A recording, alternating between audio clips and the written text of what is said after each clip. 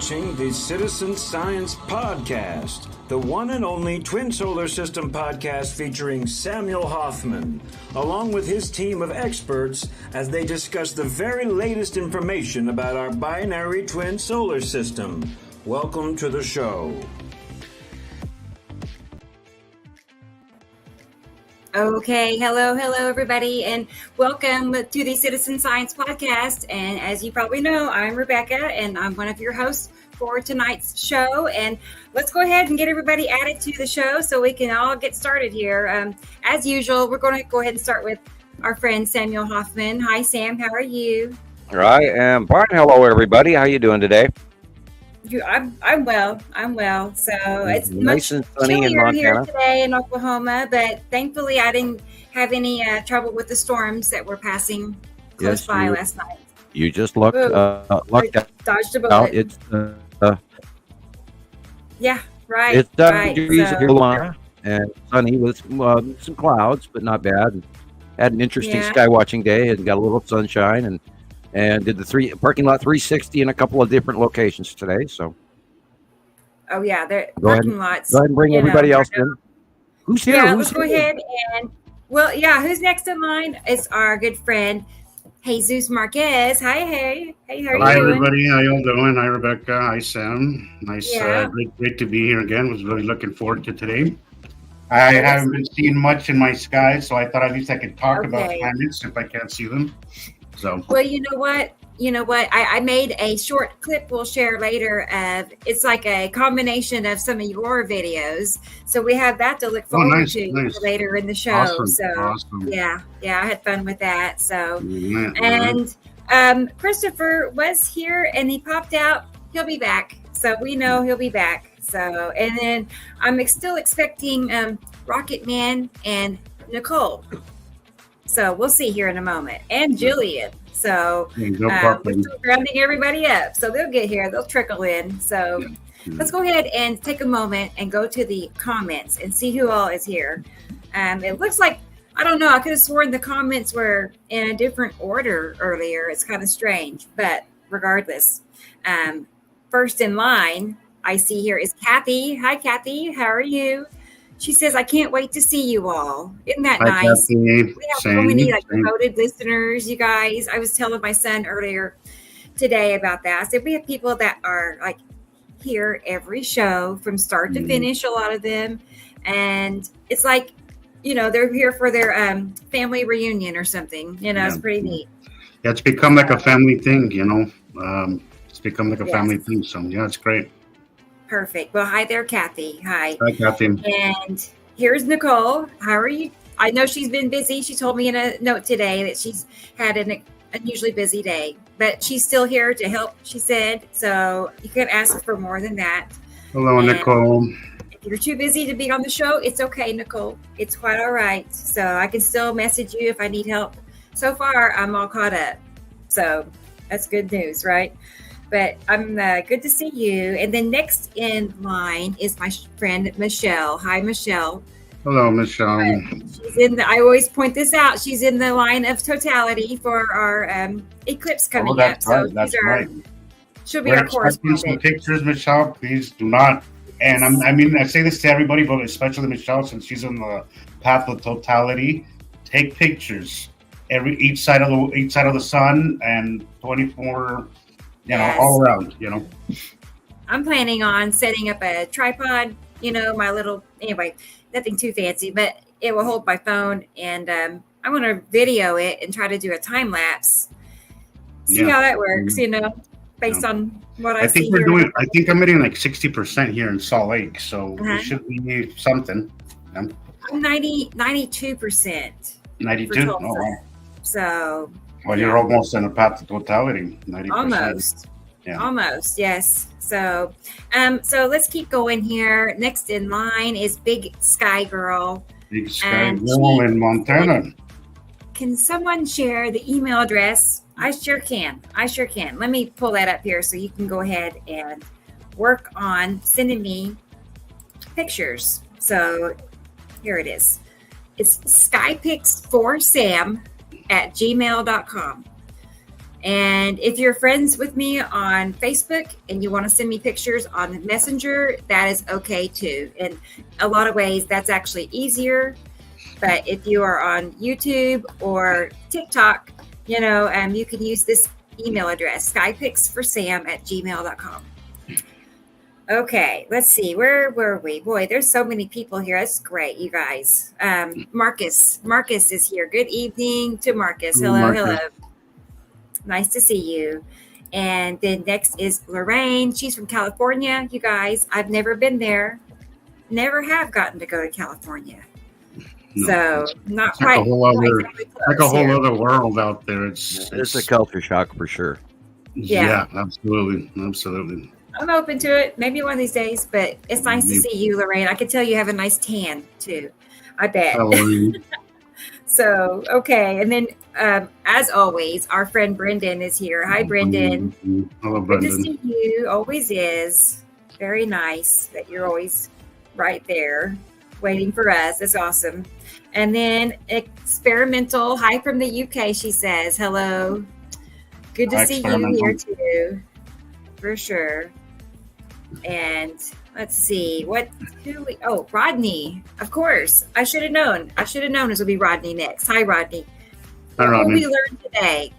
Oh boy, where do I start? I have a list in multiple forums here. We have a lot to cover for sure. So lots of things. I was out the other night at 3:30 in the morning. I wasn't out. I stepped outside for a moment at 3:30 in the morning, and the birds were chirping like it was sunrise, and I kept thinking to myself, I got a video I'll share in a moment. But that's funny. I haven't heard the birds chirping so long, and I recently came home from work like at 4 a.m.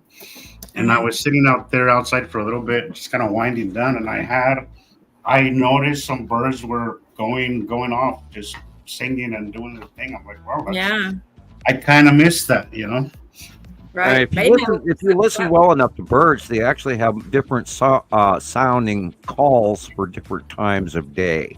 Like the robin especially will do this pre-whippoorwill prior to dawn. They have a particular call that they sing in the morning and a particular call and behavior pattern throughout the middle of the day.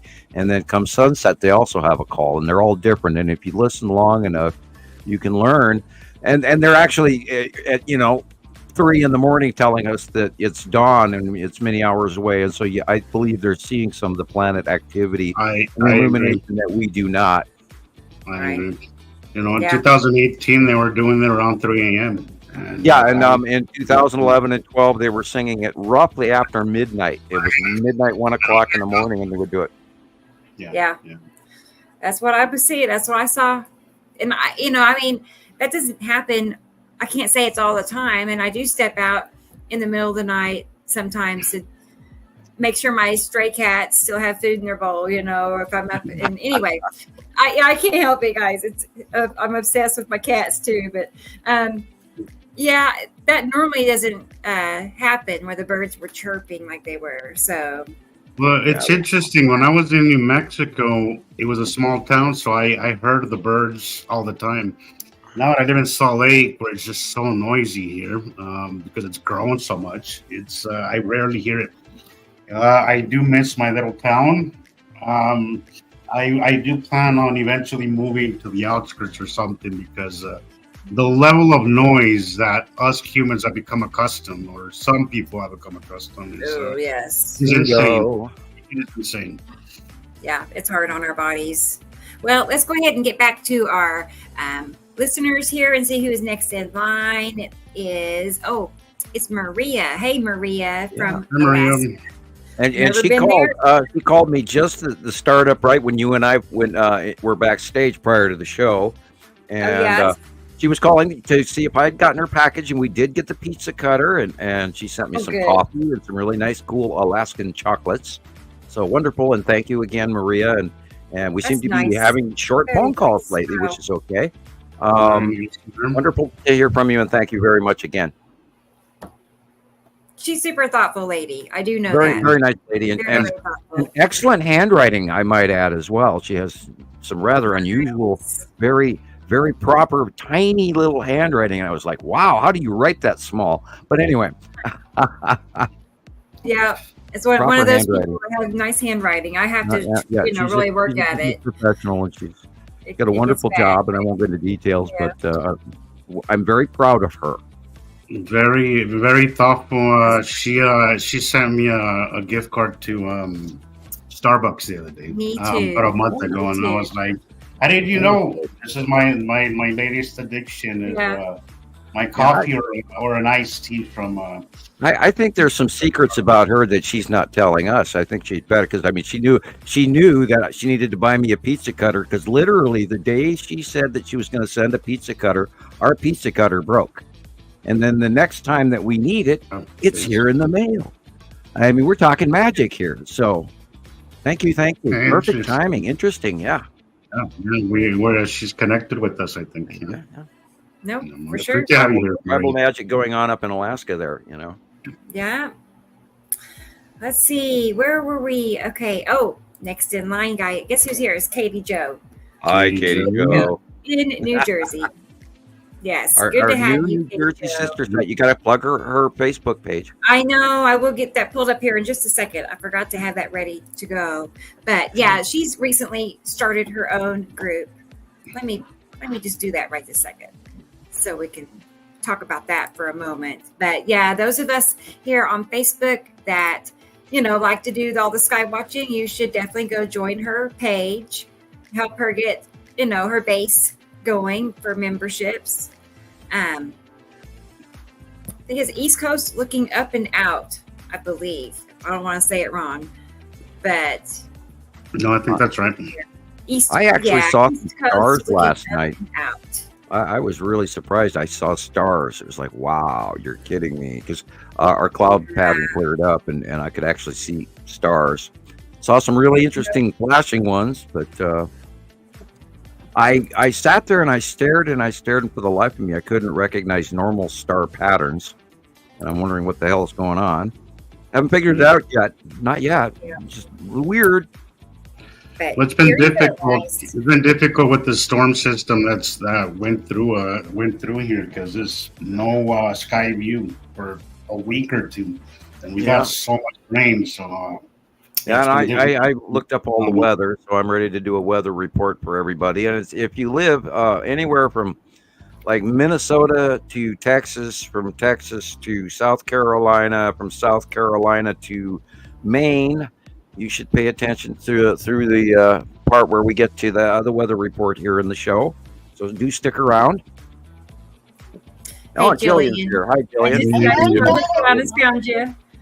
I didn't hear you come in. So hello to our co-host Gillian in Scotland, Gillian Watson in Scotland. Hey, Gillian. We never have her mention her site. Gillian, what's the name of your Facebook site? It's called Northern Skies and Other Anomalies. Here, I have it. We are going to mention it today. I have it lined up, ready to go. So let me drop that banner down. I keep forgetting the weather part. It's a while since I always call it skies or Northern Skies. And Christopher's back. Welcome back, Christopher. Hello. What happened there? Hi, everybody. How's everyone doing today? We're all here. I've got a bit of a surprise. All right. Cool. And I kind of need your help as well. It's something that just kind of happened. Okay. I'm probably going to get shot for doing it. But... Uh-oh. Yes. Oh, hey, do not risk yourself. That's not wise. Dun, dun, dun. Oh, my gosh. There's the baby. Oh, you got another baby? Oh, is that another baby? No, of course not. Baby. Oh. He's just a mirage. It's just a mirage. Okay. You didn't get another dog, did you? No, he's just here for babysitting. Oh, okay. So it is a different one. I thought it's colored. I thought it smaller right. than the other one. I was going. He's Theo's brother. He's Theo's brother. Yeah. And at the moment, I'm just calling him Mr. Poopy.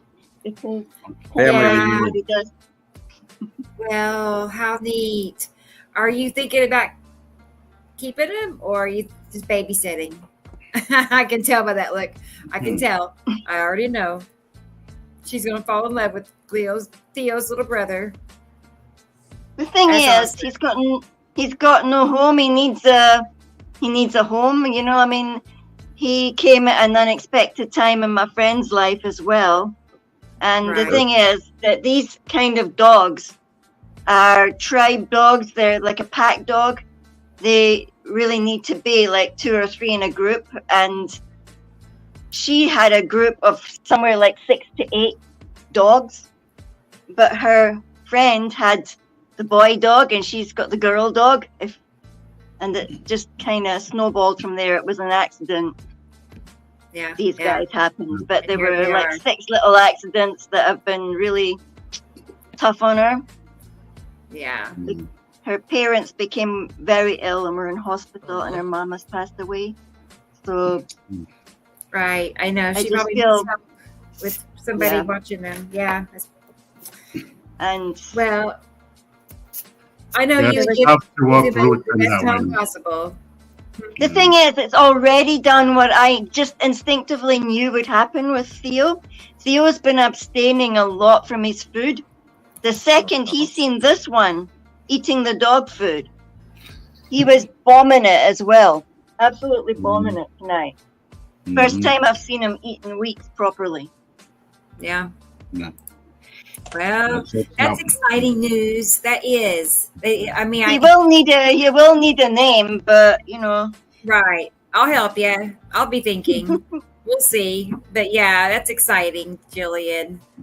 So it is. I mean, he's cute, but I mean, it's going to be like a bit of a train smash for a week or so. So. Oh yeah. Yeah. Yeah. Adjustment period. Right. Right. He's cute, just like Theo. So we'll have to see more pictures later. Okay. Let's see. Yeah. Let's go back here. I see here Sabrina is here, you guys. And Tara sent me some pictures to share with you guys as well, but she's struggling to load the video because it's immense and she's got other things going on, but she had done the pictures and she really feels like she sees the blueness, and she was really excited about seeing the deep blueness of the big butts and stuff, and was very adamant that she's seeing Nibiru. Okay. That's well, cool. Good. So she sent me pictures and she just requested that you guys look at them for her. So we can do that. Yeah. And I don't know if she's on. She said she was going to be on later. Uh-huh. If she's on Facebook and she loads her video to Facebook, I can save it pretty easily from Facebook too. This is an idea. So, but we'll talk about it when she gets here. So, but hello to Sabrina. Good to have you. Sabrina. And I don't think we've talked to T. Racy yet. T. Racy, hello. I don't think we have, but T. Racy is here. Hi, T. Racy. Good to have you for sure. And our friend Sammy. Sammy is here. Hello, we Sammy. enjoyed the video you sent. Okay, I'm not sure which video, Sammy. I'm not sure which one that is, but I'm glad you enjoy it.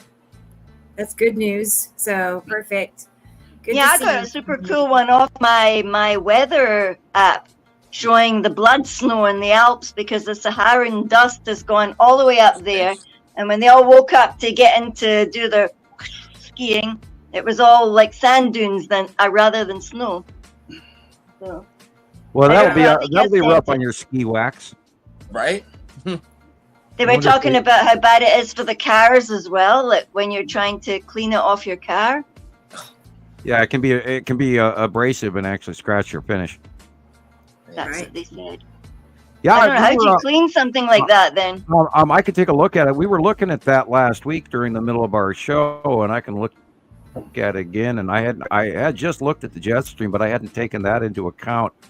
Okay, that has changed. The Sahara dust is now going due east over Yemen and then over the into India. It's all southerly now in the central Tropic of Cancer, for example. So they're not going to have that problem anymore. It'll clear up and mix in on the next melt and the next snowfall, and then they won't have that problem anymore. And you, Gillian, your weather, you've got a low pattern between you and Iceland in the North Sea there. and you're getting North Atlantic straight crosswinds, so your weather will temper it out. And holler when you're ready for me to do the weather report, Rebecca. Okay, all right. I did my homework this morning again. Sure. I was trying to see who this next person is. They are on Facebook, and they love it. They love it.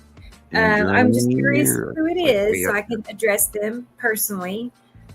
But regardless, I'm glad you're here. Are you reading the? Okay.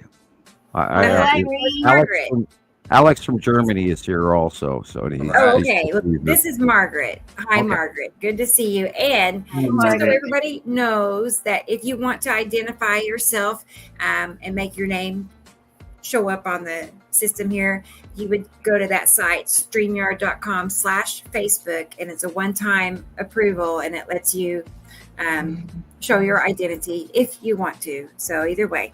If you want to. See you, Margaret. It's no longer a mystery. Okay. And then let's see. This person says, hi.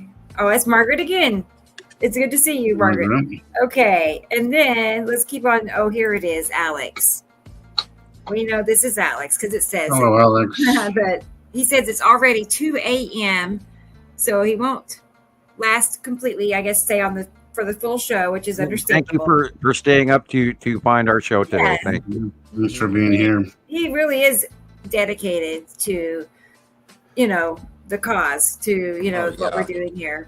Audrey said she was going to try as well from South Africa, but it's 2 a.m. there as well. So, right. Just keep watching the light coming in through Jesus's window right there, and that'll tell your brain that it's daytime, and then you won't have that sleepy feeling. Daytime, yeah. I've got to work tomorrow, so this is all going to be very interesting. Well, you should stay for only part of the show then, and actually get your rest. Yeah, we're going to send you for you.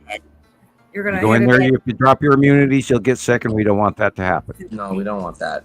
Because it's 12:25 right now for Gillian. Oh. So I'll let you stay on for a little while. Yes, Mom.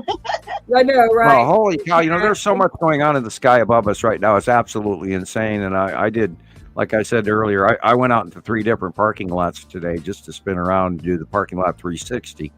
And oh my God, and I'm absolutely in awe at the size and the placement currently of the Saturn yellow moon. It's actually gone farther back, and it was over the top of us at noon, 11 through noon this morning, and it was really awesome. And I saw other stuff too. Go ahead, Christoper. I was just agreeing with you that it's going. It seems to be going more to the northwest, right? Or like showing up in the northwest sky. Exactly. Correct. Exactly. Right. It instead of it's overhead. And it's going overhead, and it's not doing the weird cut-in that we first saw. And then there's a transition. I mean, literally within the last 2 or 3 days, and it's just like, wow, that's completely different. And then I saw today, Nana Animalsaru, the moons of Nibiru. Really? Cool. What do they look like? Weird. Well, they were. I was driving out of Missoula, and I was heading south to Lolo, and I'm seeing this illuminated rainbow double weird 2 different shaped rainbow thing, but low off the horizon, pretty much south by southwest. And I thought, what is that? And I kept driving, and then I got to Lolo, and I had to stop because I had to go to 2 different stores to find my daughter's pizza, because the one store didn't have the cheese pizza that Shiloh likes, so I had to actually make a second stop. And then I got out, and lo and behold, I'm seeing a slightly larger circular object. I'm going, what the hell could that be on that side of the sun, sitting there underneath, and there's Saturn, and it's way underneath the Saturn, and oh crap, it dawned on me, and because of the size, and then I looked at the other object, and it was even smaller circle. Then I went, Nana Animalsaru. So I actually physically saw them by eye, and the last time I saw them by eye was, I think, like 2013. Wow. So, I mean, it jogged my brain, and I'm going, what the hell am I looking at? And at first I thought it was like some craft or something smaller than the cubes and everything. but it didn't, placement wise, it didn't fit. And I'm staring at it and I go, okay, I know Nibiru is right there and my hands are, in front of me. And I'm thinking with my eyes shut while I'm standing in the middle of the Walmart parking lot, etc., going, what in the hell could that possibly be? And it was only, 15 degrees off the deck, and 5 degrees for every fist size. So 15 degrees off the deck. And I'm going, what the hell could that be in the southwest? And I had a 20-mile drive until it dawned on me what I was really staring at. It was hilarious. I had to laugh at myself, but I haven't seen it in 12 years. So next month this month on the 15th, I'm going to have to include Emel Saru and Nana in the drawing. Wow. Interesting. Okay. Were they quite big? You have to be on the lookout for actually, they're very small compared. It's like putting a golf ball next to a Ram 3500 truck. They're small, but they're bigger than the last time I saw them, which is also partially why it threw me. But I was staring at it and going, what the hell? What is there that could be there? Wow. That could be there. Are they basically the same size? No. Emel Saru is a little bit bigger than Nana, and Nana circles around tidal locked, meaning it's always in the same place off the side of Nibiru, except Nibiru rotates and it pretty much stays it always on the left-hand side of Nibiru every time I've ever seen it, or them. And you watch Nana orbit around Emel Saru, and Nana moves fast enough you can actually tell it is orbiting around Emel Saru. It's not something that's really slow. It's actually kind of quick for a concentric orbit, and that's how I knew it was a concentric orbit, and we talked about that before. But I had not actually visibly seen them since like 2012, 2013. So it was awesome. Are they bigger this time? Yeah, they are bigger than, before in 2012-13, Nibiru was in the south by southwest for a year and a half, and then it went up higher and then backed away from us, which I can't fully explain. But then the other planets, Uri and Atu, came in and all of that, and so we were watching their orbitational normal spiral versus ours, which is contrary and completely different. And we have a summer and a winter orbit, and so that transitioned on our approach and how we viewed them. But I hadn't seen them this big, and it took me a while. It took me quite a while. Then I came home later, and then I saw the Texas cube in the mostly north by west sky, northwest. And I watched it. The Texas cube was huge and massive, and I watched it for about 45 minutes, including the side orb and what appeared to be many, star destroyers around it. Although it was pretty much, it was illuminated, but it was still high enough and dense enough out there that you could see it in the light cloud, but not the close cloud formation where it's white bright. But you're looking at gray clouds.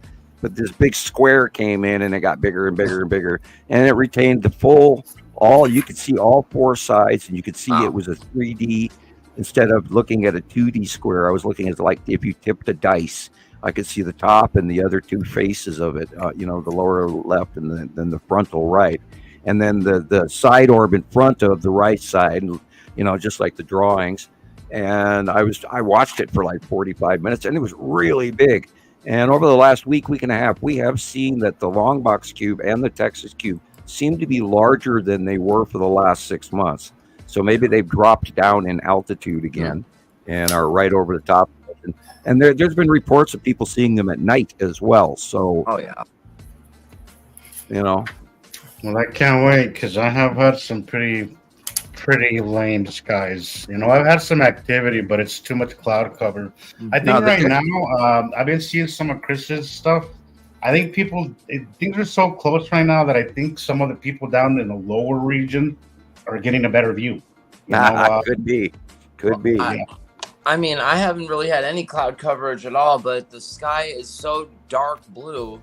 It's weird. I think it's just total planet coverage without any clouds. It's wild. Everything we're looking at yesterday, for example.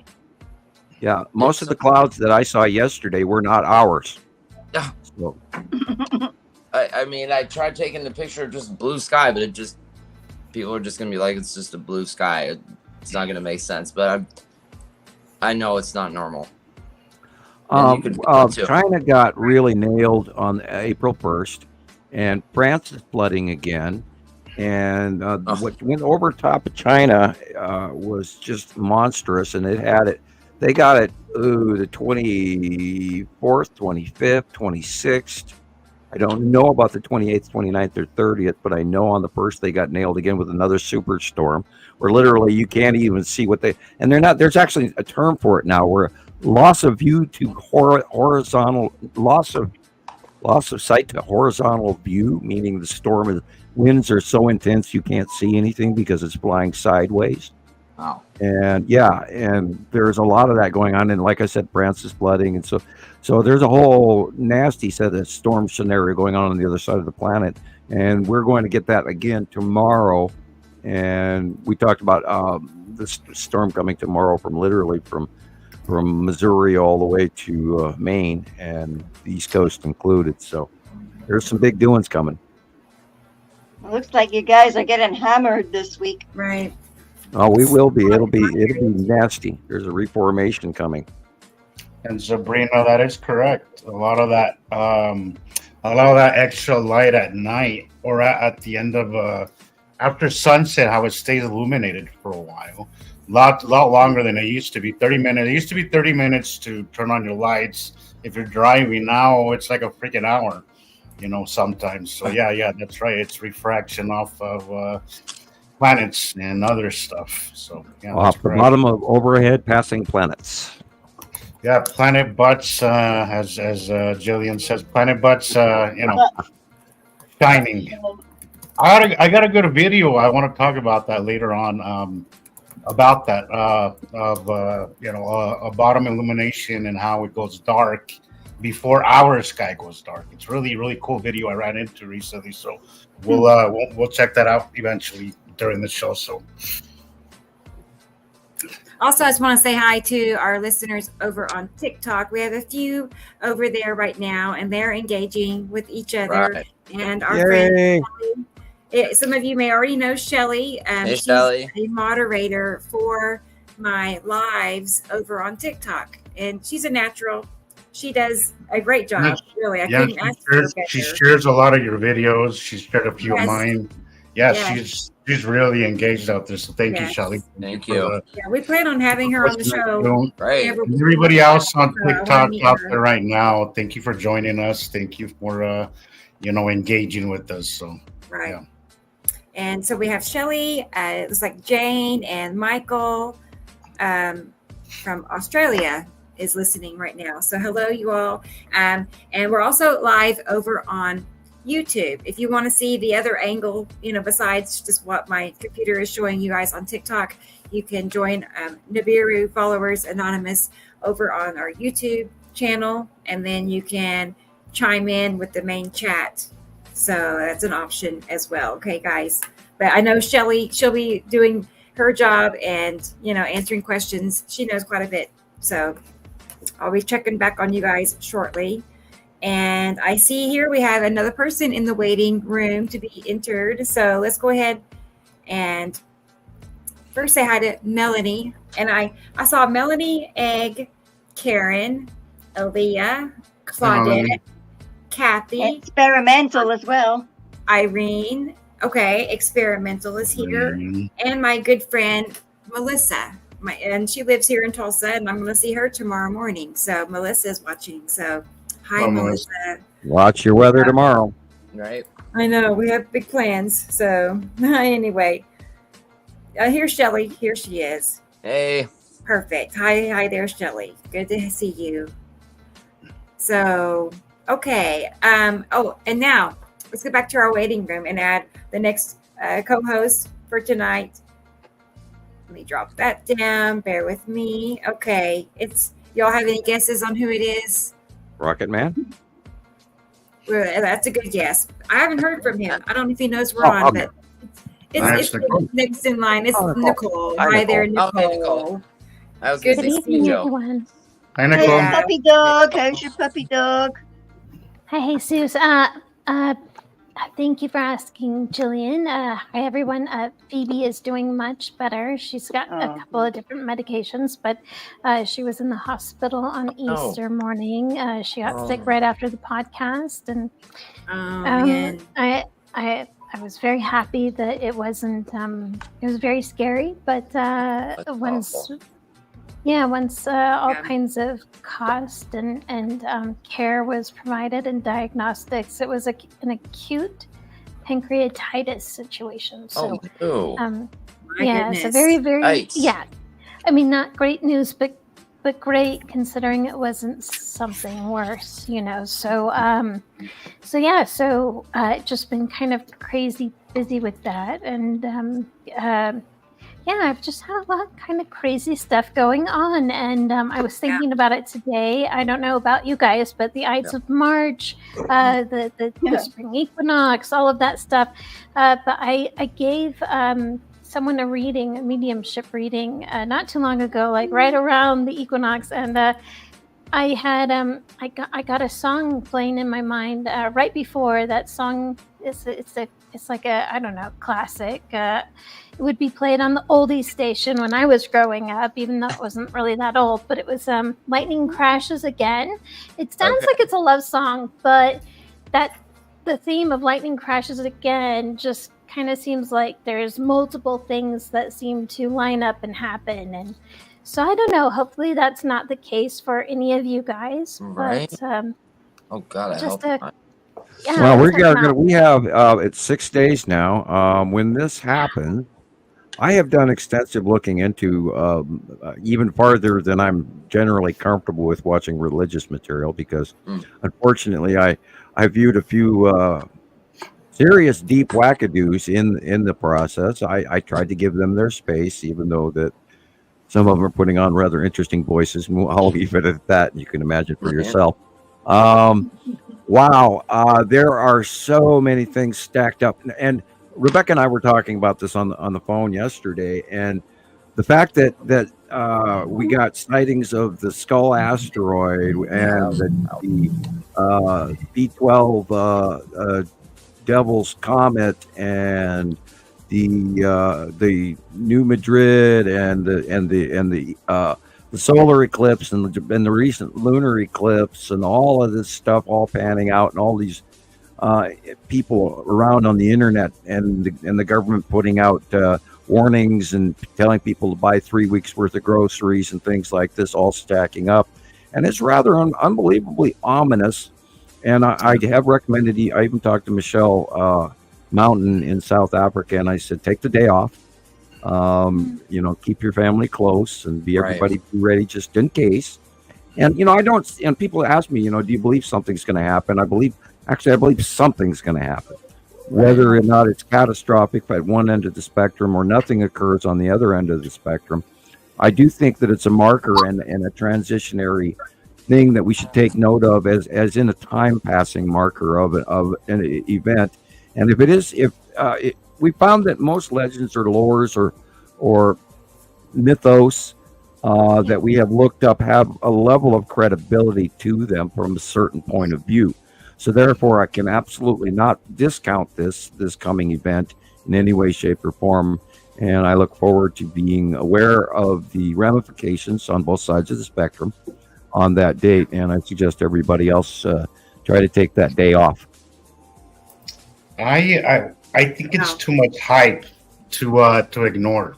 Right. And I think I don't think it's time to panic. I think panicking is never an option. I think it's why we like to stay well informed and pay attention. I think paying attention and knowing that just because they tell you, look at here, look. Yeah, they've done that too. Look all around. Look here, look there. Going on. Yeah, during Comet Elenin, NASA was really just going on this whole hog program of trying to announce this to people, and at the same time, on the exact opposite of the planet, they were pointing up into the in the northwest sky, and literally in the deep south of underneath the planet was when Nibiru was first starting to be visible. So there, it was the sleight of hand. Oh, look over here! While you're ignoring what's going down at Newmeyer That's State. kind of what I'm thinking, Sam. Is maybe maybe a close school asteroid pass, maybe something like that. So, well, look, we saw the small asteroid dipping into the view. Sorry. Pay attention to the entire sky guide, not just the eclipse. So pay attention there's to a lot going on, and it's all. There could be a lot of illuminations. There could be something else that's happening. So try and focus not just on the eclipse, but all around the sky. And the way I described it on the phone to Rebecca yesterday, it's just like we have this card and this card and this card and this card and this card on the table in front of us, instead of a single card or a 2-card event. This is like 5 different things all pointing to the same thing in the middle, and you're going, oh boy, we should pay attention to this, because there is so much that everybody's talking about. And even if and then in the middle of the spectrum, what if, because all these people are focusing on it, something occurs for one way or another, good or bad, or intent, or ill intent, or improper intent, or lack of knowledge of, and this event still occurs because of. Going back to all the way, like, I mean, if you look at the events of in Mexico, I think it was, or maybe it was in Spain, I don't remember exactly where it was, and the children, many years ago, these children claimed to see the Blessed Virgin Mary, and then all these people gathered, and then they literally saw the sun go backwards for a major event by the thousands, and that was many years ago as well, and it was religious, and it's on the tip of my tongue what the event was called, but Fatima. Fatima. Thank you. Gillian's always got the little answers for me. I love it. Thank you very much. You're right. Yeah, the 3 little kids. They've seen the Blessed Mother. And the event at the grotto and all of that. So Fatima, and that's how we say it over here, but Fatima there. And then there has been many videos this week over the top of Jerusalem where they were hearing the sky sounds. And so all of these people, including the Arab, and the Hajj has been flooded out again. And Saudi Arabia got the living crap hailstormed out of it this week.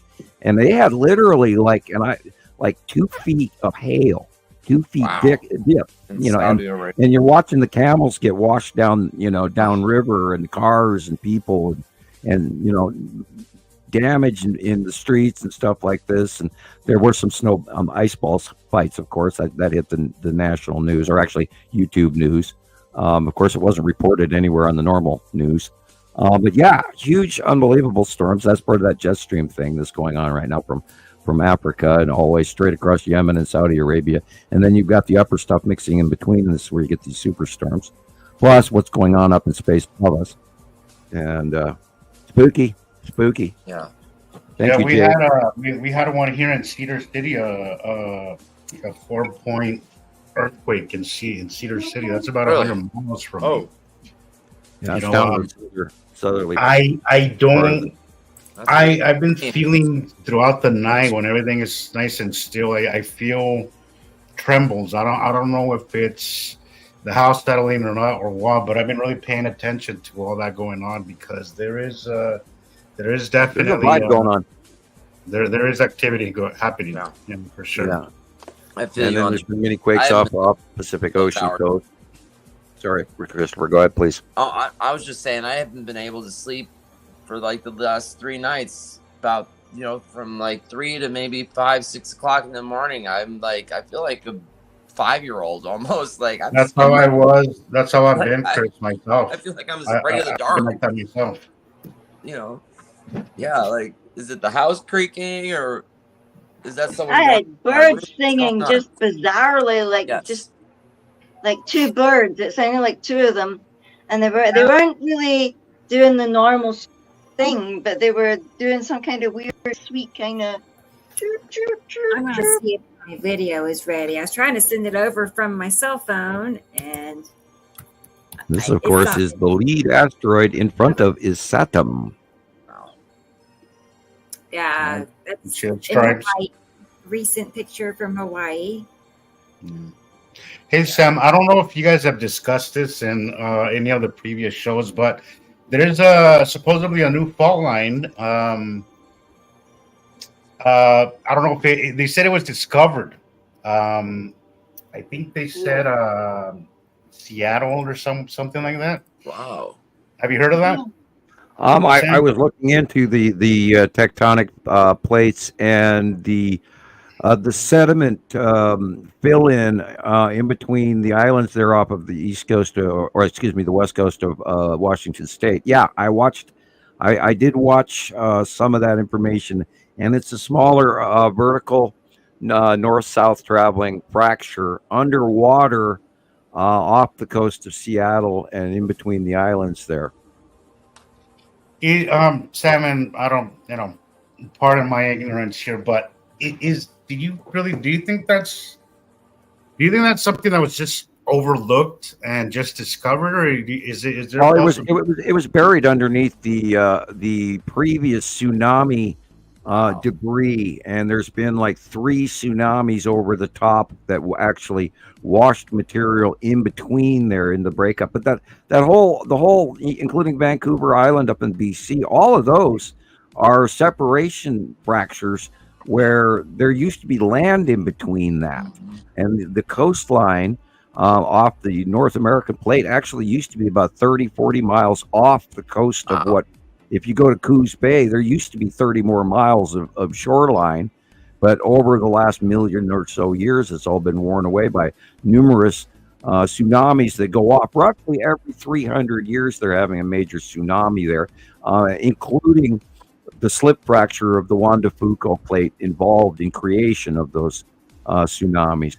But this one is overdue, and that the subduction zone is creating, they've had over, last month alone was well over 2,000 quakes off the Vancouver Island sub-oceanic area where they believe a new volcano is forming. And there's actually a separation fracture occurring there, which is why the volcano is being allowed to seep up from underneath, because there's a land change. Well, that's why I was asking, because we're seeing so much fractures and sinkholes and that kind of stuff occurring all over the place. Right. Yeah. I think the harmonics. Is it possibly that it's new as opposed to just being old and overlooked? Well, it's old and old. It's entirely possible it's new. That's a very good point. But they've got better equipment which allows them to look below all of the sedimentary deposits that they can tell are tsunami laid down deposits prior to it. The area used to be much deeper. An example of that is the opening of the Columbia River right there at Astoria, between Oregon and Washington State, and that shows you how deep that area is. And actually, there's a whole bunch of sediment that from numerous tsunamis over millennia and a million or a couple of years. That reoccurring coastline geology is constantly changing and really, really cool. I like to watch it. Very interesting. What is that? Southern Washington University has some great professors, and they teach some really good geology, and they do include stories about that as well. I've been using this thing on Messenger. They added it's Meta AI. Okay. Have you guys used that at all? You could ask it just about any question, and it'll tell you. Go back to that picture. There's something. I just asked them about the new fault line. It says geologists have proposed a new origin story for the Seattle fault line. That's crazy. Yeah. There's a theory. It's a stacked set of broken Seattle all the way out to the middle of the Juan de Fuca plate. And it's just been folding and folding and folding. There are multiple, and it's entirely possible it's a new fold that is actually fractured. What we're looking at here, I'm sorry to distract, but I was staring at this, and I immediately, I looked at the light, and I went, wait a minute, I got to look at the dark first. Right. And this on the left-hand side with the white stripe is Uri. Okay. And Attu's moon is over the top of it. So that triangle of light is the real sky. And once your brain grabs onto that and switches, you won't see the triangle anymore. You'll see the normal sky. And the onset of the Uri pattern, which is the pink little clouds and the gray clouds. But the real sky is actually white, yellow. And the rest, everything else, are planets. Mm-hmm. So you got what, Nibiru and Uri? Is that what you said? No, you've got Uri is on the left with the middle. You can see the illuminated stripe on it. and cloud pattern. And that's most likely the spiral asteroid coming across there in the white. Wow. And then above it is Attu and Attu's moon in the middle top left.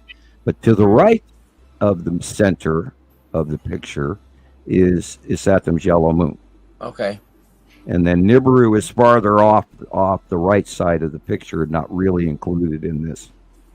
So you said this is Saturm's moon, there, top right. I see it. There's a curved place. Yep. That is in front of Attu and Attu's No, moon. it is actually behind Attu and Attu's moon, because Attu is literally from the top right corner in a circular all the way to the top left corner is Attu. Wow. But in front of that is Attu's moon, and it's partially pink on one side and then white when you get to the middle of the left. Right there, you see the white end in the middle left top. And then the little white blotches in the center top are Attu's moon craters and facial illumination. Wow. Irene sees it too. I see it. Irene sees it. I know. The trick is to look It's really at the easy dark areas to, first. it's really easy to lose your attention and just look at the illuminated part. Right. And then that's how I caught myself getting caught by immediately looking, going, oh, it's a triangular ship. But no, it's not. It's actually, that is the real sky. And everything else is planet in the way. Okay. That's awesome. Okay. It is. Look at that. Looks like And it's that's like that eye catch. You kind of jump, but it's sort of like scaring yourself. And you go, wait a minute. No. Dark area first. And then the moment you jump to that, you automatically see the planets. Gosh, I would love to have been there. Look at, this unobstructed view in the desert. I mean, it looks like they're in the desert somewhere, or I don't know. This but picture there's is no that. buildings, It's there's cool. no power lines. It's just them and their camera and these planets, and I would just love to see I would it. say Kansas, but I wouldn't say desert. Okay. Yeah. It's too green. Of course, there's a lot of the desert this year is going to be very, very green. It's going to be an unusually different year for the desert. New water pattern. And that low that went through, it went over Arizona, dumped a whole bunch of rain. Las Vegas got some rain the last couple of days. And very, very rare, much needed. Yeah. Yeah. But, Rebecca, you're exactly correct. All right. cool. Good. You are Yeah, correct. no, I know that orange-green combination, you can't. Yeah, and you've got the core cloud in it. And look how small the core is. Yeah. It's getting smaller. They're all getting smaller. They're rising higher today. Oh, sorry. No Skywatcher opera.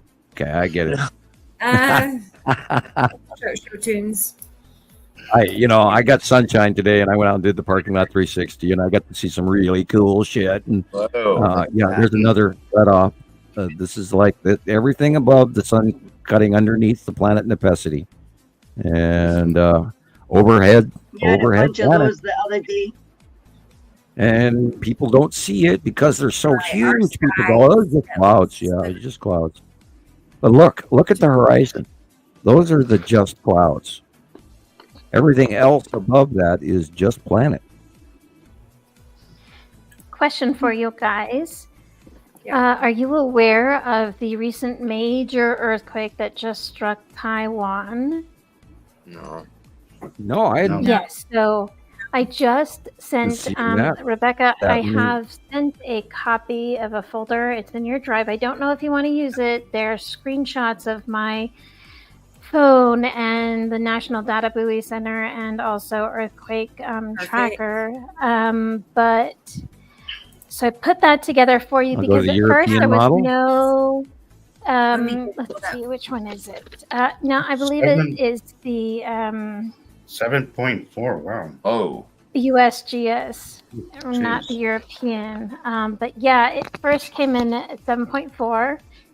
So what we're looking at now is there was no tsunami registered. There was none of the data buoys were actually in tsunami action mode or anything like that. They had a series of earthquakes, not just one. Oh, no. Yes, so they had a major earthquake that first came in at 7.4 at 5:58 p.m., so about an hour ago. and that was 59 minutes ago, and it was a depth of supposedly 6.2 miles, and it was 7.4. They dropped it down to 6.8, then they raised it back up to 7.3, and then 46 minutes ago. I've got the little European model. They had a 7.4, a 6.5, which was 46 minutes ago. Taiwan, 5.7, 22 minutes ago. 5.3. And then the last listing is 11 minutes ago. They had a 5.5. And they're missing the 5.3 in there too. They had a 5.3 and then another 5.5. So there was right. Had that multiple. was 13 minutes ago. Yeah, wow, so they've had breaking news, multiple buildings collapsed. I'm sorry. I was on Facebook, or I was actually on the Taiwan. European model. And so there was no active data buoys, even in the motion, to show that they were going off. Now, and that was after the 7.4. Usually, those are active within a few minutes of by the time I'm getting notified. If it's in water or near the shore, I'm usually getting those. They're moving, but now they do have, I want to say 4 trackers are now in movement, and it's showing you what it's doing as you go through the slides. I've got 4 of them in there that you can see the various ones, and so you can also see that there's a lot of activity all the way around. But yeah. Oh boy. So just wanted that's listed on the national. That's listed on the National Data Buoy Center. It's www.ndbc.noaa. That's NOAA.gov. Right. The buoy. You see that there are 4 markers in action. The farthest one out from the coast into North Pacific Ocean. Excuse me. The height of the marker disturbance runs from 55, 60, 60 to 55, 68, 24. It is a 1 meter on the high wave. Building, it just looks like it's leveling, but that could have to do with the depth. So this actually may go all across the ocean to Hawaii. So we'll have to keep watching in the next hour or 2.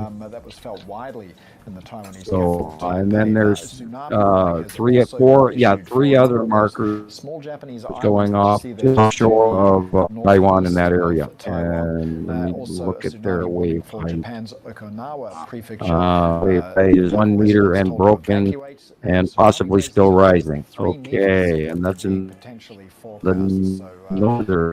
South Poker dropped. It dropped almost a full meter, and then is doing a double flattening wave. So, which is amazing that one front wave ahead of all the other markers is higher and more resonant. So there was a very large tectonic plate slip there, I believe. Wow. Sorry, I didn't mean to go on and on, but. No. I think this is very important information. I wonder if it has Hawaii is going to possibly have a morning in an hour. Well, you should see the sky above them while it was happening. I've seen a video now. We need to watch Hawaii in the next hour. Anyone in the Hawaiian Islands right now, if you are listening to our live show here, be prepared, move inland, just in case. And it may get bigger. It may just be, a 3 meter or 2 meter or 1 meter wave. We don't know. But it has to do with the depth of the ocean. That whole wave changes depth. Once it rises up, then it'll mound into a larger tsunami. So we'll see what happens. Because it was in pretty deep ocean that this one is the front leader marker, which is weird that the other ones aren't going off. Right. So there was sort of like an underground slip where it pushed that direction. So there is definitely something headed into deep Pacific Ocean to what they would consider. The sky looks weird above them. Sorry, but in one video you can actually see the clouds are like bulbous and really low down. Well, I have not seen a marker displacement like that in many years, and usually it's only one marker, and usually it's only a few inches that most of the waves due to a tectonic slip even. Okay, I've got to cut pizza apparently, so I'll be right back. Okay, use your new cutter, Sam. Tell us Right. all about it. Yeah. So, well, I feel bad for the folks in Taiwan now. Right. You know, Yes, be yes, thinking about absolutely. what they're going through. That's Yeah, scary. the sky looks like, you know, that deep blue, and then you've got all those puff clouds really low. Okay. So it looks Yes. like Moon of Atu or something. Huh. I'll have to look later. Okay, I want to come back to that folder, and I want to pull up one of our, somebody that sent us pictures. Let's look at their pictures a minute. Yes, Actually, let's let's do Alexander in Germany. 1 second, because I know it's late time for him. He may not still be here. I don't know, but Let's hope. he can go back. Yeah, I'll tell him when we covered it so he can go back. I have too many folders. Let me try to bring it up to the top. 1 second.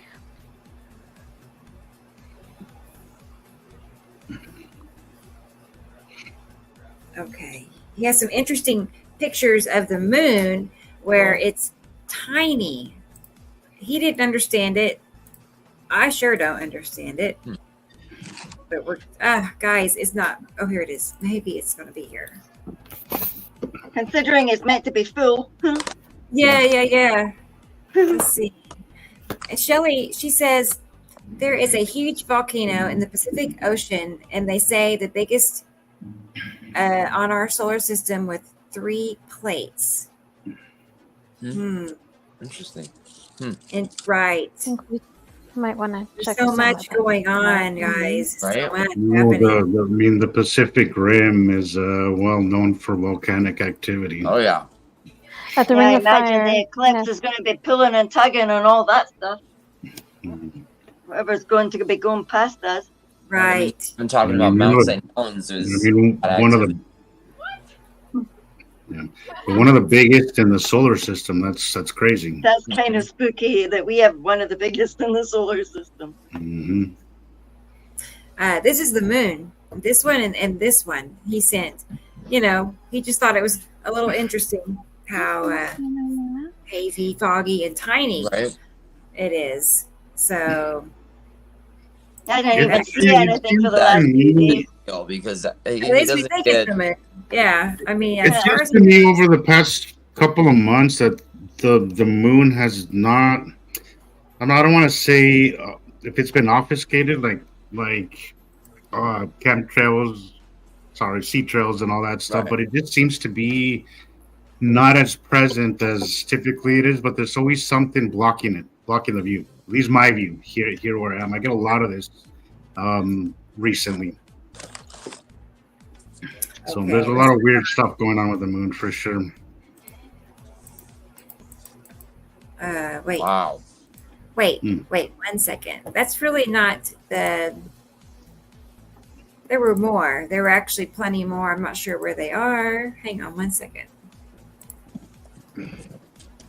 I'm noticing tonight I'm having trouble getting data or whatever, pictures and videos from my phone. Yeah, it's been really sluggish today. And things are just not loading. And I'm going to come back to Alex's pictures in a minute because there's actually several that are part of this series and they're not there. So let me check on it. In the meantime, let's see. I have Tracy's also. Yeah, Tracy. She's here, right? And I'm Tracy? back. The pizza cutter works well. Sorry. Actually, I don't see her. I Let don't us see. know if you're here, Tracy. Yeah, I don't see her. Yeah. Oh, there she is. Yeah. She's having a good time. I can see. Okay. Well, let's find her pictures here. So what did I miss? What I miss? Well, I was trying to get Alexander's pictures, and they're not. I'm going to check his folder because they're not all there. So I'm not sure what's going on. But I have a folder from T. Racy, and I hope I was just explaining how.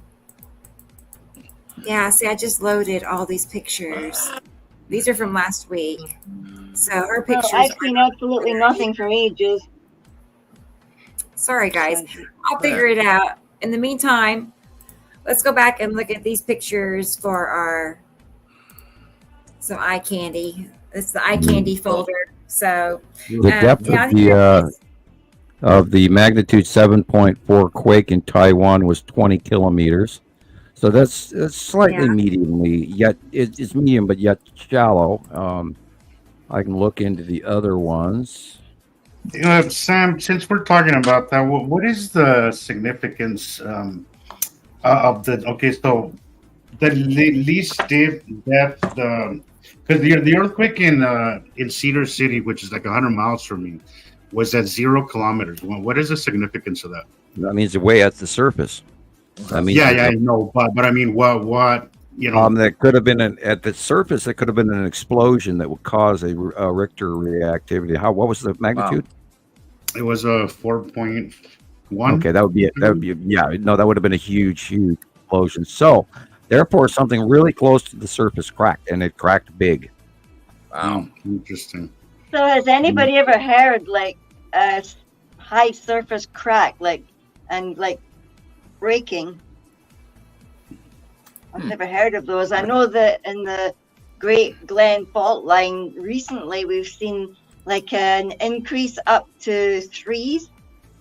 The quakes are now in 3s where they used to be 1s or 2s, like really low 2s, like 2.1. That 6.1 in Stanley, Idaho, a couple years ago. We felt it up here pretty predominantly, and it shook the whole house, including the kids as well, for quite a long time. Compared to the previous ones that I felt up here in Montana, we have regularly sometimes. Not really in Lola, but they go around us from Yellowstone and then up the Rockies because the Rockies are moving because they're going up. But before it happened, we heard this roar, like somebody was sliding a table across a wooden floor, where you hear that thrum, and then the legs then stuttered and then slide. Like if you're dragging a really heavy wooden chair across a wooden floor, you hear that big empty room work, and so that's kind of what a slow movement is, and actually in a pop or a major crack, because the 4.5 is a crack, so you'd actually hear a boom. Yeah, that if that's all that happened to them during a 7-pointer, they're very lucky. It's probably a tectonic plate slip at the Ring of Fire.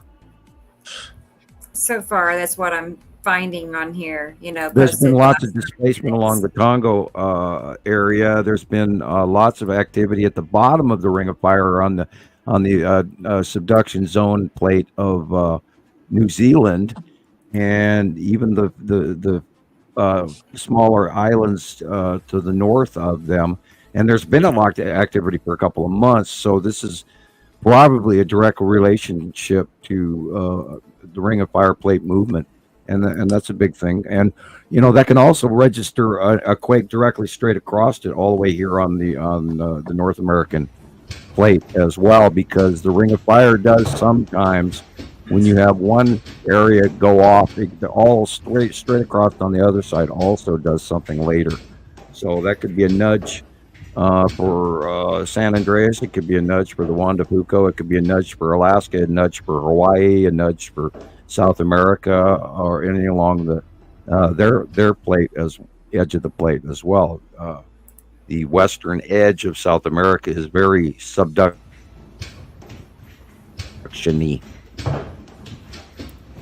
That's all the Ring of Fire, and it's a big plate that moves.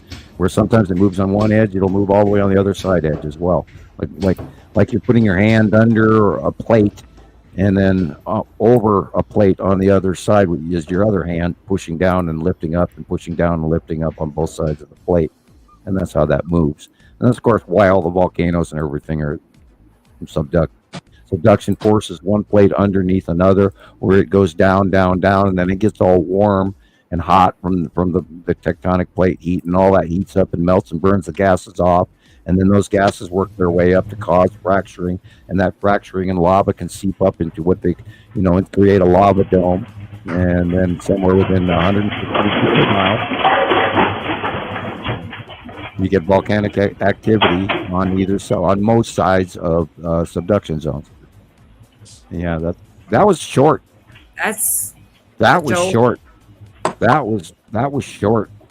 That was short and intense.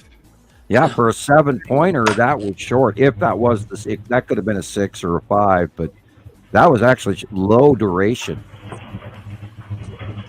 Yeah, here's an aftershock.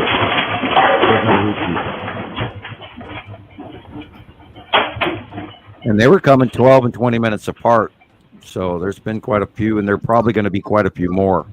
And I should actually bring that site back on and keep.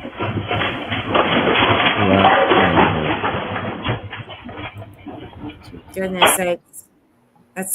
I'll never forget that night. Not too long ago, a month or two ago, I was sitting here about 11:30 at night, and we had a earthquake here in Oklahoma, like 5.3, and I mean, all the windows were rattling, and Taylor, he thought it was maybe a tornado. It was just, really bizarre out of nowhere, but the whole house was shifting, you could sit here and just feel it. It didn't last very long. It's scary. My first day when I moved to Salt Lake, we had one here, and it was a 4.6, and it's scary. I never felt anything like that. It's I know. Really make you feel very small and insignificant, and really put things into perspective of how tiny we really are.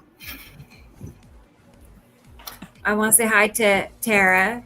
I'm not sure if it's Tara or Tara. Tara? Anyway, glad you're here. And make sure. I know you sent me a friend request, and I want to make sure I answered it. It seems like I couldn't find you. I'll double check though. I'm gonna make a note just so I know to go back. I did look. I have so many friend requests. I could not find her. Yeah, it seems like I had trouble, but now I don't remember. I went through well over 100, and I did not. And I have so many that I don't know these people, and so I don't just add people because you gotta be careful. You can't just add. Yeah, we've had friends with a friend.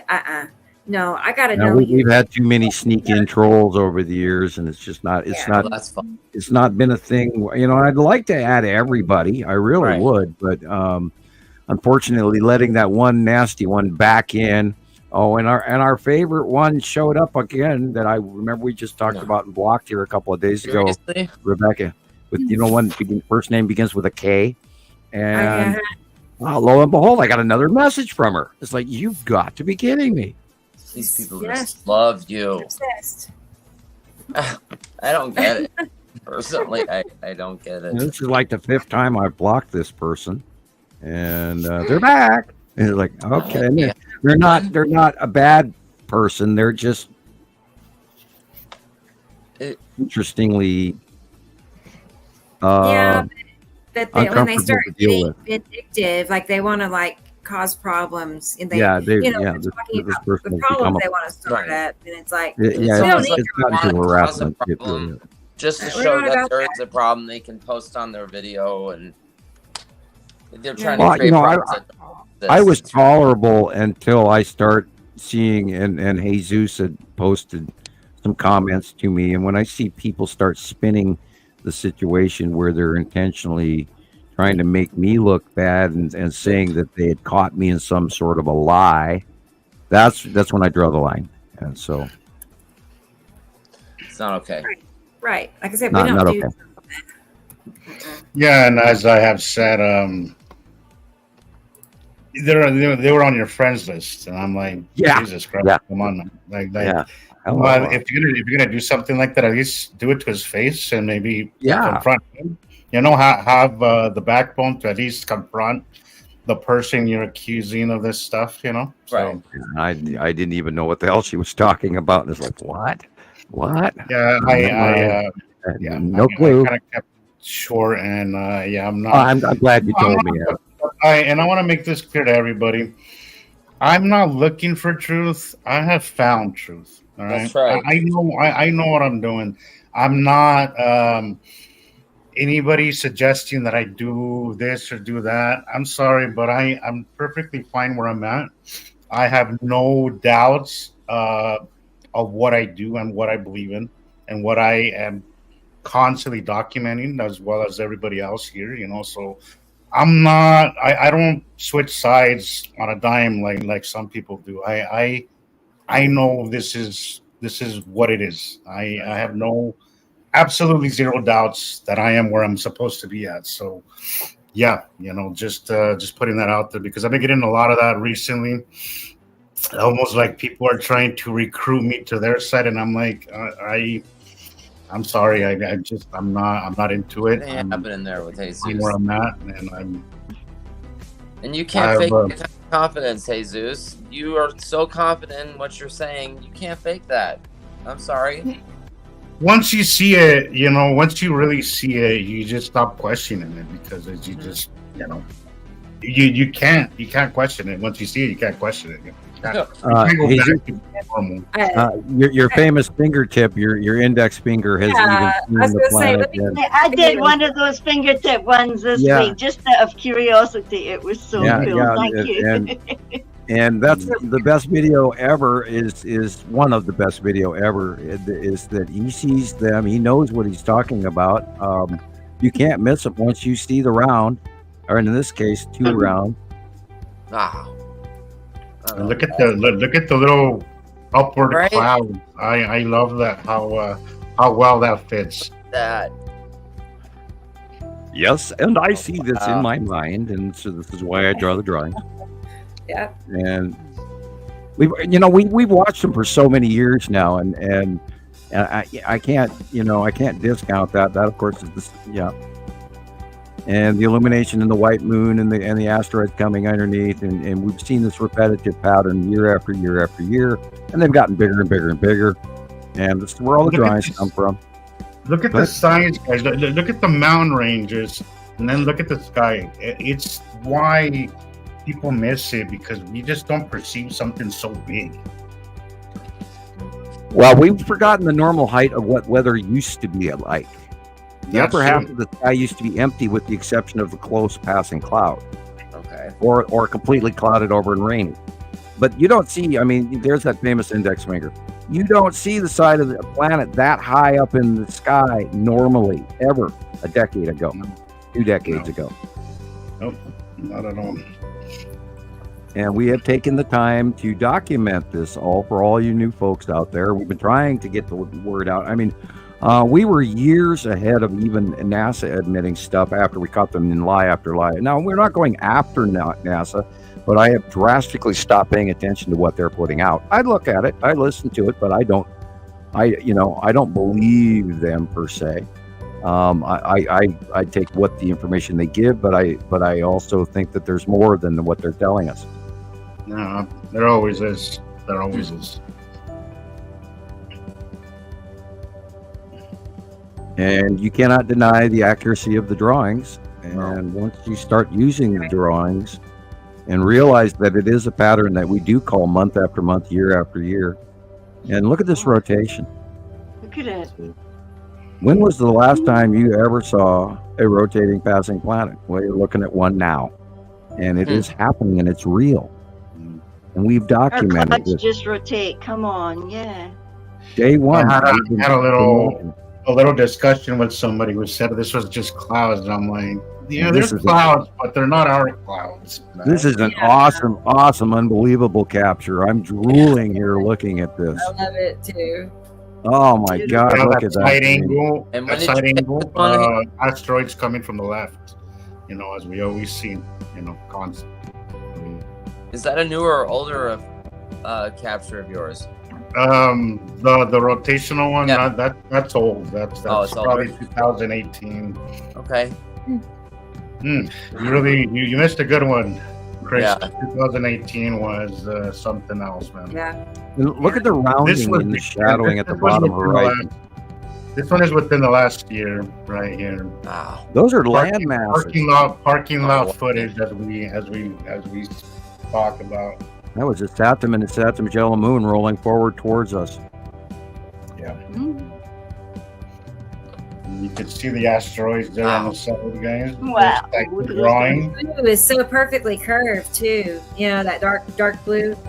And You see the corner on the right, guys? That's our sky. The little corner up there by the mountain range. You can see the light blue and then the dark blue over here. That's our sky at the bottom right. Wow. Yeah, The red asteroid and the spiral asteroid and the little sister and Lorraine and I have to get the new name again. I lost the Leander's moon. She has a name for it, and I gotta write it down again because I lost the sheet of paper. I haven't found it back yet.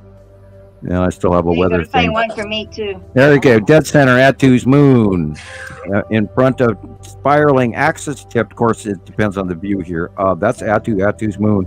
Wow. And you know, the cool thing about it is they are getting smaller again. So we're going back to some of the older views, and we get to use the older drawings because I don't have to draw new ones again because we're going back like we were a few years ago. And it's really, and these sightings are just unbelievable. Look at that rotation. Look at the asteroids coming in around and up into the upper right hand here. We should be staring at the Skull asteroid any second now. I mean, excuse me, in the upper left hand. And that could be its chin sticking out. And then we saw that the other day where the Skull asteroid in I think it was Apon's video, and it was cutting into in front, and that's so important right now, all connecting with the eclipse, and then I mean the freaking Skull asteroid and the eclipse and all that crap happening at the same time. Who'd have thought? And this, of course, is the Saturn's yellow moon, and it's Saturn. And you're seeing the ion tail is going over the top of us, and those are the flame-like weird little extra clouds around coming off the ion tail off Saturn's yellow moon and going around is Saturn proper on two sides. But in that view, we only saw one of the trail because it's going over Earth now. Again, Atu's moon asteroid. I love that illustration on this one. Yeah, you can see the asteroids really well. No, look at them, like all these crusty looking things. I know. And of course, we've documented this asteroid pattern since 2015-ish. Where we were, prior, we drew that this is what this looked like, but they were much, much smaller, and they all looked in the out view as one bunch. And that's why we originally just called it the object cluster group.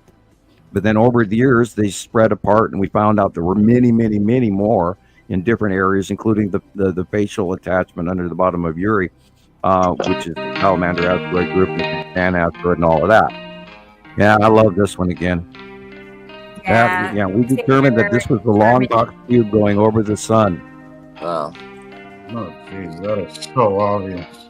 And if you look at it big enough and close enough, you can actually see inside the infrastructure of the long box cube in the shadowed areas. You can see the structure. I can blow it up even farther than I have it right now, but yeah. And those flat lines are probably ships. Wow.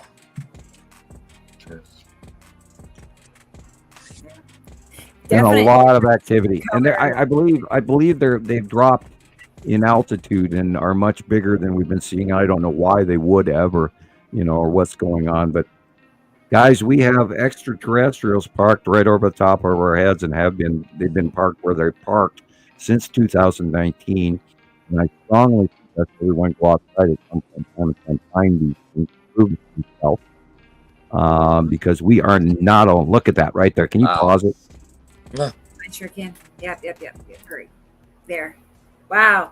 Look at that. How the sunlight's being cut on both sides. See that square?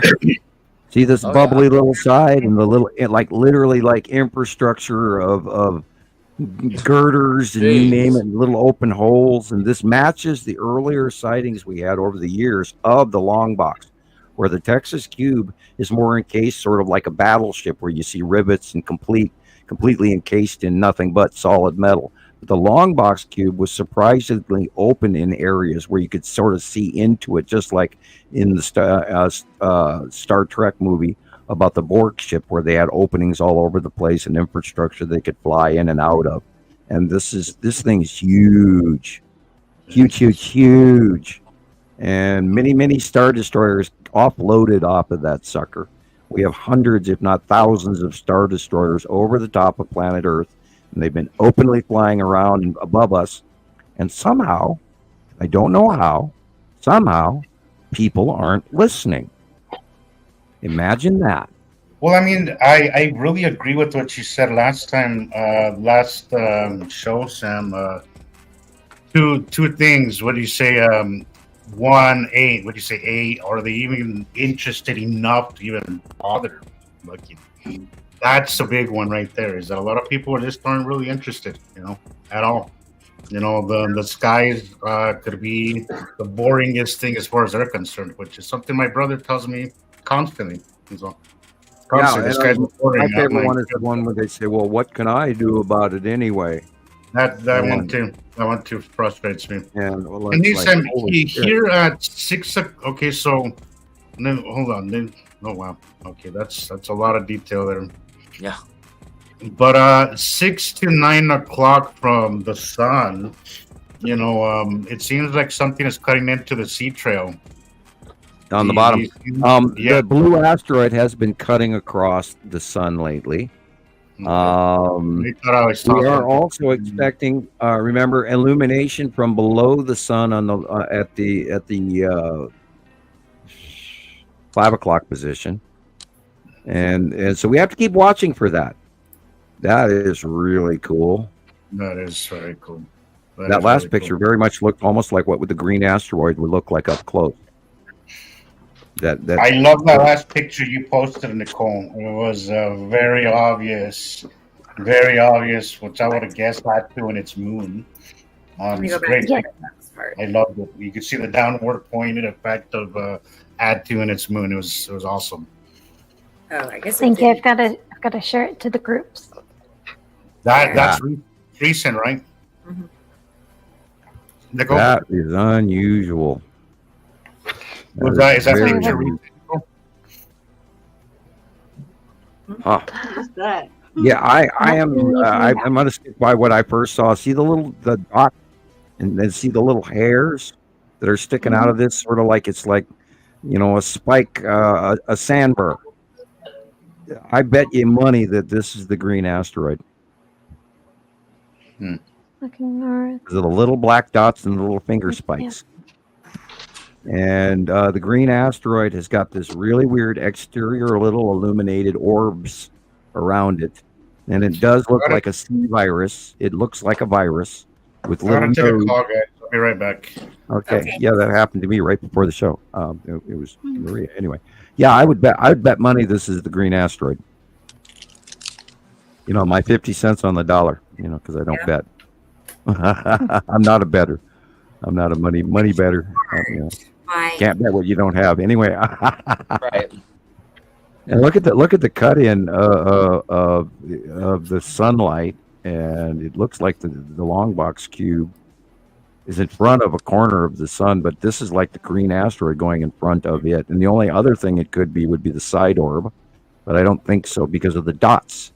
Those dots totally remind me I only saw it for a flash brief second, and I immediately thought of the green asteroid. So, I'm going to run with what my first inclination was. Are you saying the entire area that looks like it's got spokes all around it? That big. It looks like a sand burr. Have you ever gotten a burr out of the sand burr in your sock, and it's got all these spikes around it? And then you see the little dots along with it, and nothing else has all of those little dots around it except the green asteroid. That's wild. So it has to be the green asteroid.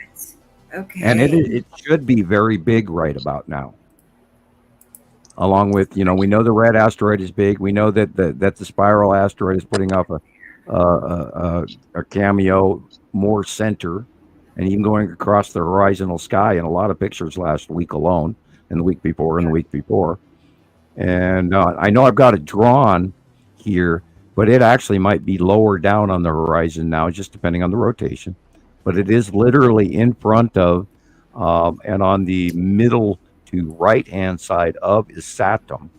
And that last shot fits exactly where the sun is. So it has to be the green asteroid. There's nothing in the sky that looks anywhere near what the green asteroid looks like, which is what blows me away about the green asteroid, because it does not fit anything that I know in science as far as asteroids or comets or any of that. And we've had so many pictures of it. And if you'd like, I can even hand you. Do you have an old close-up of green asteroid? I should. Yeah, give me a second. Let me. I can grab you one in a heartbeat. I know right where it is, but. I should have a whole folder of green asteroids. So let's. Okay, checking the National Data Bowie Center. It has not made it to Hawaii yet. God. Which is quite a distance across the Pacific Ocean to the east of it, where it started. Okay. I can grab you quick. It's just if you think you're going to get it before I do, which is okay.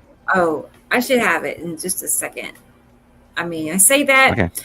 I'm having trouble with looking. While you're looking, I'll just grab a copy of it, and then we'll both look at the same time. Because I have it. I have a whole folder, but again, I don't know. Here, I found it. I should have everything. It's not like new things I'm loading, like things that people are emailing me. I know right where it is, and I'm only a couple of clicks on my scrolling here away from it. Yeah, there it is. It's a race. I'm sending it to you on Facebook PM right now. And this way, our new folks who aren't familiar with the old pictures, which we're all bored with the green asteroid, sort of. Not that we are, but we're all used to the green asteroid and take a lot of this information for granted, and which is why sometimes I think we got to go back and point out what it looks like up close. And a lot of people see it in their camera lens flares, and that has to do with the crossing as well and how bright it is compared to everything else. We see the green asteroid. Looks like a pineapple. Yeah, and it's got these little floating illuminated nodules, and then we've got other pictures where there's even more of them. This is one of the biggest close-ups that I have, and that's why I use it more. Wow. And for the life of me, I still can't tell you what the heck that darn thing is, And we've got pictures of the green asteroid and the blue asteroid together because they travel close in out view for the last 2 years or so. And then over recent periods of time, they separated, where the green asteroid actually went farther over to the right, and the blue asteroid sort of remained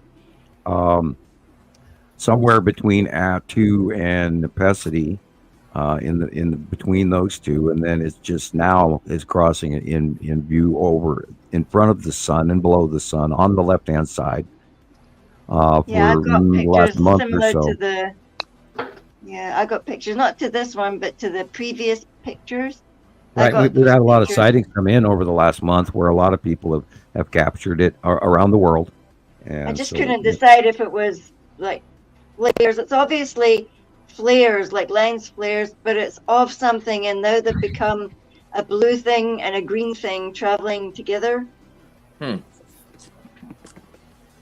Smallish things, but you can always see them. Look at that thing. We talked about this. Oh boy, Rebecca, this is interesting. I thought you said. I put it in this file after you identified it. I'm going to have to blow this up, and this is God. You know what this is? Do we talk about it? Yeah, we did. No, do we talk about what I see here? Sure. Jesus, this is that. Oh, he's not here. Yes. This is that thing we were talking about on the phone the other day, where this is that capture of the skeleton and the Reaper. That is the head of the Tan asteroid and all of that. Mm-hmm. I see. Okay, so what about the green asteroid? Do you see the rib cage? Do you see what's in his hand and all? Oh man, I do. A pareidolia. Yeah. We have had, and we haven't talked about it too, right? We haven't in Montana Skywatcher 1 we talked about it, but we haven't talked about it on 2 or publicly through it. So we'll give the tonight's listeners a little tidbit and we have captures of this going back years, and I'm going to tell you about 30 or 40 captures of it, and it always looks like a skeleton. Oh, can you go back? Oh, sorry. Yep. It always looks like a skeleton flying to the side horizontally, and he's either got, and he does have the Reaper thing in his hand, and usually he's cloaked. And if I'm looking at a very large screen right now, and literally you see all the way the torso down to the bottom of the half legs are missing, but there is a dark shaped cloak behind him all the way past the first tree to the left. And I'm seeing this is that flying Grim Reaper death thing we've watched for a decade, and we've documented it, but we didn't really talk about it publicly. And with all that shit that's going on with the eclipse in New Madrid and religious this, that, and the skull asteroid, which should be somewhere visible here to the left of this shot or up higher. But this is, and here we were talking about it on the phone yesterday, and here it is. Amazing. And you can see the definite shape of the skull, and then the body and the skeletal rib cage below it, and then the sai in its upper right hand. And it's been really, we've seen it so many times, and we never actually publicly talked about it. We did on, like I said, on Montana Skywatcher 1, we did discuss it occasionally. And this is that thing that Jesus says, we've seen some stuff, and then up above him, or it, to the middle left, in the middle of the picture, there is a whole bunch of other shit that we've also discussed and cited up in there, in that shadow area that's not filmed here. That's spookier than hell. Yeah. And that's why we don't talk about it publicly, generically. But I figured since I'm looking at it, and I talked about it yesterday, that I would come forward and mention it. So there's a lot more going on up there other than just ships. And this is unbelievable that we're seeing it one day later after I just got done talking about it. Right. Do you remember, Rebecca? Yeah, I do remember. And I'm then also here it is. Is the green asteroid in this picture? No, the green asteroid is farther over to the right. Okay. This is the beginning area of literally. Okay, if you go to the left-hand side of the picture and you see that patch of trees, okay, green on the left bottom, and you go straight up, that is the tan asteroid.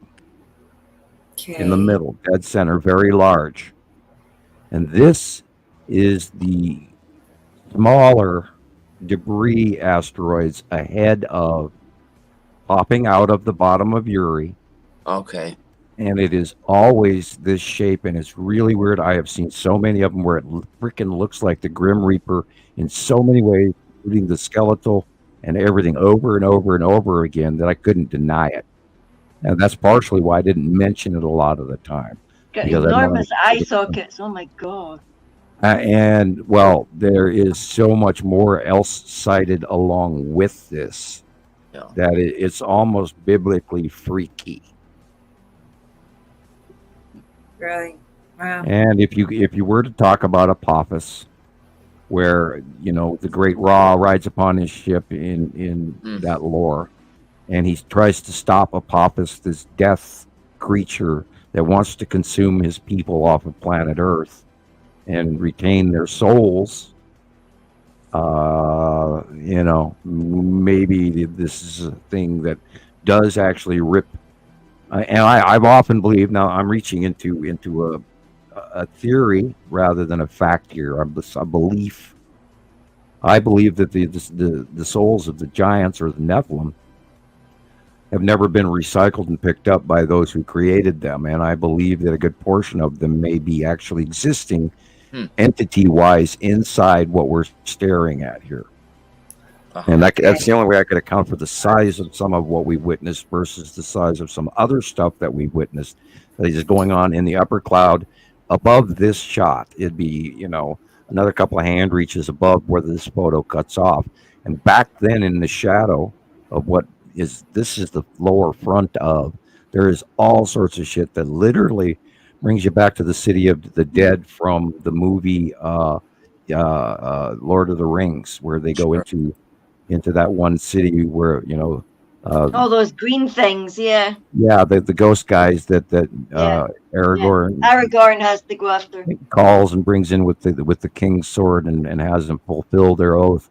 But I mean, you look up in there and it's like looking at the city of dead under this cloud with thousands of spirits and buildings and you name it. It's freaky. And Jesus, a lot of people in the early years when I was first listening talked about upside down castles in the sky. And stuff. Well, we talked about it. None of those matched this. That was all, a bunch of, I thought at the time, and I did check for photoshopping, and a lot of it was. This is not photoshopped, and we've seen it, and I've cited it personally myself by eye in the sky. And it's not something I mentioned, but I mean, we are sitting here staring at the Reaper flying through the sky ahead of the Tan asteroid right now again. And here's another sighting of it, and it's freaky as shit. And that's why I don't mention it a lot. And it is time for cop drop number 1. Right. Okay. So like you're looking at like screaming thing, right? I mean, well, that round shape that we appear to see as a skull could be just a standard asteroid. Okay. But it's always got this skeletal remains right behind it. That's all I ever see is these things. They're sighting after sighting. It has the skeleton. They're freaky, terrifyingly freaky, and I don't even consider. I can't find the skull asteroid anymore. Hey, now your crucifix, your Bible, and your holy water. I mean, shit. Come on. Well, I mean, and don't forget your Star of David, and then your symbols of Allah, and all of that, and your rabbit's foot, and your lucky underwear. Right. Yeah. Wow. Yeah, and this is also part of why I'm hollering to everybody. This solar eclipse may not have a major earthly event, but it sure has a biblical marker transitioning. And if we're seeing sightings like this and what we saw last week, and we know what we know, and all the other shit that's happening right in front of us, and if you want to cross-reference Jesus' return, well, thy kingdom come, well, the kingdom of heaven from the Creator is parked right next to earth every day.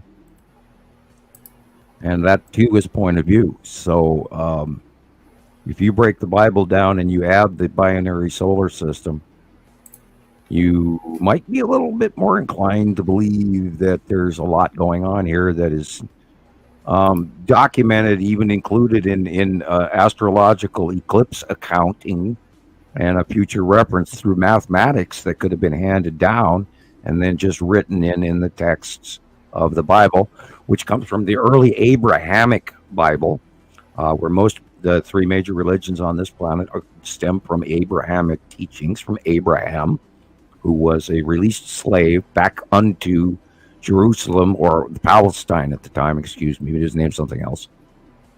I think they were the Hittites at the time. I could be wrong. But anyway, the Sumerians released the slaves back to Palestine, modern day Palestine. That covers my butt on that one. And then they chose themselves to be the Jews. And then the stories of the Sumerians and the Egyptians were all just the names were changed. And that's the basis of Abrahamic religion, where the Old Testament comes from those old stories. So you have to also remember when it was written. And then an example is when Rome in a few hundred AD, like 400 something AD, 500 AD, made Jesus the Nazarene, what was the assumed Nazarene, into the Christ. They removed the Book of Enoch.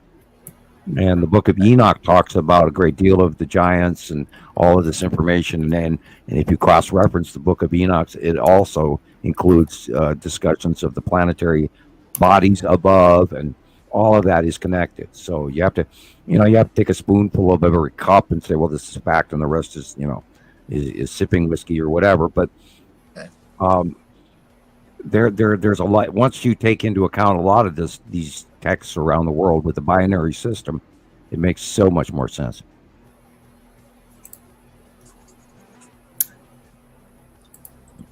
And I looked all of that stuff up in the last couple of weeks. It's very prominent. Go ahead. Yeah. Please, it's because I've been watching for a few years now. I've been watching, all of the how it connects with the religious side of things. You know, I mean, I have a long history in religion studies. So, yeah, I see it too, you know. I mean, but there has been times where, you know, everything lined up so perfectly and people would say, like, it's going to be a rapture that day, you know. Wow. And nothing would ever happen, you know. I always had a question over it, and I'm not trying to belittle anyone that believes in the rapture. I'm not a strong believer in the rapture. But don't you got to die to do that? Well, I'm asking the question. I'm not making the assumption, but you're taking. I know that. I mean, who wants to be removed from everything you know and placed someplace else by someone else's choosing? I have a problem with that. Excuse me. No, thank you. And I crossed my mind again the other day that I hadn't mentioned the number one Pleiadian message that I got years ago when talking to the Pleiadian. And he was very, sort of like waving goodbye and going, don't go to the camps. Never go to the camps. And this was 25 years before the camps were ever even invented.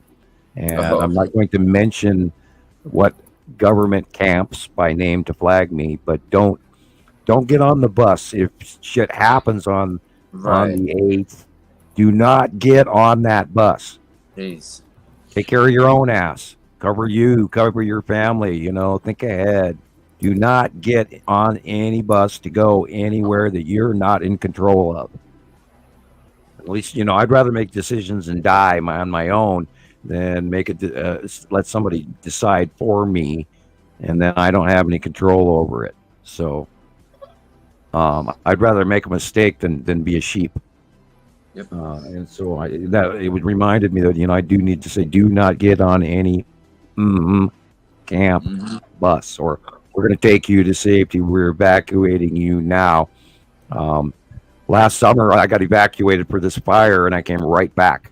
And it's a good thing because I put my neighbor's fence out for him when they weren't doing it. And so I got to work and did part of the fire thing. But anyway, I had to say that. I had to get it off my chest because I thought about that the other day after the show. It's like, do not, if something does happen, that's why I say stay home. Stay away from people. Let them have the fun, and you watch it from your yard, and that way you're close and keep your family close and your shit's close to you, and that way you can react accordingly. If nothing happens, great. Still a huge marker. It's a time marker. So we are entering a whole new ball game here, boys and girls. So, as in, what does that mean exactly? Like, because we're watching the planets. Well, we are going to try summer. We're going to see. Oh. Now, if we talk about what Nostradamus said alone, that will happen in this year. His direct quote was, "The cost of honey will outweigh that of candle wax," and in his age, candle wax was very expensive. And not only that, that's where they also got the candle wax as well. But the cost of bread will be unbelievable because we're going to have failed wheat crop this year. It's going to be too hot, too stormy. If you look at what happened to China this year, right at the middle of their planting season, they've been wiped out by numerous mega storms. France is flooding right now, and that is going to affect the wine crop alone. I could go on and on and on. Those and pictures, our weather, and this might be a good time. This actually might be a good time to talk about what is going to happen tomorrow. Tomorrow over the middle of Ohio, the low pressure system is going to reform an on-land hurricane. And it will probably be doing that overnight, possibly. But the reformation of that low pressure system is about to start spinning. And it's going to drag up air all the way from Alabama, all the way up through South Carolina, North Carolina, 70 mile an hour plus lightning storms, winds, etc., from the moisture bearing area. And then from the north, coming out of Montana and Minnesota, it's going to get a hook pattern wind. And there's going to be a major snowstorm from Wisconsin to Maine in the northern latitudes above the Great Lakes, including high winds and extreme conditions on the Great Lakes. Do not go out on the Great Lakes tomorrow, period. the Ohio Valley, Indiana, Illinois, everything else like that is going to get extremely buffeted by a possibility of snow, heavy rainstorms, but that's the area of connective vortex where the winds from the north and the winds from the south and the south west are going to join and create the re-rotation and reformation of that on-land hurricane from the northern hemisphere that hit the southern California coast and Arizona 3 or 4 days ago, and is now going to reform into a new threat that is literally going to go off the coast and it's going to create great storms, snowstorms through Vermont and New Hampshire and Maine and all of that. And then it's going to go out to sea, and we'll see what happens. But it is reforming to where it'll actually have a core and everything, and high excruciating winds and cyclonic and tornadoes and hail, and that's going to happen tonight and tomorrow for everybody from literally from Indiana all the way to DC and from at mid-Alabama all the way up to DC, and then after that it's going to run along the East Coast in a weather pattern that will literally affect Florida and everything, North Carolina, South Carolina, Virginia, all of that, all the way up the coast, and then as it leaves, it'll cause a extreme weather pattern. So everybody be ready for that.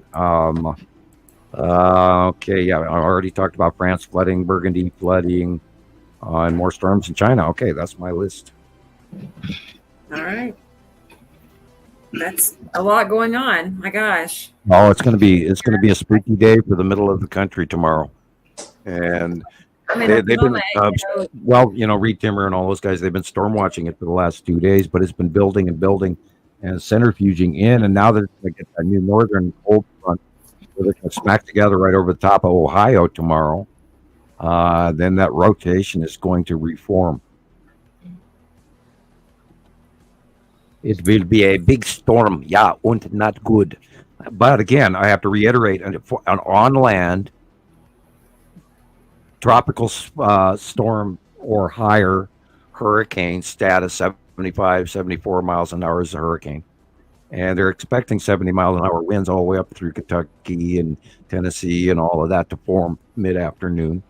And so we'll see what happens. And they could have and they're calling for long drawn out tornadoes, not just quick ones, drawn out long, many miles, which is very destructive.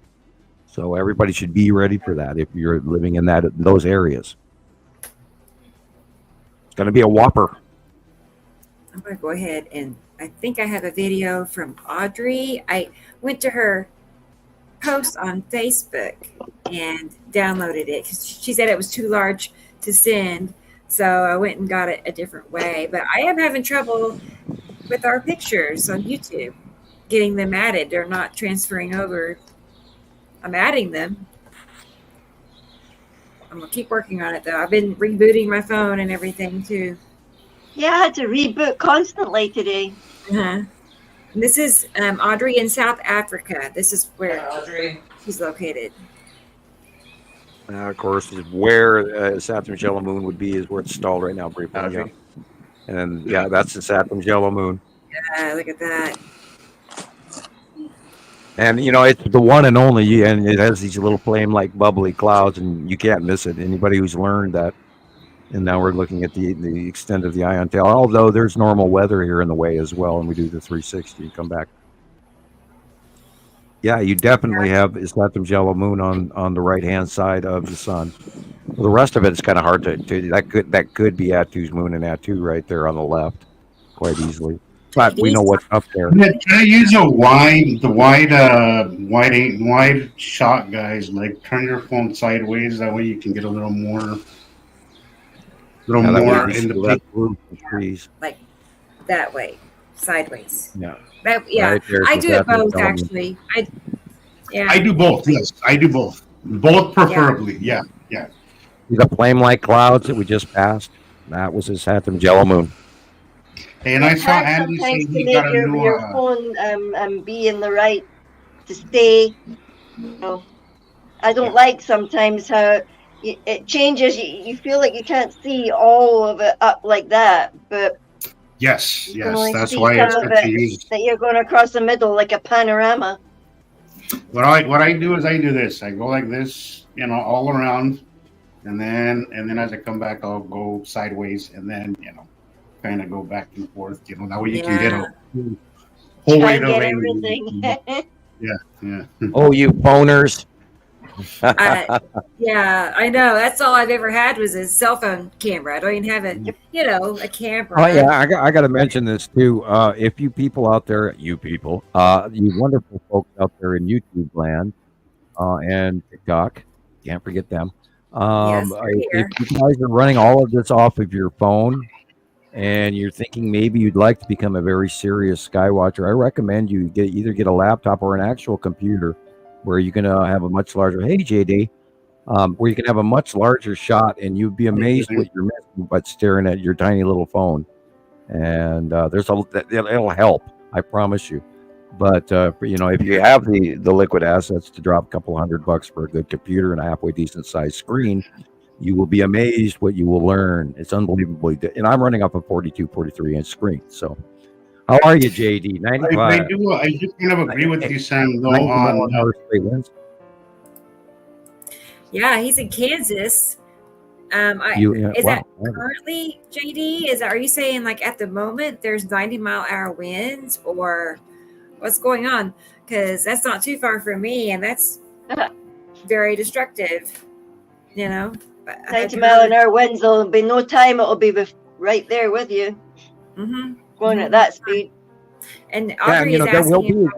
If that storm is reforming and re-rotating, it'll suck winds off straight line off of Colorado and Kansas and your area, and your winds will increase too.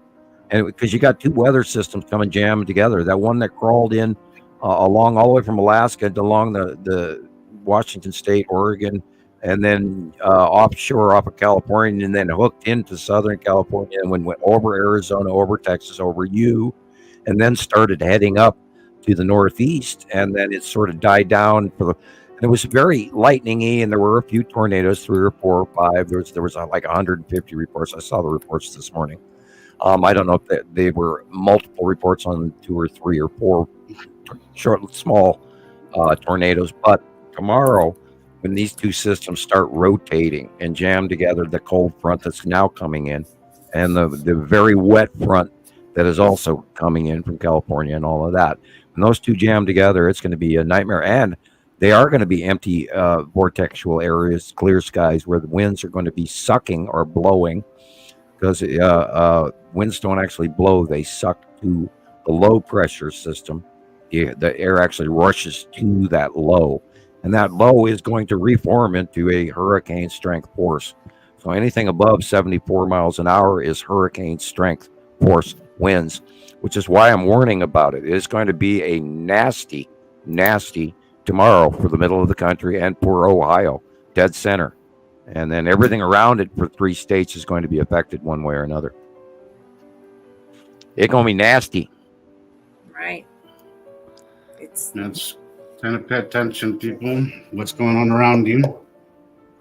And it's way early for this time of year, for this kind of volatility.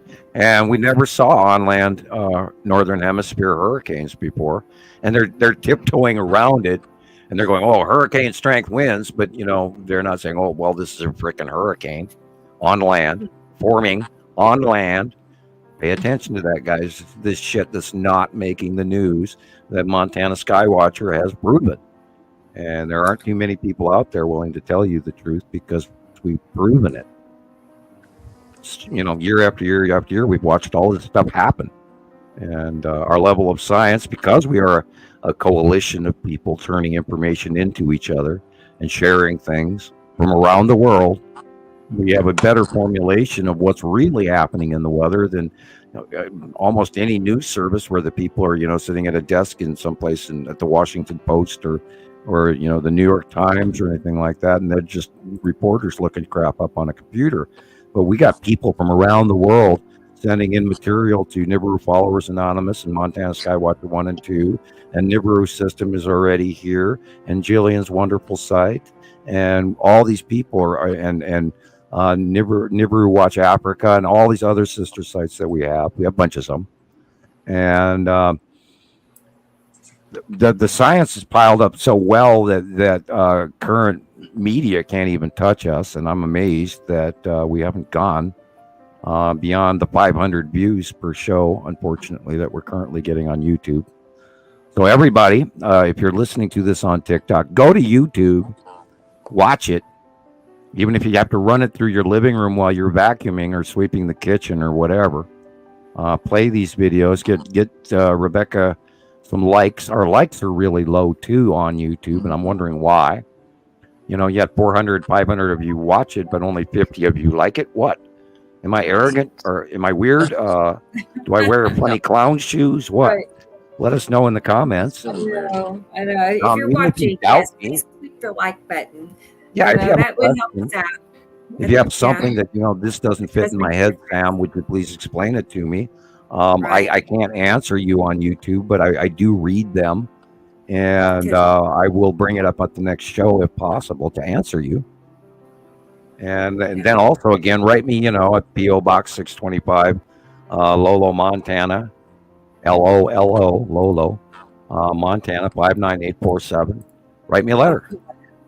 You know, I know. We were talking about that too the other day, Sam, how you used to get correspondence by mail just regularly for years and years from many people, and it's died off in the last couple of years. He doesn't, you know, get cards and letters like he used to, and he misses that. You know, he really enjoyed that. Even if you don't, you know, send $5 or $10 or buy me a cup of coffee or hand me whatever, don't send me through email, please. I can't accept stuff that from people I don't really know that I could consume. Unfortunately, we've had some bad eggs in the batch or bad apples in the barrel, whatever you want to call it, that has mailed some bad things. So I'm careful about what I open. But if you know, there you go. That's my P.O. Box address right there. And drop me a line, you know, hey, I'm thinking of you, have a nice day, whatever.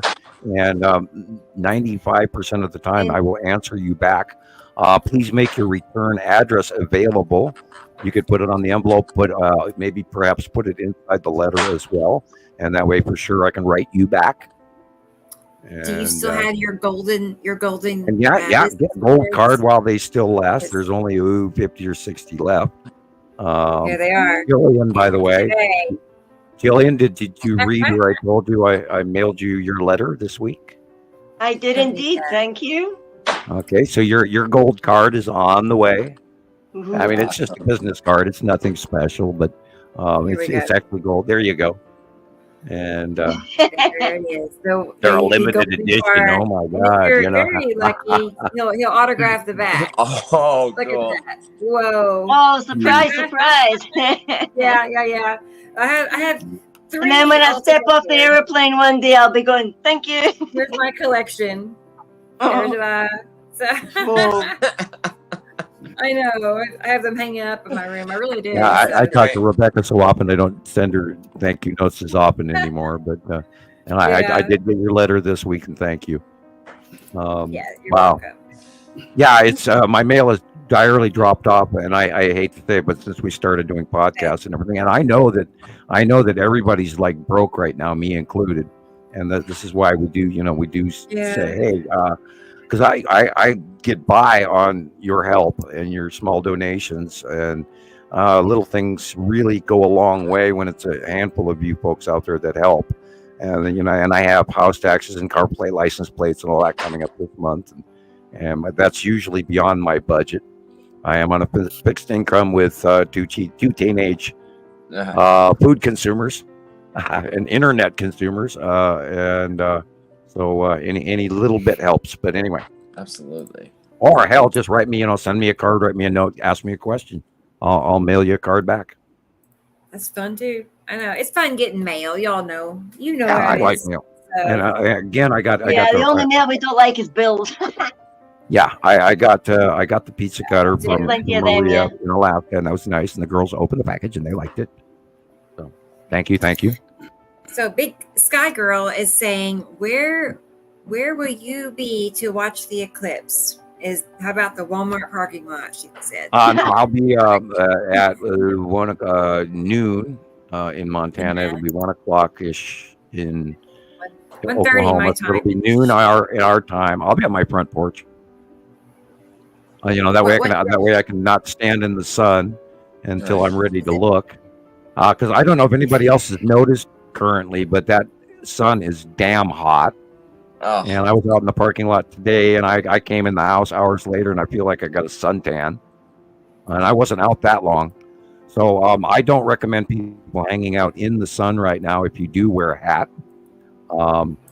Especially for those of us who have a bald patch back there, we'll get fried. No time, right, Sam? Yeah, you can get very, very active. You're tanning more than you ever used to burn. I've noticed it's almost a better tan now than it was a decade ago. But I guess that standard red star will have something to do with that. Sure. And I think she's dominant right now, and I think they're actually separating. And I think our star is actually being outshined by the larger star. I cannot prove it. It is currently still, a theory, a supposition. But when we get more proof of it, we will discuss it as it bears. Yeah, this is kind of looks like a grow light illumination from the bottom. Okay, well. Yeah, see that one where the most intensity is on the bottom. The most intensity, the brightest area is on the bottom. If that was the opposite, then I would tell you it was from the sky. Uh-huh. This could be a standard. I don't know. That would be an extremely bright light. It could also be the illumination of the bottom of planet Saturn because it is the right red. It's more red. It is more red than purple. They do have grow lights. That's true, but they're not. But the grow lights are not that big. Grow lights are not going to do that. Well, that could be the base illumination of planet is Saturn at night because it is going over our heads at night now. Could easily, I'd save a copy of this, And then there's the thing is on these ones that I'm showing you, they are 3 different places around the world. This is Attu and Attu's moon. See that white circle? Attu's moon. This one's too much to be grow lights. Right. This is Attu and Attu's moon. Without a doubt. And it's illuminated because it's beyond Earth. Yeah. And it's reddish and purplish because Saturn is very close as well. So you're seeing a mixed hue of the purple and the red. Wow. But yeah, that big center white thing is Attu's moon. And that fits right into along with what Jesus' videos were on earlier. So this is entirely possible that's the illuminated bottom of the Saturn proper. Wow. You can see Rebecca, I'm having a really hard time with one of my videos. It's not recognizing the file format. I don't know why it's been doing that lately. Sometimes it'll play, sometimes it won't. I just sent it to you on Messenger. It's a short video. It's like 20 seconds. Whenever you get a chance, I really do want to play it. We can do that. Eventually, no rush, but whenever you get a chance, we could. Yeah. I see your also comments that people have emailed me, and I do have it from Melanie, Big Sky Girl, and Tara, and I have Sabrina saved. So I do have them. I am having trouble getting them to appear on here. Yeah, I think you said that earlier. Maybe that's why I'm having a hard time, because usually it plays them. I got it ready yesterday, and I got it get ready last night to play today, but I don't know what's going on. Rebecca, please pin Aaliyah's 8:10. Please pin Aaliyah's 8:10 p.m. post so everybody can read it. Yeah. Okay. Aaliyah at 8:10. Yeah. There. For about a month after sunset in the western skies, brief red glows in the skies. People in my area were posting about chalking it up to being stadium lights or city lights. At sunset, as the sun is going down in the western sky, on the right-hand side of the sun overhead, about 30, 40 degrees, that each hand up off the horizon is 5 degrees. So you go 1, 2, 3, 4, 5, 6, and you raise it and you look up, and you will see the bottom of Isatum yellow moon, and in the western and north, in the northwestern, all the way through the north and all the way through most of the northeast sky is where Nibiru is at sunset. So the red you're seeing, if you're seeing an illumination in the northwest sky, that is planets, and you'll also be able to see Isatum yellow moon in the Ion Tail. And now, apparently, Nana and Amelsaru should be also showing up, and they should be due north, just off the horizon. Is that and then, of sunset? course, don't forget the Devil's Comet is also an hour after sunset in the northwest sky as well. Busy corner. Yeah, everywhere. There's so damn many things. They're all leading to this really spooky. I mean, it's like we stepped in the house of horrors, for God's sakes. What's going on with this eclipse and all of this crap, and I'm in awe. My jaw's dropping because I mean I did do a deep religion dive, and I think maybe some of that's still on my research or body shoes or whatever you want to call it. Bad metaphor, I appreciate it, but what I have learned this week has been staggeringly chilling and very interesting. I'm going to get another Coke. I'll be right back. Okay, Sam. Oh wow, right. That is cool. That is a cool Look at picture. those spokes on that thing. It looks like cauliflower head is sitting right. We also talked a lot. Sam and I talked a lot yesterday about the 180-day cycle, which it's now in effect. You know, we're back into the end of March through end of September will be the 180-day cycle, which means basically it means that we can expect to see closer passes of all of these planetary objects than we are currently seeing. Like we can expect to see them get closer, which means more activity, more storms, more earthquakes. Sometimes they're so close you can't hardly tell what you're seeing. You know, they're just like right up on us. So that's going on. Wow. And look at that. Oh. I wasn't too sure about this one. I put that with it. It's a maybe. I don't know, but that green was suspicious. What do you think? You are correct. Wow. This is a light cutoff between the damp. The pinch, if you, it's actually, the sun is actually below the horizon. But you're seeing how it's going all the way back to 2012. And I will go to Facebook and grab you that one, Rebecca, because it is a very prominent picture way back in 2012 that I don't think we share enough of. And then I will send you one to cross-reference the other. Now that I've got your PM, now I got to go through and find this one. It is 3/4 in the middle of my old picture file, which are not organized by number. These are just random computer numbers handed to each of the actual original pics. So they're all mixed up. And I got to scroll down till I find it, but I kind of know where it is because I go by it every. Oh, there it is. Hello. Okay. There's number one. I'm sending it back to you now, and then I will. This picture. I love this picture. And then I will send you the other one of it. And this is kind of like what we've been talking about doing, is talking to people about the older days, back years ago, when we first started watching the planets in 2011 and 12, and we had such unbelievably visible captures of them that we knew exactly what we were staring at after documenting it for a few years already. But anyway, I'll come back to StreamYard. Okay, I'm checking the National Bowie. Nothing new. Okay. All right, clip off of Facebook. Come back to StreamYard. Did you just send me? Oh, I sent you two pictures.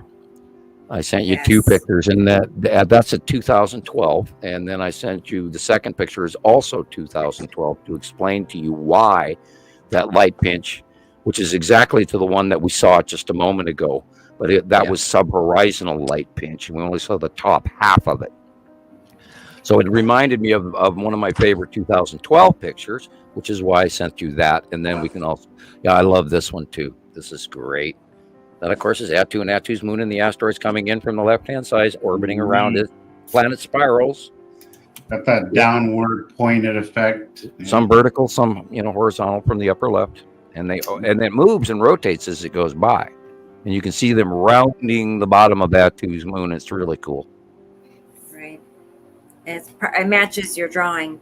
Yeah, perfect. Matches Look so at well. this, Yeah. guys. It's so good. Huh. And we see that V shape so often. I mean, what I have come to learn is when I see a V or a U, it can be either or. It can happen to the right of our sun and to the left of our sun. But right, you're getting a correct illumination, and it's a separation of light. Right. Okay. But what I see is that when that effect happens, it's a moon in front of a planet. If it's to the left, it's Atu's moon in front of Atu. If it's to the right, it's Isatum's moon in front of Isatum. But they both make V shapes. Correct. That's just something I've, and that's that 30% graduated out view, so they look like that rather than big, huge balls sitting in there. They're sort of sort of cut off and pointy at the bottom in ways that you won't. Your brain argues with it a little bit, but if you're outside seeing it, it's understandable because you are looking off into the distance, into the horizon, and you have that's where you're dropped down from a 2-point perspective scenario to a 1-point perspective where you're seeing sort of away and down or away from you, and that's 1-point perspective. Anyway, I digress. I apologize. Wow. Why? You don't have to apologize. You're right on topic. And I catch myself going, "Oh, now you're talking about gibberish." Okay. That's not gibberish. I'd like to know more about it. I see Patricia is here. Hi, Patricia. Nice to have you. She wants to know about that eclipse, Sam. She just got here. And we know it's going to be, doing the X, and religious figures of many different groups of religious figures around the world are chalking this up as the opening of the 6th seal. And in the opening of the 6th seal, it calls for great earthquakes and storms and hail and some of the plagues to mankind, and it talks about a period of darkness. Now we will know if the eclipse goes longer than 4 minutes and 28 seconds that there's something wrong, because that is what the projected period of time of darkness is supposed to be. But then there are so many people around the world in different religious groups that are calling this a transitory period prior to the coming of Jesus. And then there has been all this information of the great sky sounds going off over the top of Jerusalem all week. And there's so many other things that are piling up in religious. And you can go from the Southern Baptist all the way to the Roman Catholic Church, all the way to some of the people in Mecca. There's all sorts of reports, including the group that's getting ready to sacrifice the red calf and the rebuilding of the new temple of Jerusalem, and all of that. So there's so much going on attached to this, and yet at the same time, we're citing the Grim Reaper and the Skull asteroid, which are two separate objects, but freaking creepy as shit, all happening. And then we know about the yellow moon that just went by with the eclipse of the moon a week ago, and then we're having the eclipse of the sun, and all this shit's pointing into the thing. And then New Madrid is supposed to break up, and we're supposed to have disruption in electrical services, blah blah blah. The National Guard's called out, and they're asking you to get 3 weeks worth of food. Breathe. There's just this big pile of everybody freaking out about it. So therefore, I'm also expressing to people that take the day off from work, stay home with your family, watch it from your home and your front porch, see what happens, be prepared, have water, batteries, extra rice, whatever, 2 boxes of cookies instead of 1. We got a show coming here, and let's hope for the best and plan for the worst. And Okay. So I'm definitely having trouble getting those pictures you sent to me, Sam, but I do have an older file, and one of those pictures I have. I might have the other one, but here's the one you sent me. I love this picture. Guys, I think I better go to bed. I've got to organize things for tomorrow. All right. Good night, Gillian. Close this down a second. We'll come back. Yes, Jillian, Get you some should good go to rest bed. in. You don't want to be tired tomorrow for work. So Well, in a while, you mean? I know. Yeah, power nap. Get some rest Power nap. while you can. Power winks. Yep. Yeah, the little Right. fuzzies Well, are thanks sleeping, for- so yeah. Don't do Thanks it. for being Go to bed. here with us. Yep. Yeah. Night, guys. I'll listen right. for a wee while. Be Good We'll good talk now. to you later. Bye Bye-bye. bye, Good Jillian. night. Good night. Bye. Right. Think of a name. Help me think of a name. Okay, I will. I will do my best. We need All a right. doggy name. Okay, bye bye. Okay, bye-bye. Right. Yeah, it needs to go with Theo. She has a dog named Theo already, Theo. So it's Theo's brother. So if y'all have any good ideas for a Yeah, the one that comes to my mind is Roger, and that comes from a Monty Python movie. Roger, okay, Maybe Roger. And that comes Roger. from the life of That's Brian. That's my brother's name, Okay. Roger. And you don't hear that name hardly ever, No. really. But that's his name, Roger. Yep. The background music's loud. Okay, Audrey, let me turn it I was down. enjoying it for once. Thank you. Yeah, it wouldn't. I don't know. I I can't hear it at all. Yeah, I don't hear it too much, but Like we're sitting here tapping my finger to it. it may be what kind of speaker she has. I don't know. Yeah. I turned it down. Okay. A little piano background So- always nice. Yeah. This is what we this were. is early. This is, last time we saw up close Saru Wow. and Nibiru and Yuri, back when Yuri was teeny. And the black dot, of course, is the Empire Orb parked in front of the sun. It's been there since 2009. 2000. Look at the water. Look at the reflect. You can see that the reflection of the water shows that there are planets there, and you can even see Yuri right where it says 2012 over to the right. The reflection of Yuri's on the water. Wow. So it's not a lens flare. And back then, Yuri was small. The reflection of Yuri there is absolutely just undeniably insane. I remember this picture from my early days, and it was one of my opening my eyes kind of picture. I love this picture. It's nostalgic picture for me. And this was before we even knew that Atu is in front of it, right about where the U in the picture is where Atu is, but it's being illuminated out of Atu is tiny compared to Yuri. Sure. And then those two came in and got bigger and bigger and bigger over the years. And then underneath Saru, you can see a couple of dots and some asteroids and stuff. Yeah, this is pretty much the planetary pinch going on between two. It was a different one I had. Yeah, this is between Nepesity and Atu again. And this is recent. Rebecca, I was able to get that video on deck finally. It took me a few moving folders around, but I finally got it. You did good. Okay, good. Yeah. Yes. I don't know why I'm having the issues I'm having. It was driving me nuts, but it kept telling me it's not a recognized file. So what I do is I uploaded it to Facebook, downloaded it, and then it seemed to work. So. Sweet. Well, let's pull it up. And there's another light pinch. These are planetary bodies pinching the light. You don't worry about the central halo. And as you can see, the halo does not seriously come below the horizon line, so it's not a sundog. It's an actual. See that halo always threw me off, Sam, with these pictures. That halo was always the one that confused me because. Ignore the halo. Pay attention to the top.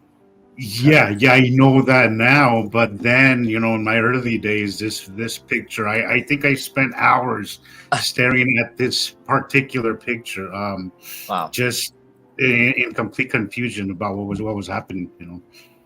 It's a cutoff halo. It creates a rounded beam of light, a central focal flare, as the light breaks out in between the planets as it comes at. That's what causes the halo. But the overall, is the object on the left and the object on the right. Yeah, that are causing. That's what I know now, that they could create this halo, perfectly round. But when I first saw this, it looked to me like three planets but I was like, how could the sun be in the front of one of them? So it just really messed with my mind for the longest time. Oh, you know how many times?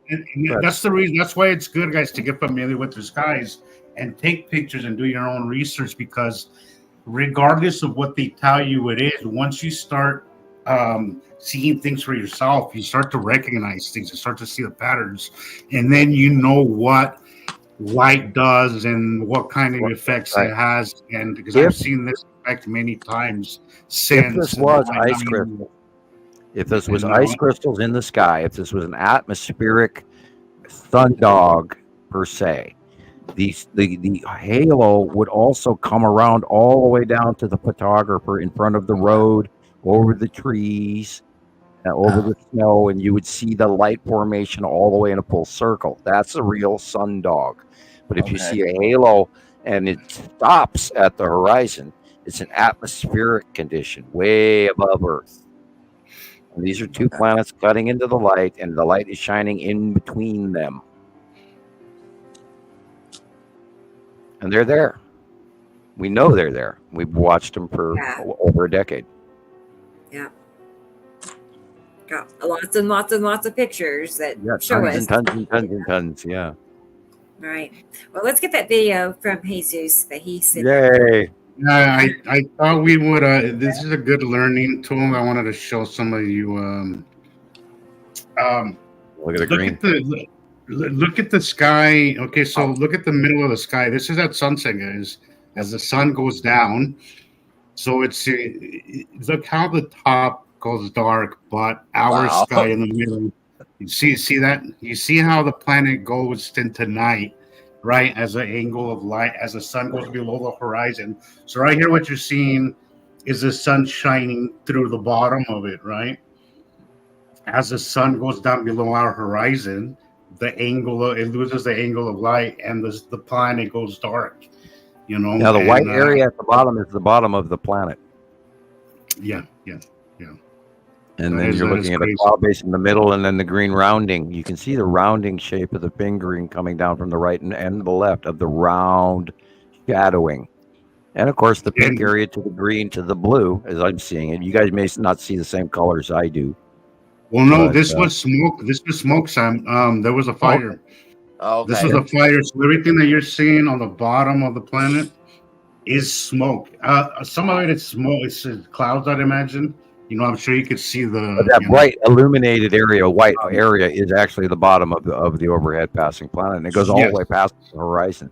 And it blows your mind away to see that, because you think, oh, how close it is, but it's really out in space, but we can't perceive the distance because we can see way out there, and yet we don't see well enough even up close. And it argues with your brain, but that is what's going on. But you always got to think about night and day, guys. Okay, so the sun is behind this planet, so it's illuminating the other side of it, right? What we're seeing facing us is the dark side, the night side, you know. So it's part of the reason why it goes dark. You see, half of it goes dark. This is why we have night and day, guys, you know. Until they pass Earth, and then we're seeing them at night where they're illuminated. Look at how perfectly dark it goes, guys. That's crazy. That is crazy. I thought it was a good example to show you guys what the light does and what to pay attention to, because this is clearly not just empty sky. You know, it's rotating. Is that Navicity? Yep. Yeah. Yeah, it's green. Yes. It's green. Right. Just making sure. Look, completely dark. There's completely dark. Yet at the horizon, you see the bottom shining. Still illuminated. You know, so study the light, guys. The light has everything to do with what you're gonna see and how you're gonna see it and how long and everything. It's all about the light. All about the light angles. Oh, I see. Thanda is here. Hi, Thanda. And hello. What was the night of your last live, Rebecca? I mean, the last 30-day live that you did. What was the question? Say that. I mean, what you said? What did I capture? No. Remember the last 30-day? Yeah, I do remember. It was when you caught Nipicity. What day was that last week? Sometime. last week or just a few days ago. I'm like, right? all lost in my days. I don't remember. It's been about a good week ago. Yeah, okay. So that's like that same night, what Jesus is showing here, I have some pictures like this too. It's just amazing how you can see the curvature and how the light bends around it, and just how Jesus is talking about the sun is behind all of this and the light is forming around the planet. And it's just amazing when you can see it for yourself with your own eyes, you know? Yes. Yes, That because was they're getting higher. If that was in the sky, it would have gone dark evenly. You know, it wouldn't be like the sky dark and then just a little at the bottom light. You know, the sky doesn't work like that, guys. You know. No.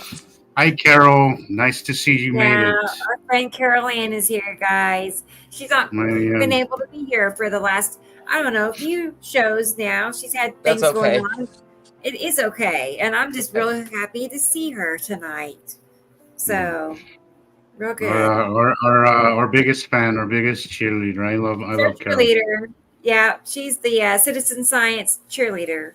So she reached out while I wasn't feeling well this week, and it makes a huge difference when somebody. All it takes is somebody just to kind of reach out and say hi. You know, she kind of noticed that I wasn't feeling well, and I was like, "That's really nice of you. Thank you. That kind of made my day." Very thoughtful. Very right.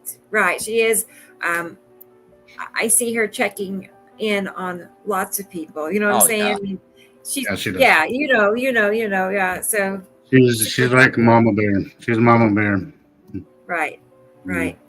I was going to tell you guys today. I talked to a man who I met a year or two ago, or I met him a long time ago. But on the side, he had a interest in art. You know, I mean, and he's very talented, right? So he has. Since then, he's kind of gone into his own business doing art and like screen printing or T-shirts, and you know he's starting his own like merchandising, graphic design thing. Yes, exactly. Well, you know what? The place I met him at closed down, and long story short, I tracked him down. And I talked to him today, and I sent him information about.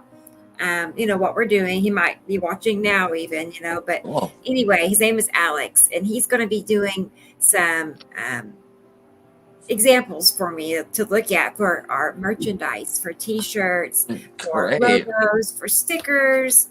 You know, I mean, and I'd like to get his advice on what else, you know, because that's what his specialty is. That's so cool. Just letting everybody know, we now have a contact. We have someone that's going to be doing some custom artwork. That's exciting. It is exciting. And I sent him pictures of Sam because we have an idea for a mascot, sort of. And where Sam is going. Is it okay if I tell him, Sam? I don't know. Too late now. Tell us now. Yeah, go ahead. Go in here. Go ahead. Idea. Yeah, I mean, Sam is going to have this persona of Dr. Nibiru, you know, and yeah, we've already, Rocket Man has ordered him a white lab coat. A lab coat, yeah. And a rocker T-shirt to wear underneath. And I specifically told that to Alex. I was like, we want, you know, this character to look like Sam. Here's his picture with a white lab coat, a Led Zeppelin T-shirt underneath. Right. You know, I mean, that's what we're going for here. Right. Like so I'm anxious to see how he. I'm anxious to see how he puts that together. And then I don't know if I have it on here or not. There's a certain drawing that I'm interested in using for some merchandise. But overall, I told him long term, I'd like to see us have a cohesive collection of art from him for our products. I'm currently wearing a Montana Skywatcher T-shirt with the atomic pattern. It's gray. Okay. And some nice folks sent that one to me. I didn't have to buy it myself, which was really cool. And that came from. Yeah. Oh, and I'd like to pass along condolences to Deb our moderator at Montana Skywatcher 2. She has suffered a loss in the family, and we're all very saddened, and I do grieve for you, and I don't know what to tell you other than I'm terribly sorry for you, and please do take care, and remember, take your vitamin C and everything, because all of this can be very shocking and lower your immune system. So blessings to your household anyway. And thank you for all the way, because I mean, she helped make these shirts, and thank you for your help in the past. It's a sad week. Anyway. Yeah. And also, while we're on this topic, I have a friend that's been disappeared for a couple of weeks. I just want to say, if you're out there, William, please reach out to us. I see there's a few of us that have been worried about you. If you're seeing this, please reach out, because I've tried to reach you on Messenger, on your Facebook group, on your Facebook page, and I'm getting no answer, and I'm starting to really worry about you, buddy. So if you're out there listening, please reach out to somebody, just to know you're okay, Right. That's awful. Unsettling. If anybody has heard, I'm sure you guys have seen William Laffey. He's a Skywatcher, pops in and out, but if anybody hears from him, please let me know, because he's a longtime friend, and I do worry about the guy. I know he was going through some stuff, so yeah, I'm kind of worried about the guy. So if anybody hears from him, yeah, please check in, buddy. Where does he live? He's in New Hampshire. Okay. He's in New Hampshire, and he has a couple of Facebook groups, but he's just been disappeared for like 2 weeks. And last time I talked to him, he told me he was going through some stuff with, life stuff. I don't want to get into details. Yes. I know. But I do know he's going through some stuff, and I know what that's like, because I had a pretty rough week. I wanted to mention. You want to talk about that now? Because we were how this stuff can really kick your butt sometimes, guys. I just spent my last week in a horrible and you were talking about this last week, Sam, how it just you have this overwhelming depression, and that just kind of comes over you. Out of this past week where I just couldn't even I spent about 4 days in my room, I couldn't even go out. Spent 2 days with no food, no water, no nothing, just because I don't know, just something that just came completely over me, and just as fast as it comes, it goes. Yeah. And then you wake up one day and it's like, okay, wow, now I feel great. So understand, guys, that this stuff is affecting all of us in very similar but individually in different ways at different times. I see people sometimes when I'm worried about William, because I know that this stuff is gradually getting worse sometimes as the planets come closer and over us. The energies could get a little difficult to deal with, but remember that it's not you. It's not internal, it's external. So please try to remember. There's 2 major moons over the top of us. Atu's moon and Saturni's yellow moon. And that's a lunar effect. It's a tidal effect. It affects the moisture. I'm not a really happy guy. Right. I'm a very happy guy for the most part. If you've never experienced depression really before, it can be an overwhelming experience the first time. Absolutely. So guys, it's nice to kind of keep checking on each other. Carol, you did so this last week. I appreciate that. You have no idea how significant that was to me at the time. But it is important to check on each other and kind of when people kind of disappear, just kind of check in, and then kind of make sure we're not alone in this, because we all built a community, a family here, and we're all struggling with this together, guys. So that's right. If you don't Mercury in retrograde on top of it. That's a very strong one. I'm talking about that one. I got to look more into what that means, but she's been talking about Mercury in retrograde. I don't know what that means. When Mercury goes into retrograde, that has to do with waxing and waning. Mercury goes into retrograde. It is mood.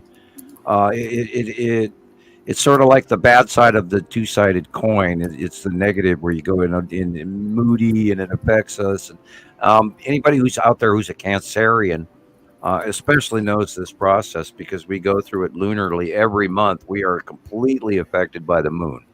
So I'm early Gemini, I'm right at the end of the transition from Gemini to Cancer. So, and you're affected by the end of the month passage where you have, and I'm not going to say it's very similar to what women go through, but we all have a tidal clock inside of each of us, and some different astrological signs bear differently, and they also have rotating cyclic passings events that of learning process. Each individual astrological sign has its own course and its own destiny.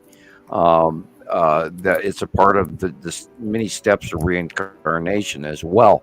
So we all go through our cyclic phases, and this is what we were talking last week with Nicolle about Linda Goodman's Love Signs. It's a really excellent book, and it describes these traits of each of the astrological signs and their behavior patterns as well, and how many cycles you go through. And the thing with Cancers is they go through a cycle every month, where with some other signs it could be every 4 years or every 2 years or every 6 months. And that all has to do with all the astrological information that I've spent many years studying, but I believe Nicolle probably is a little more current on it than I am. I pay attention to more other things, but I've been busy with the planets for the last decade too. And there's a great deal to do with tarot cards, but anything. But back to the body, these lunar passings over the top of us will affect our brain, and it'll send us into a dark passage in our own thoughts. And if you feel those things come on to you, and suddenly you're worrying about whether or not, who's going to support my children, and is my life insurance enough, and what's going to happen if, oh my God, I don't do this. That's what it was like for me this week. You go there, every little thing seemed like an astronomical problem when it really wasn't that big of a deal. You have to say enough. Everything seemed like it was the end of the world, and then you just wake up one day and you're like, holy crap, things really ain't that bad, But it does seem really hopeless for a moment, and you have to just kind of snap out of it. I know it's difficult because we're emotional beings, and sometimes it's easier. You can't just turn it off, But, hey, even if it is me sitting up at night one time and playing solitaire, or even reading a magazine, or doing your hobby if you're a painter or if you're a weaver or if you crochet, go out. It's okay to get up once in a while. And now we are all being affected by our inner clock. These planets are messing with our inner clock. Christoper's having trouble sleeping from 2 o'clock to about 5 o'clock in the morning lately, me included. It's been happening to me for a couple of months now. I'm waking up in the middle of the night, wide awake for a few hours, and then I'm tired as hell by 10 a.m. So, so it's a lot of weird shit going on inside. If you're able to see, the planets, it's going to affect you even more so. If you're already sensitive enough to see them, to know what's going on, I think it's going to affect you particularly more than other people, Yeah, give yourself a little badge of honor too if you do see the planets, because apparently we're special. We've been screaming this. We're coming on our 14th year in about a week, and we're a very small percentage of the people, and it blows my mind that they don't fully see them as I do, and you don't know how.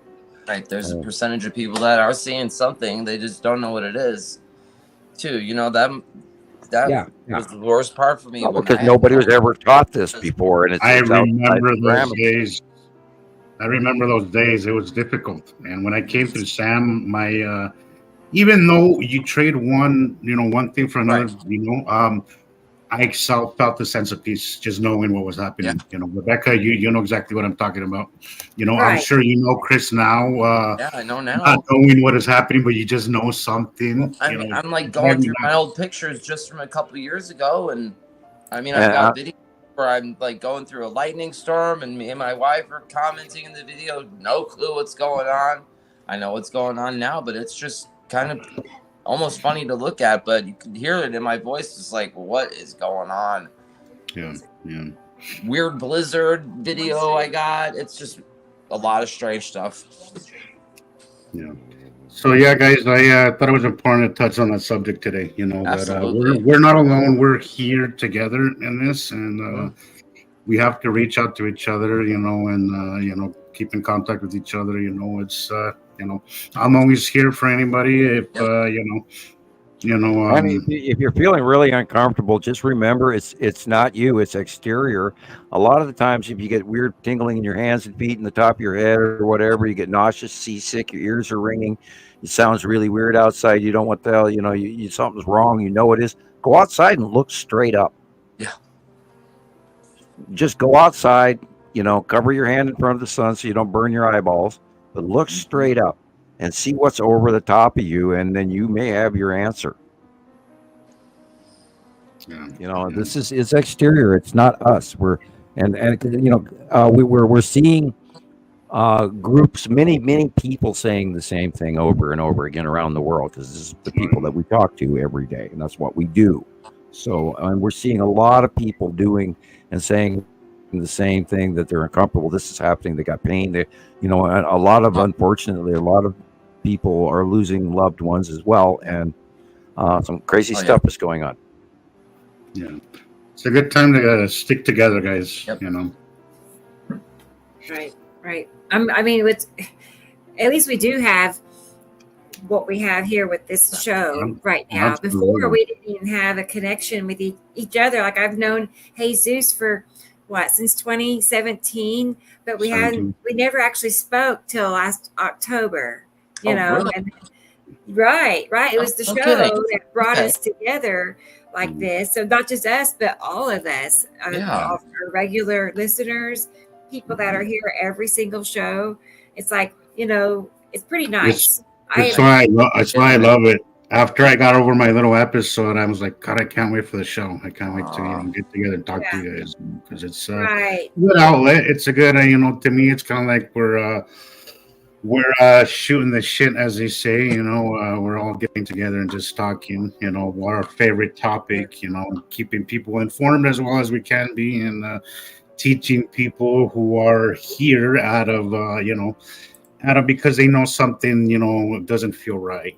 So this is I love this. I love that I can have you guys, and you guys know what I go through. Because you guys experience it yourselves too. So. Yeah, there's a lot of people. It's super common for people to not have anybody to talk to about this in their personal life. Like every now and then you'll find a husband and wife, duo that are into it. I'm fortunate. I have, my companion, Alan, and he's just as into it as I am. He loves it. And hello, Alan. I know you're out there somewhere. Yeah, he's out. He's in the other room. Yeah, but he's, I'm thankful that I don't have to say hi to Taylor for us and your the brother. And he's still practicing and learning, Sam. He still takes pictures. We'd like to have him do a cameo visit just to say hi, anytime. Know it. I will.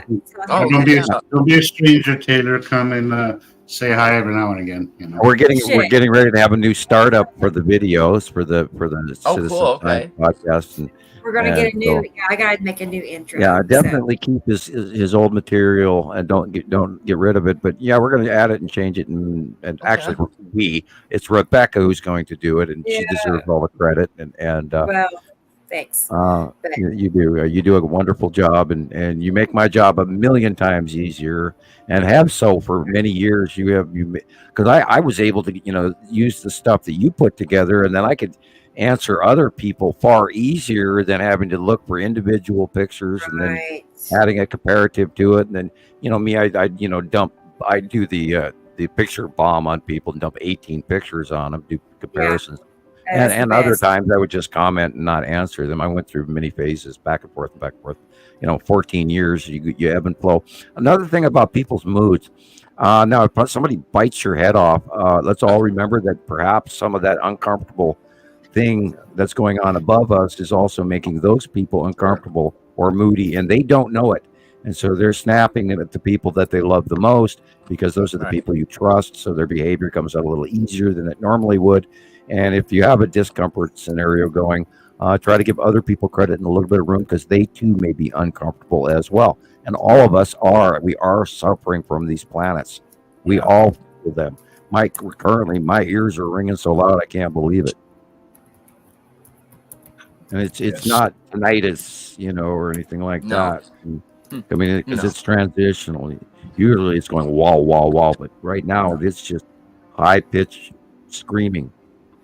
Well, for me, it's the weirdest thing. And that's why I know it's external, because during that week that I was feeling like this, it was overcast. Yeah. And the minute I woke up the next day and everything was gone, when I felt great and I woke up and I bounced out of bed, I looked outside and it was finally some sunshine. Skies were clear, everything was just beautiful, and I was like, okay, thank God they're gone today. Yeah, when you get depressed, you've got to distract yourself. When you're laying in bed, and I suffer from that greatly. I'll lay in bed, and I have every day my brain goes through everything I did all day and who I talked to and what I said. And God, I hope I didn't say the wrong thing, and la la la la la. And I try not to go there, and I try to distract myself from that so I can actually slow down. Now, white noise is really good, a fan, whatever. But if you have trouble and don't let it eat you up, you've got to distract yourself back to calm and now, not what might happen or what did happen, but now. Think about now. And then even if you're like having an anxiety attack, and that's brought on by a series of things that you can't do anything about that are haunting you, that are yet to come, or behavior or actions that you've done in the past. So you have to break that cycle of that thought process. So you have to say, okay, what am I looking at now? Oh, look, there sits the napkin on the table, and there's this, and there's that in front of me, and there's my TV and my chair. And if you just get the now, then you'll drop that personal haunting. And all of us go through that, but I think currently it's happened to me even recently a few times as well, where I'm just direly like, I know something's wrong and everything's wrong and I don't know why it's wrong, but it's wrong. And when you get that, you got to distract yourself. Yeah. And I've had some serious days where it's just like, oh my God, you've got to be kidding me. What the hell? Yeah, this last week was really rough for me. It was bad. It was a strong sense of I'm terribly sorry. Started as depression, and then it just went into just this overwhelming fear. Let us know. Of everything just kind of falling down around you, like your whole world is crumbling. But I'll bomb you with a whole bunch of music. Everything is all said and done. You were like, holy crap, nothing. The world is still here. The sun is still shining. Right. And then you realize, it's not me, it's external. So you have to. I have a song in mind. I should send you right now. Did you ever listen to Chicago? Yeah. Oh yeah, sure. Yeah. Yeah. Like Good Day Sunshine or I Believe in You or any of those things that Chicago put out way back in the 70s and 80s. If next time you're bummed out, let me know, man. I'll talk to you. We can talk on the phone anytime you want. I'm here. I'm always here, with the exception of every once in a while I'll call, and that's immediately the moment I left the house to go to the store. But next time you're feeling sad, give me a call or even write me a note, and I'll send you some music. Christoper, did you like the Tubular Bells? I love the Tubular Bells. Had you heard of Mike Oldfield prior to that? I had not. But do you know what that theme song is? The first song off that album comes from? I'm gonna have to listen to it again a little bit more. But no, I don't know what it is. It comes from the movie The Exorcist. That's what I thought. Okay, that was it's scary and spooky, and that goes along with the premise of. Rebecca, can you pull that picture? Jesus did not see it. He was absent when we were talking about this picture tonight. I don't know if you guys saw. I let you guys know that I had to go rescue my my roommate. Battery died. So I had to go. Oh yeah, you got to, Jesus, you got to see this picture. We talked about this, and I want to get your, because actually I sort of talked about it publicly, which we didn't do. So can you bring that picture back? Do you know which one? Which one, Sam? I'm talking to Karen. I wanted Karen to know we appreciate her donation. Thank you, Karen. Thank you, Karen. Thank you very much. Really, thank you. Because it costs money to do our show. You know, it takes money, and we're just paying for it out of our pockets. And then you go ahead and pay your bills with that. That's good. Yeah, that's good. So do you remember the picture? Which one? Tell me which one. One of the skeleton head and the Reaper flying through the sky in front of the the Pan asteroid. You got to see this, Jesus, because we've talked about this, you and I, in the past many times. And, all the way back to Montana Skywatcher 1, where it was occasionally brought up, but I didn't want to scare the crap out of little old ladies out in the Carolinas or anything like that. So you guys really talked about it for the first time a few weeks back. And I had to leave. My wife, I had to take her to the doctor that day. And, I think it was a Saturday podcast. And her doctor called us and said that, she could come in and see him. You guys had just started touching on the subject, so we've hinted around it from what we've seen. We've seen it so many times. And then Rebecca and I were talking about it yesterday, and then bang! Okay, right there. Oof, jeez. Can you see the skeleton head and the rib cage? And his upper right hand, he's got the Sai, the Grim Reaper, and then in this one you don't see his cloak very well.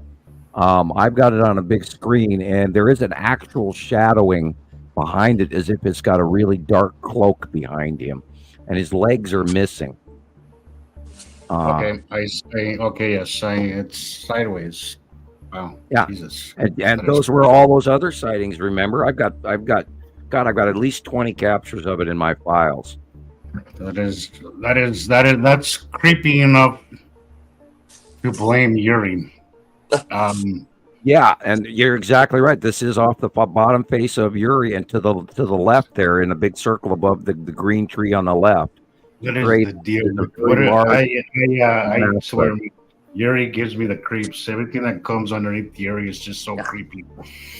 Yeah, and then if you go upper left of this is where we see all those thousands of spirits in the cities and all of that shit. Remember those shots?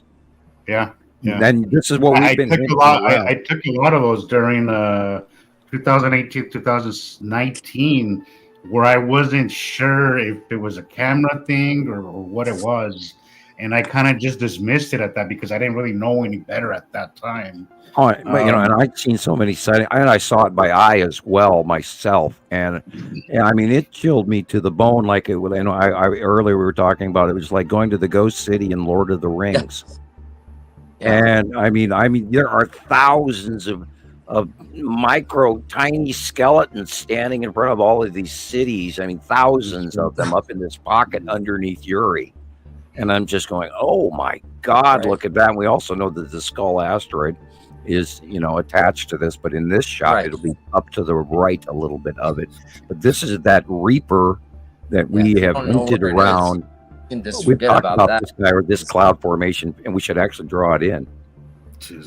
I should actually draw in the Reaper on the next month. I would love to see your rendition. Maybe I'll do an independent drawing of that. That'll give me something to do later. Rebecca, can you send this picture to me on PM? So I know I won't copy it. I won't copy it, but I do want to review it again and then do it. Wow, there's another one there. There's another skeleton there. A whole day of them. There's Sam, I know that sometimes you hold back, which is understandable, and I've learned to be okay with it. As much as my curiosity heals me, sometimes I've learned to be okay with it because there's some things that I think should take its time. You shouldn't just kind of throw something on somebody. But what can you tell us when it comes to this? What can you tell us? What can you? Well, I mentioned it earlier. I do believe there is, it's a theory This is something I kind of had crossed my mind over the years. We know that the Nephilim, the giants, were here. And we know that they were cast down and smited greatly by the gods, the demigods. I believe that if you cross-reference this with Apophis comes down and scoops up souls from the earth, which is why Ra hangs out on his ship and casts Apophis with his great staff and all of that.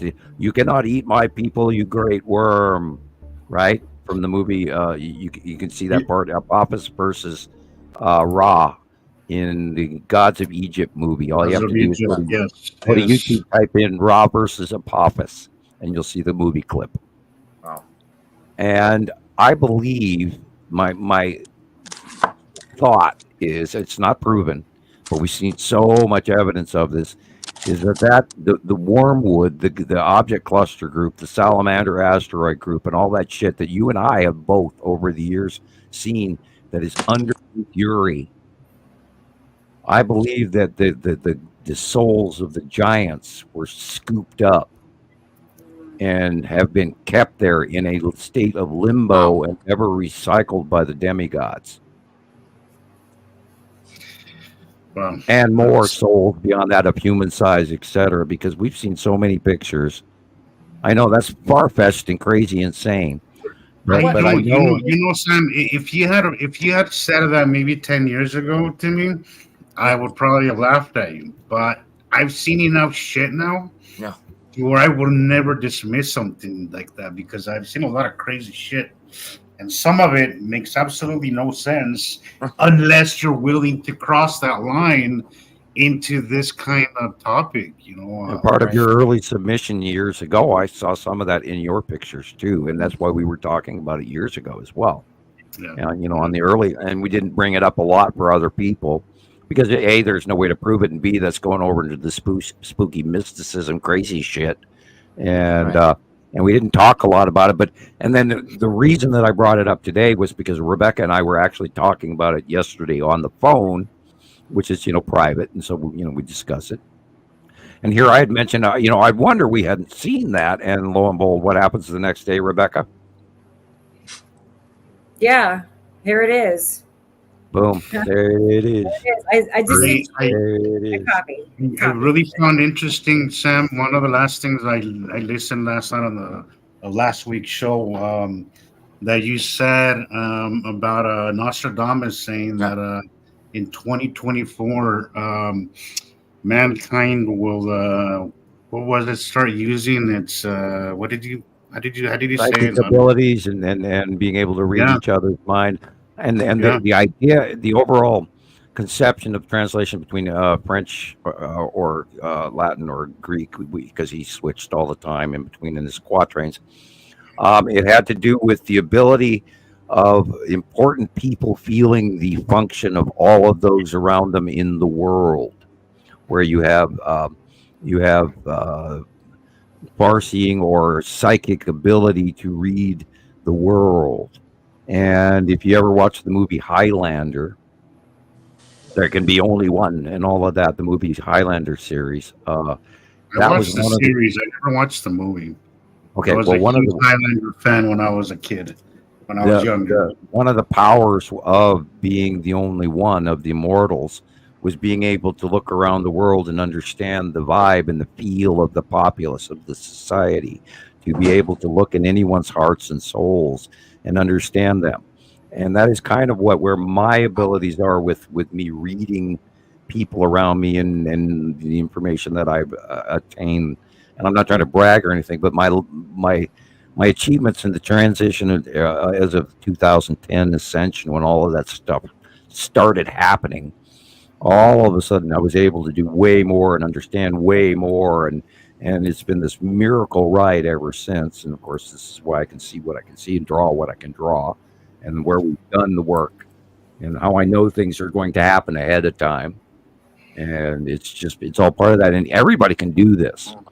You just have to. No, I agree, Sam, because there's times that I felt really completely confused by all this, and then something I can't even explain how or what. It's just all of a sudden you just understand it, and you just right, and that's what enlightenment is. Yes, things you don't become know how it easier. came to you, but all of a sudden you just get this image in your head. Because that's kind of how the way it happens to me. It's just like I can't really explain it in words, but I just visualize it in my head, and it makes sense. It's not like we are printers and we can print this piece of paper, but when you get that it's an epiphany in your mind, it's a connection, and then it just sort of speaks to you, and then then you go, duh, that was obvious as hell. And Exactly. the secret to all of this, including science, people go, well, science is too hard. No, it's not. If it's simple and it's logical and it fits, it's true. If it's complicated and confusing, then it doesn't work in our entire environment, then it's a lie. And it's that basic. And once you go through all the possibilities, Sherlock Holmes and all of that, no matter what you wed out, and no matter how ridiculous what is left, is the truth. And this is why this whole planetary system and the crossing of the binary solar system, because man's always questioned, well, are we alone in the universe? Hell no. I mean, universes, plural, there are millions of universes, millions, billions, and they go on forever and ever and ever. And even us now, we're looking at light that came in 1 billion years ago. So we don't even know actually what's going on out there in current now, not even a clue. And on any of our, great telescopes and all that, we're looking at old light shit that happened 1 million years ago. So we don't even know. So there's so much more. And I, as an absolute fact, have met other races. So I can absolutely tell you that aliens are real. And I don't know what people are going to jump into and buy into this or not, but, and they're parked over the top of our heads right now. Hello, waha. I mean, I want to, become a bubbling idiot when I go, I can't believe you guys don't know this. And, on top of it all, I was expecting the planets. So I got the opportunity to see them easier than everyone else because the greater leap was much smaller for me because I expected them.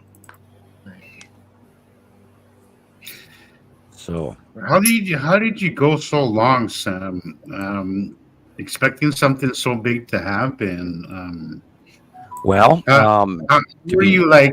I mean, sometimes waiting outside for somebody to get in somebody that I'm picking up. I get annoyed. Yeah, I had to learn patience. I'm not necessarily an impatient person, but I have my moments. I used to be hugely impatient. Now I'm very patient. Well, I think sky watching kind of really hones that part of you in is learning to be patient because it is a game of anticipation and it's a long game. It's not one of those short games. The biggest part of them telling me I couldn't do what I really loved doing was knowing chemistry, and I couldn't go farther. And yet they didn't even really give me an option of what I wanted to do. But I actually did get placed with the Bureau of Land Management, et cetera, which is because I wanted to go into forestry, if not into forest chemistry even, but then they wanted me to send me to Bologna, Italy for the Foresting Academy and all that. And you can all look that up. That's all real. And then after them threatening me, once they were releasing me as a official government dissident, because they were threatening me, trying to have that. Oh, I don't want to be a dissident. I'll do whatever you ask. When their threats didn't do it, and they actually did let me go in handcuffs back to Montana. I bet they hated it. Well, yeah, you should have seen the Virginia State Trooper that took me back to Montana on the bus. They didn't even stick me on a plane, the damn idiots. Maybe they wanted me to sweat it out and change my mind over the next 4 days. I don't know. Oh, take me back! I can't take it anymore. And whatever. I, never thought about it beyond that. It was a bitch. And then I had the Men in Black pick me up at the bus station, etc. And then the story. Dropped me off at the Social Security office so I could re-sign up for the world because I didn't exist anymore. Blah blah blah. The threat over the top of me was so great that I didn't really even want to talk about it because it was too dangerous to do so. Absolutely. And what could little old me do about it anyway? I was just some idiot kid that wrote a chemistry paper that got a lot of attention. And so, and I was direly concerned that everyone should have the right to know about the other planets and the other civilization, and that we could be living a different life right now. If I believe if this came out in 1980 in the public, I think we'd be the Jetsons. I think we would have changed. Well, I think the biggest problem with this, Sam, is that we don't. This is why it changed all of our lives, is because we don't look at the world locally anymore. We think in global terms, in solar system or galaxy, and I don't think many people get that opportunity, really get that. And I think if people were to start seeing the world as a whole, the solar system as a whole, instead of just thinking of your little local bubble, we would think differently, and we would put more importance on other things besides what affects us every day. Because I know that's what it did to me. Even the realization that it's not just planet Earth that's heating up.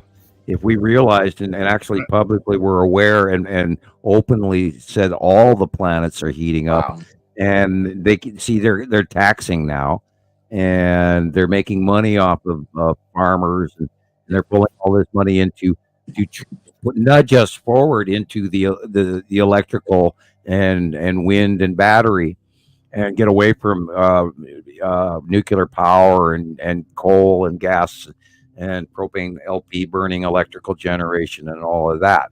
I can understand that, and yes, there is a huge sequestration of carbon emissions and everything. But if they really wanted to do something about that, rather than making the whole world go crazy on electric cars and stuff, they should go with electric planes. Right. If we replaced even half of the air travel in this country that goes around the world every day with electric planes, then that would be worthwhile. Granted, a lithium battery in the sky is dangerous as hell, and that's part of the problem. But if we got rid of air traffic, I've seen a lot of things, a lot of people with alternative energy sources. The thing is that big oil has a huge impact on everyday life. Right. It is a huge economy that can't.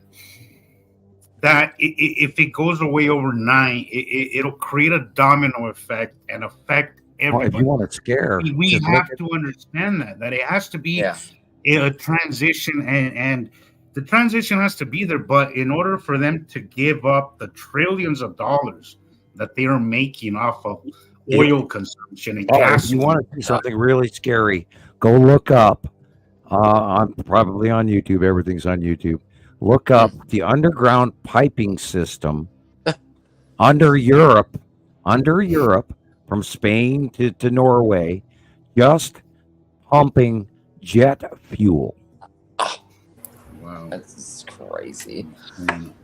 Well, I mean, it's just so much money, and I think that's the problem with the world right now. Look, I think health-wise, we have, because we have the money incentive, people aren't in the business of curing anything, as well as people aren't in the business of getting rid of oil, because it's such a big money maker. Why would they?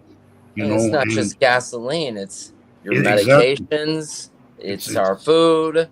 Yeah, oil, oil, crude oil is in our everyday products. It's not just in our cars. Everything.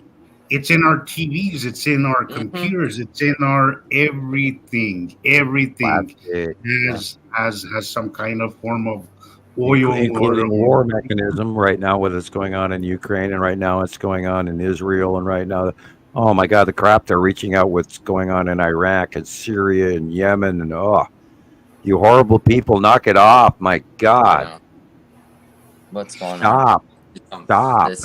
I I don't see the point of having money if you're not gonna have a Earth, a planet to, to spend it on. Oh, we got to stop the hate. We got to stop the greed. We got to let the good old boys just go elsewhere.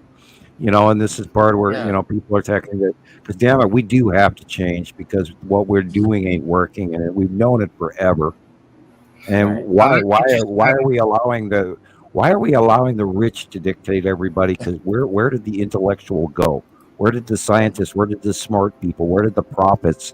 Where like Mark Twain and they're gone. And people aren't the ones that are looking to be in power. That's the thing, is that we don't have smart, educated people because they're not interested in power. The only people interested in power are psychos. I liked what you said a while back, Sam, and I know this might ruffle some feathers, but I do really agree with what you said. Socialism, capitalism, is there a comfortable medium, middle area when it comes to those things? I think so. I think people always forget. People either go too far right or too far left, and I'm not talking politically. I'm talking about everything. There is a comfortable middle. We don't have to be socialist. We don't have to be completely capitalism, but we could find a middle ground. I think we have a lot of old money influences that are swaying things. I think that there's too many around the world influences, especially unfortunately, is propaganda from China, propaganda from Russia that are being sent into our internet, and people aren't aware that is happening. I was going to say, Sam, I think that we're in an age right now, Sam, where through technology and through social media, people have learned to manipulate people's opinion. They have learned to change people's opinion through propaganda. There's so much data about people right now that they know us better than we know ourselves. It's scary. Well, we've got AI that's collecting information faster than we can. Spend 30 minutes on TikTok and you will learn a lot about yourself. It is creepy. It is creepy how accurate that algorithm is. So imagine what if somebody was inclined to change your political opinions.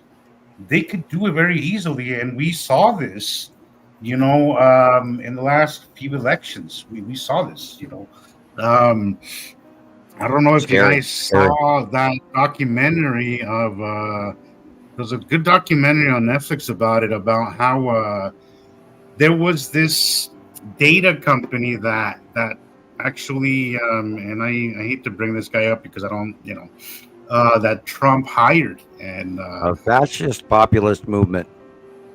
Well, no, it was a data company that really helped with his social media persona, and in turn what we ended up with was MAGA. And I'm pretty sure everybody knows what a political mess that has created, and the political world has not been the same since that happened. All focusing on one thing that should have been long ago buried. Yeah.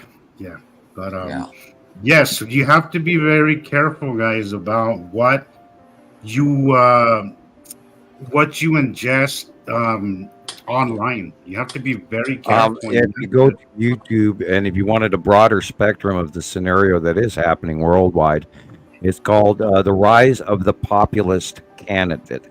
And that has to do with being voted in because you're a TV star, or Ronald Reagan is a very good example of that, even though they still swear by him.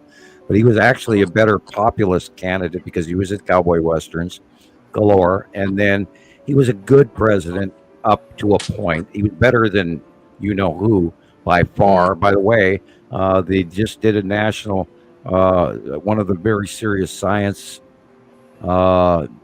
presidential political scientist groups did a study on who the worst president in history was. And I'll give you a cookie if you guessed who number one was. In the worst president in the U.S. history was... Oh, I don't know. The Orange Savior. Anyway, I apologize. It was Trump. Originally Nixon, and then it went down to Trump. Well, actually, Hoover, and there was a couple other ones in the list that were. Wait, but the whole list is now changed. Woodrow Wilson was bad. Yeah, he was. Yeah. Anyway, now enough of the political, because we'll have some people get mad at us. Yeah. No, that's a very. We're saying who the president was at the turn of the century. WW. That's it. Yeah. That's what we're talking about. I just remember everywhere I've ever worked, I worked for big companies like Verizon and MCI, and they had this top 5 things, you just were not allowed to talk about in the office. Yeah. Well, my political politics and religion. My political, I personally knew Mike Mansfield. He's a congressman from Montana. I actually remember all the way back to John F. Kennedy's funeral. Wow. I remember watching it on TV as a very small child, which tells you how old I am. I remember JFK's funeral.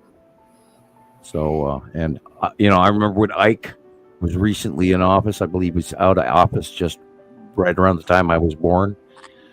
Anyway, I go back many presidents. But no, I was Rebecca. We get warned the same thing. There's certain topics that they highly recommend that we stay away from. Yeah, politics. They want us to keep it basic, and I try, but occasionally you get that one person that you just have to shut up and let them talk, because if you chime in, it's not gonna go anywhere pretty, So I get that a lot. I've learned my job has really taught me how not to take things personal. You have to. Carter was a good president, right? And the more you take things personal, the more you're gonna be annoyed. Sometimes you just have to let it be. If somebody wants to tell you the sky is pink, the sky is whatever. The sky is pink. All right. Yeah. No, you can either be stress free or you can be right. You can't have both sometimes. So I keep that in mind. I am not particularly worried about being wrong. Sorry, arrogant, but I mean, I have not caught myself being wrong for a very long time, which is spooky. It's kind of arrogant, but I mean, I am forever aware of the possible fall from grace by being arrogant, and I do watch my P's and Q's and keep my ducks in a row. And it's not arrogance, Tim. It's confidence. That's right. And I think we all have that certain level of confidence because we've all. Well, you guys all earned your place. You did. Yeah. All of you. This is why, the team of experts is the team of experts, because you guys have all stood out on your own to be able to say, excuse me, but I absolutely see these passing planets, and there isn't a thing you could tell me to tell me different. Yeah. And we've been watching them for 14 years now. Wow. Still can't get over that one. Yeah, a couple more days. On the 9th, it'll be 14 years period that I went public and started typing and sweating buckets and bullets. And I used to have a towel wrapped around my neck for my hair, my ears would drip, my chin would drip, trying to come past post-traumatic stress disorder. I wasn't even allowed to have a copy of the periodic chart in my home for that entire 30 years. And they did not want me doing any science anymore. Wow. That's awful. No more surface of circumference or radius of a sphere or any of that other shit and chemistry and so I had to completely back away from it, which is okay. But the threat was so great that you didn't dare break it because you're dealing with the government, and they can come in and you go bye, and then they say, well, this man is guilty of this, that, and the other thing, and then everybody goes, oh, okay, and then you're gone. And so you do not break what they tell you not to do. And I waited till April because I assumed by the end of the passing of the year of that 30th year, I would give it a few months for fiscal extra. You don't know what fiscal year it is according to the Library of Congress or whatever. So I gave it a couple of months, and then I started talking about it because in 2009, I had seen 2010-ish, right at the transition of the year. I did see whatever I saw, and I still to this day believe it was with Tim. I saw a planet go by, and it was the size of a basketball and out in the sky, and I went, "Holy shit!" And my right out of my mouth came, "Oh God, they're here!" Wow. And I knew because I was waiting for them all the way back from the 70s, so 70s and 80s, late 1978 all the way through 1980, and I knew they were coming. And then the rest is, all the stuff you guys know. And then we watched him, and I kept trying to scream to everybody, "Oh my God, look at that! There's this huge ass planet. Oh my God, you can see land masses and clouds and moons, and oh look over there, there's more." And then I'm talking to 50 people, and they're going, "Man, you're crazy. Who the hell are you?" That's I gotta say it. I have a lot of respect for you for that, Sam, because I don't know if I would have been able to do it, honestly.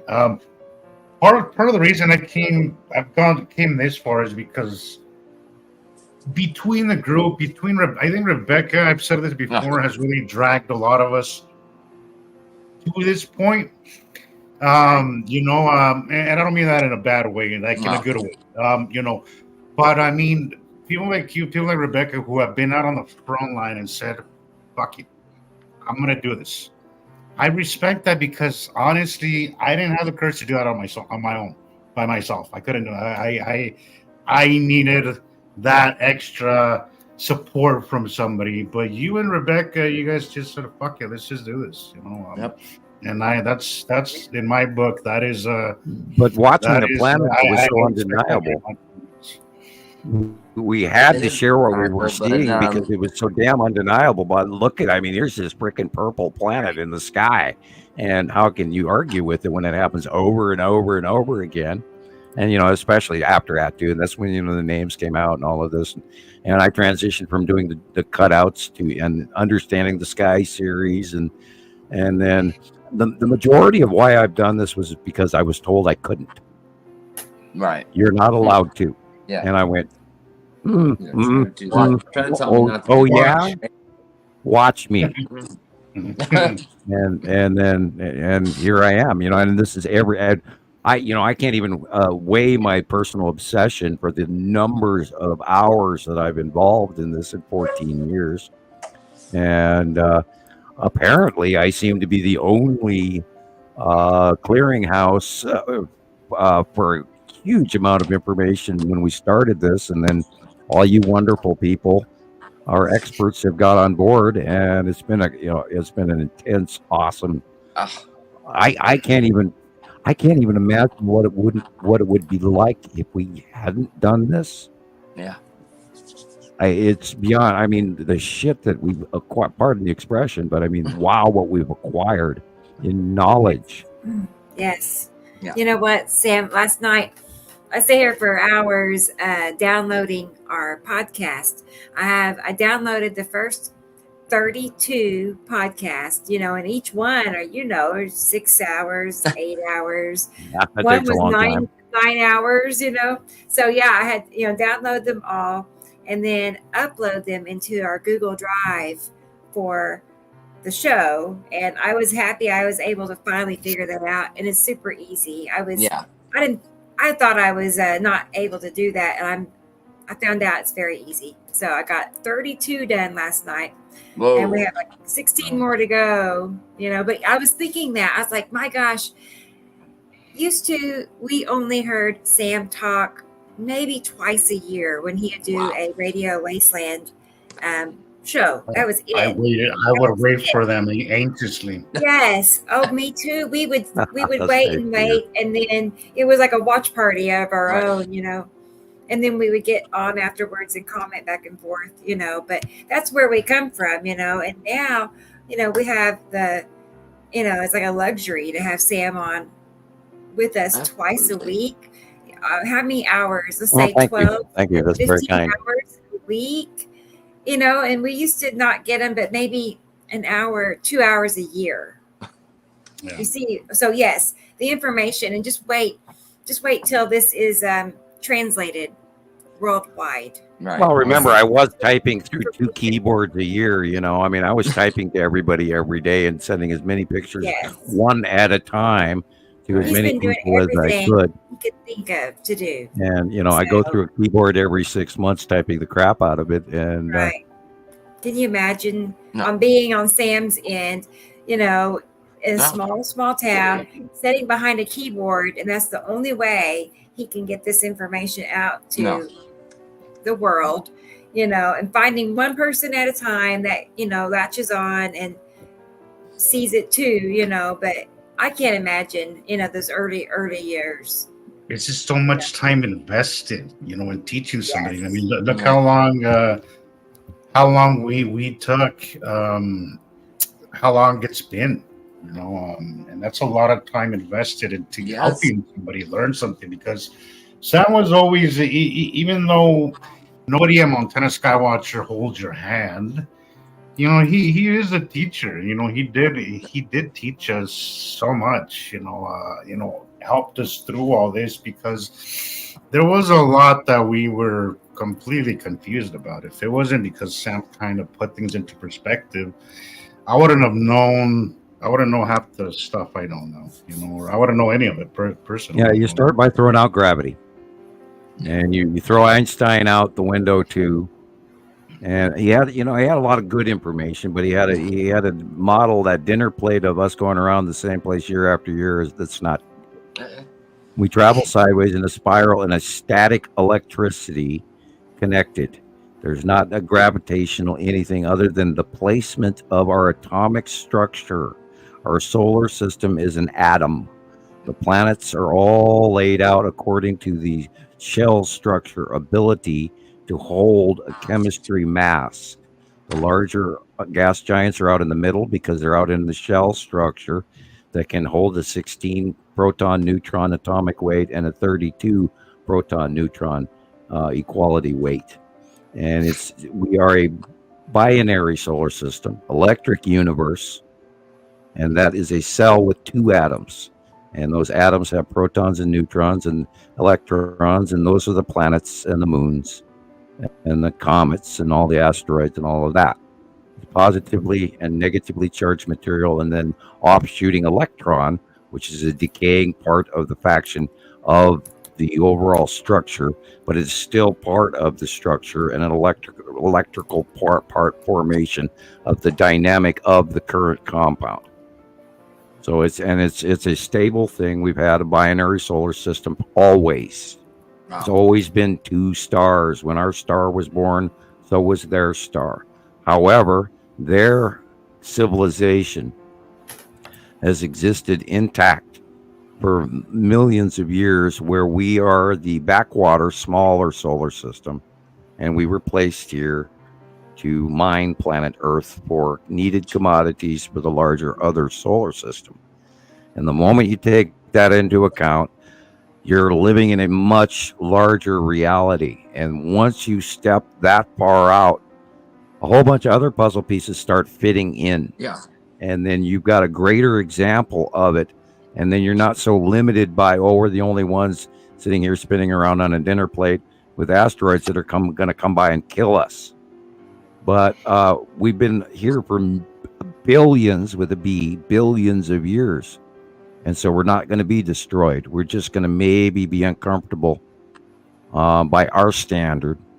But Earth goes on, the system goes on, the commodities goes on, the planets and the people on the other part of our binary solar system go on in their civilization. So we have to keep into account that there's much, much, much bigger going on. And once you start to reach for that, before you know it, you're educating yourself. And I like what you said last show, Sam, that these planets are not our enemies. It's a part of the process. And I like to point out the example of volcano eruptions. Even though they cause a lot of destruction initially, the ground, the soil is one of the most fertile soils. So you have an explosion in the months and weeks after an eruption. There's a lot being born, a lot springing back to life. So diamonds, emeralds, rubies, sulfur, all sorts of materials out of the deposits of volcanic eruptive materials that come up depending on the temperature and dispersal, including gold. Gold comes from under deep, and then also the gaseous pressures that break up from the top of melting lava pools or lava domes. Those gases will actually go up through the fractures in the ground all around the area, and those pressurized gases and of different salts and this and that also creates gold inside the fractured fissures, and that's all part of, and copper and zinc and the silver and you name it. I'm trying to think of gallium or anyway, which is what silver is, and copper and zinc and all of that. I can't think of the exact name of it, but anyway, they're galena. That's what it is. So that's what silver, and it contains lead, and then they boil it down and separate it, and then you get silver and lead and zinc and all sorts of other stuff from it, and gold and copper, and all of this stuff is created through the pressurization from volcanic and change and activities and gases forming up through the fissures and movement of plates and pressurization from the great ice ages that crushed rock down and turned it into granite and feldspar and this and all and blah blah blah, and I could go on for the next week. So it's a process, guys, that is more than destructive. It's almost like it's creating land. It's like our planet depends on it to keep things the way they to keep things going. You know? And with the planet passing, the tectonic breakups and stuff that happens every cycle, including climate change, including geologic changes and all of this stuff, including civilization, climate migration, and all of this stuff happens. And that way we reboot the supplies for the next 4,000 years.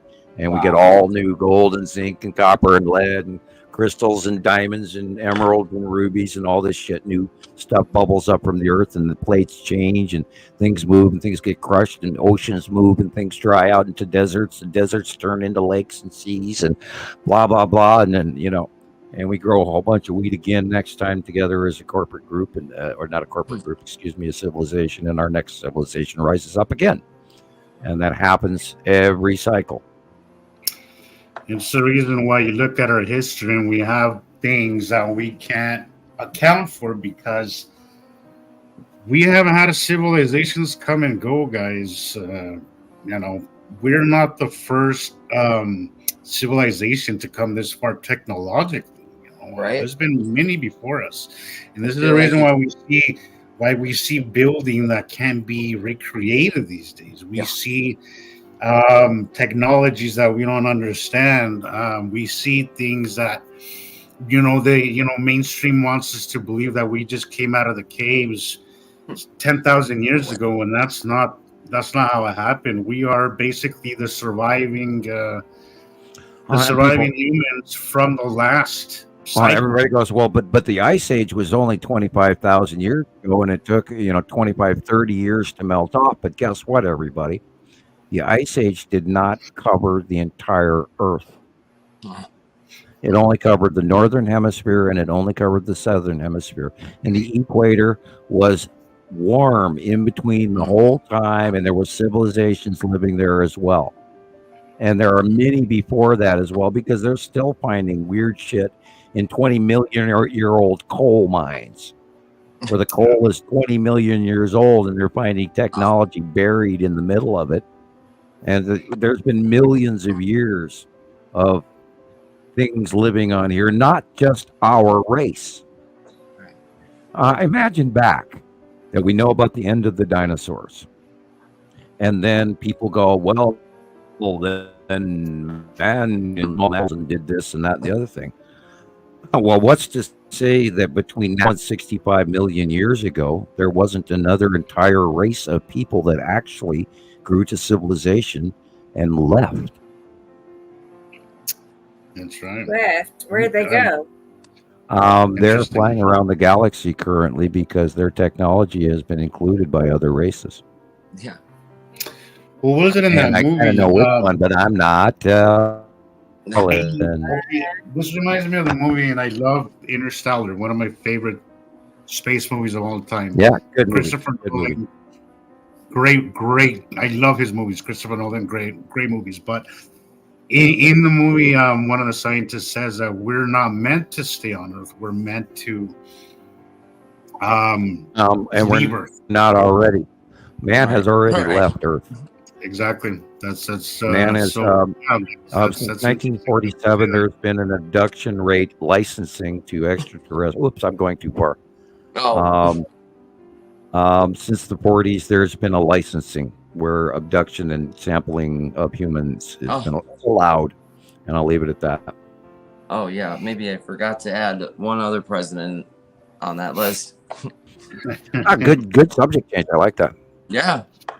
Yeah, he's on his feet here. I think today. anybody who's listening to us right now knows that much. Yeah, definitely. Yeah, I'm just like, and it happens all the time, ladies and germs. I mean, I'm being silly. You do distract. There's Facebook public knows. There it goes. There it starts. Oh my God! What? Hey, how y'all doing? What's up? Every time. It never fails. At least once time a show. Yeah. Yes. Okay, I'll say it again. There is so much more going on above us that Joe Facebook public doesn't know. Yeah. Right. A lot more. Yeah, the moment I start getting to the classified, then all of a sudden I get burbled out. Tell me they're not watching our show. Hey, you guys got jelly donuts with the cherry filling and Starbucks or what? Those jelly donuts are so damn good too. I love jellies, man. You know who the Great White North and the Mackenzie brothers from Strange Brew, the movie. And they always take off, and go get some jellies, man, and some beer, back bacon and beer, Yeah. Okay. All right. Yeah. The moment I caught myself because I knew I was heading to classified, and they just reminded me, and I'm sorry, guys. I try not to go there publicly. Thank you. I was already catching myself, and you didn't have to blurb me out. I just didn't want to. I didn't want to go there. A couple, like you don't want to jump on the bandwagon that says conspiracy theory. They're watching us. I just didn't want to acknowledge it at all. I still don't want to acknowledge that, but wow. And I apologize for anybody whose computer, laptop, or phone blows up because of me in the near future. And you've been warned. It could happen to you, and because we are send us a bill in the mail. We are controversial, and we are watched. And there, you just saw an example of it again. I haven't had any trouble with my internet tonight. I haven't blurbed out once until I start reaching into the off-world contact with government and ET. Maybe even beyond government. Maybe it's ET interference. Like it's something that's so. Right, and we talked about that on the phone yesterday. Yeah. Yes. Right. I was wondering that too, because just like you said, Rebecca, it's like. Yeah, it's right. And maybe we need to mention those guys up there in the spacecraft and up on the planets and even higher up in the cubes and in the Star Destroyers. If you are watching our show, please like, subscribe, and hit the notification button in between shifts. And we're probably better than the Spider game. It is entirely possible because the Pleiadian was able to actually look me up.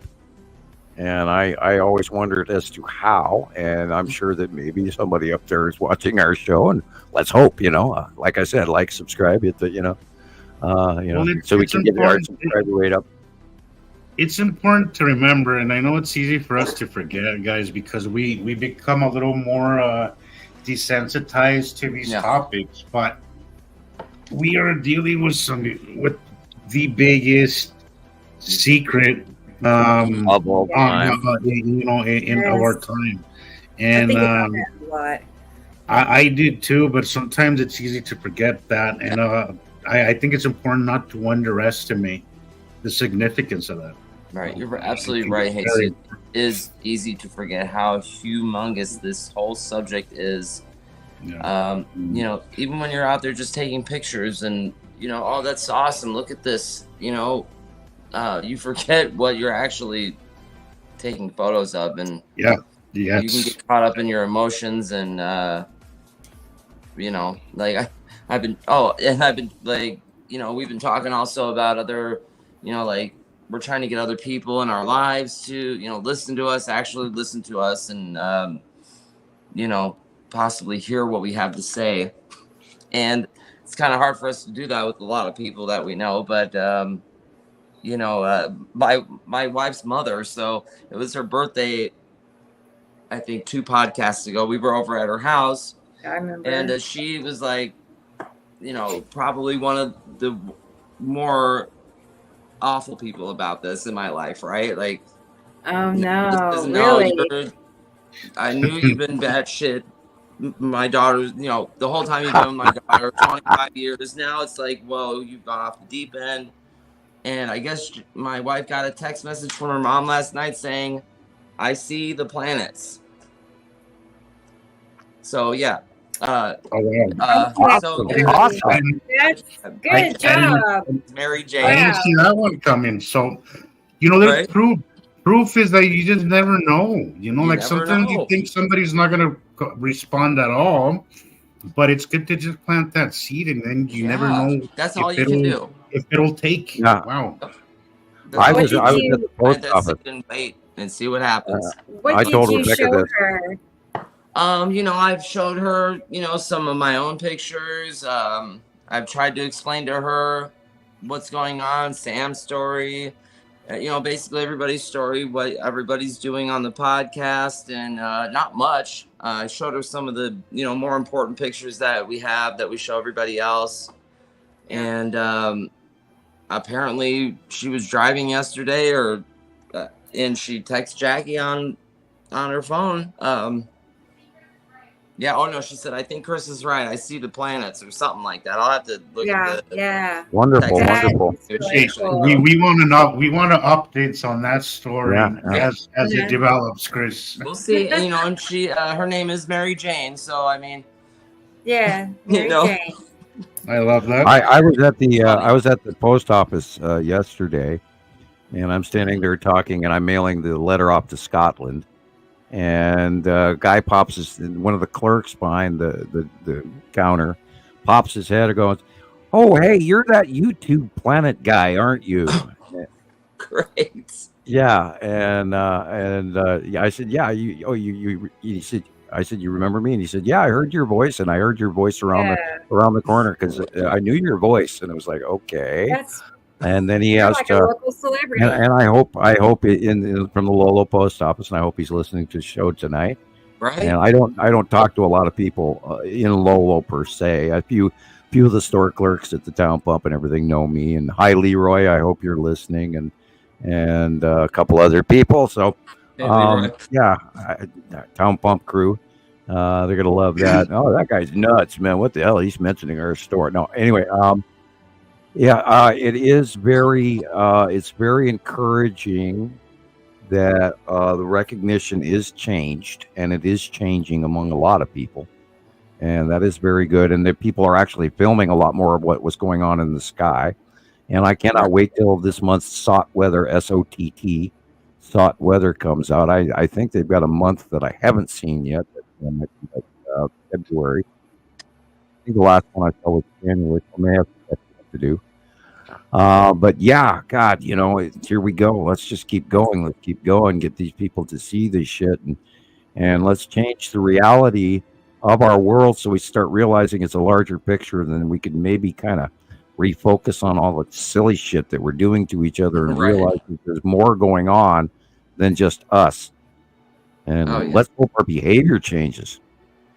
Definitely. And also, we have to realize that we are so capable of so much more than we think we are. We all here have seen the our evolution in this topic and what we have been able to the community that we have built here, and the connections that we have done, and the family that we have, created, and we are much more significant, guys, than we give ourselves credit for. And I really hope that we can understand that and start to see that, because I think they really. This is why I always say think bigger. I mean that in every aspect. I think we're up to somewhere around 400,000 people strong right now. Somewhere if we add all the groups together, so 400,000+. Wow. We have abilities, and we have even started to tap into, guys, and we are much more significant and important than we think we are. We're more than just worker bees. We're creators. We are much more, and I think it's time that humanity knows that and embraces that. It's time to wake up, Alice. Wake up, Alice, because our intuitive selves are being born, and start listening to you and trust you. Know that you can know more than what they're telling you. And when they tell you, ask the second question that goes along with after what they've told you. Like, well, why would that do that? Or what is behind what you're telling me that you're not telling me? Ask those questions. And know that once you get the answer, you're smart enough to understand the difference of whether or not you're being lied to or told the truth. And these spiritual skills, these special ESP things, are probably already starting and going. I know that my precog abilities have definitely gotten more powerful, and I get to watch more stuff happen ahead of time. And it's really kind of almost humorous because you see it coming and then it happens. And it's kind of like you just sit there and smile and go, God, I just saw this coming, and there it is. And you don't even have to comment on it, and yet it happens over and over again. It's kind of cool. It's freaky. It's like, wow, cool. And so you see things twice sometimes, and it's been amazing. And like yesterday, we're talking about, that the skeleton reaper thing in front of the Tan asteroid, and literally the next day, I didn't even know there was a capture up there. It is, and we were just talking about it yesterday. It's weird. I feel like I understand what you're saying, Sam, and I feel like I had a lot of those. I don't know if I want to call them abilities, but yeah, I experienced a lot of that when I was like a teenager, maybe in my early 20s, and I think I kind of like suppressed it a lot because it scared me. Just know that it is possible, and that anything that you can imagine is possible. I mean, hell, they come to me as this 18, 17-year-old kid and say, well, here, go sit in a room with this legal pad and a pen, because your test score says that you have the ability to do this shit. Wow. And just write down what you see. And I was one of quite a few other people that were popped into this room, and you all sit at your own table by yourself and you draw what you see, and they give you a target, and then you spend an hour or two doing it, and then they collect the notebooks and off you go. And then back then we didn't have any way to cross-reference whether or not what we were looking for or looking at was true or not. And then only once I started doing this on the internet, and I'd have close friends or something, like Gillian is a good example, I would see things in their homes that kept haunting me. And I would kind of hesitate to ask, but then finally I got to the point where I just got a little bit more brave about it and didn't worry about if I was right or wrong. And then those people went, God, shit, how do you know these things, And then that makes believers out of them. And my friend Lana and I knew, her dog would bark. I could hear it in the background and while we're talking on the phone. And immediately I saw, well, UPS is at your door. And, and one time we were talking on the phone and she heard a thump outside. And I said, your umbrella just blew out of your picnic table and it hit the side of the house. Don't worry about it. And I didn't even know she had an umbrella or not. And lo and behold, the next day she calls me on the phone. She says, that's exactly what happened. That's wild. And that's just the way it works. You just know things. And people can learn that. And the trick is to trust you. Right. I love that, because I love when you because it is very important to trust yourself. Yep. It's what brought me this far. It's sort of like using a tool, and the more you use the tool, the easier and the more reference point. Michelle Mountain mentioned to me in text yesterday. She says, I can now get the goosebumps. I can touch source at will. Wow. And that's once cool. You learn how to reach with your feet in Om and grounding technique and learn through the Buddhist teachings about the circle and your magnetosphere and throat chakra and all of that. And she says, and oh my God, I can do this now. And I said, yep. And it's just something that you learn to self-realize, and you imagine in the place of now, and you place your feet as an electrical, you're a battery. The top of you is the positive charge pole, the bottom of you is the negative. If you feel with your feet down to the ground, even if you're not touching the ground, through the floor, wherever you're sitting right now, if you tell in your mind to reach to the ground with your feet and connect in your mind, and then you've got the chakra tower through your body, starting from your groin, going to above your head.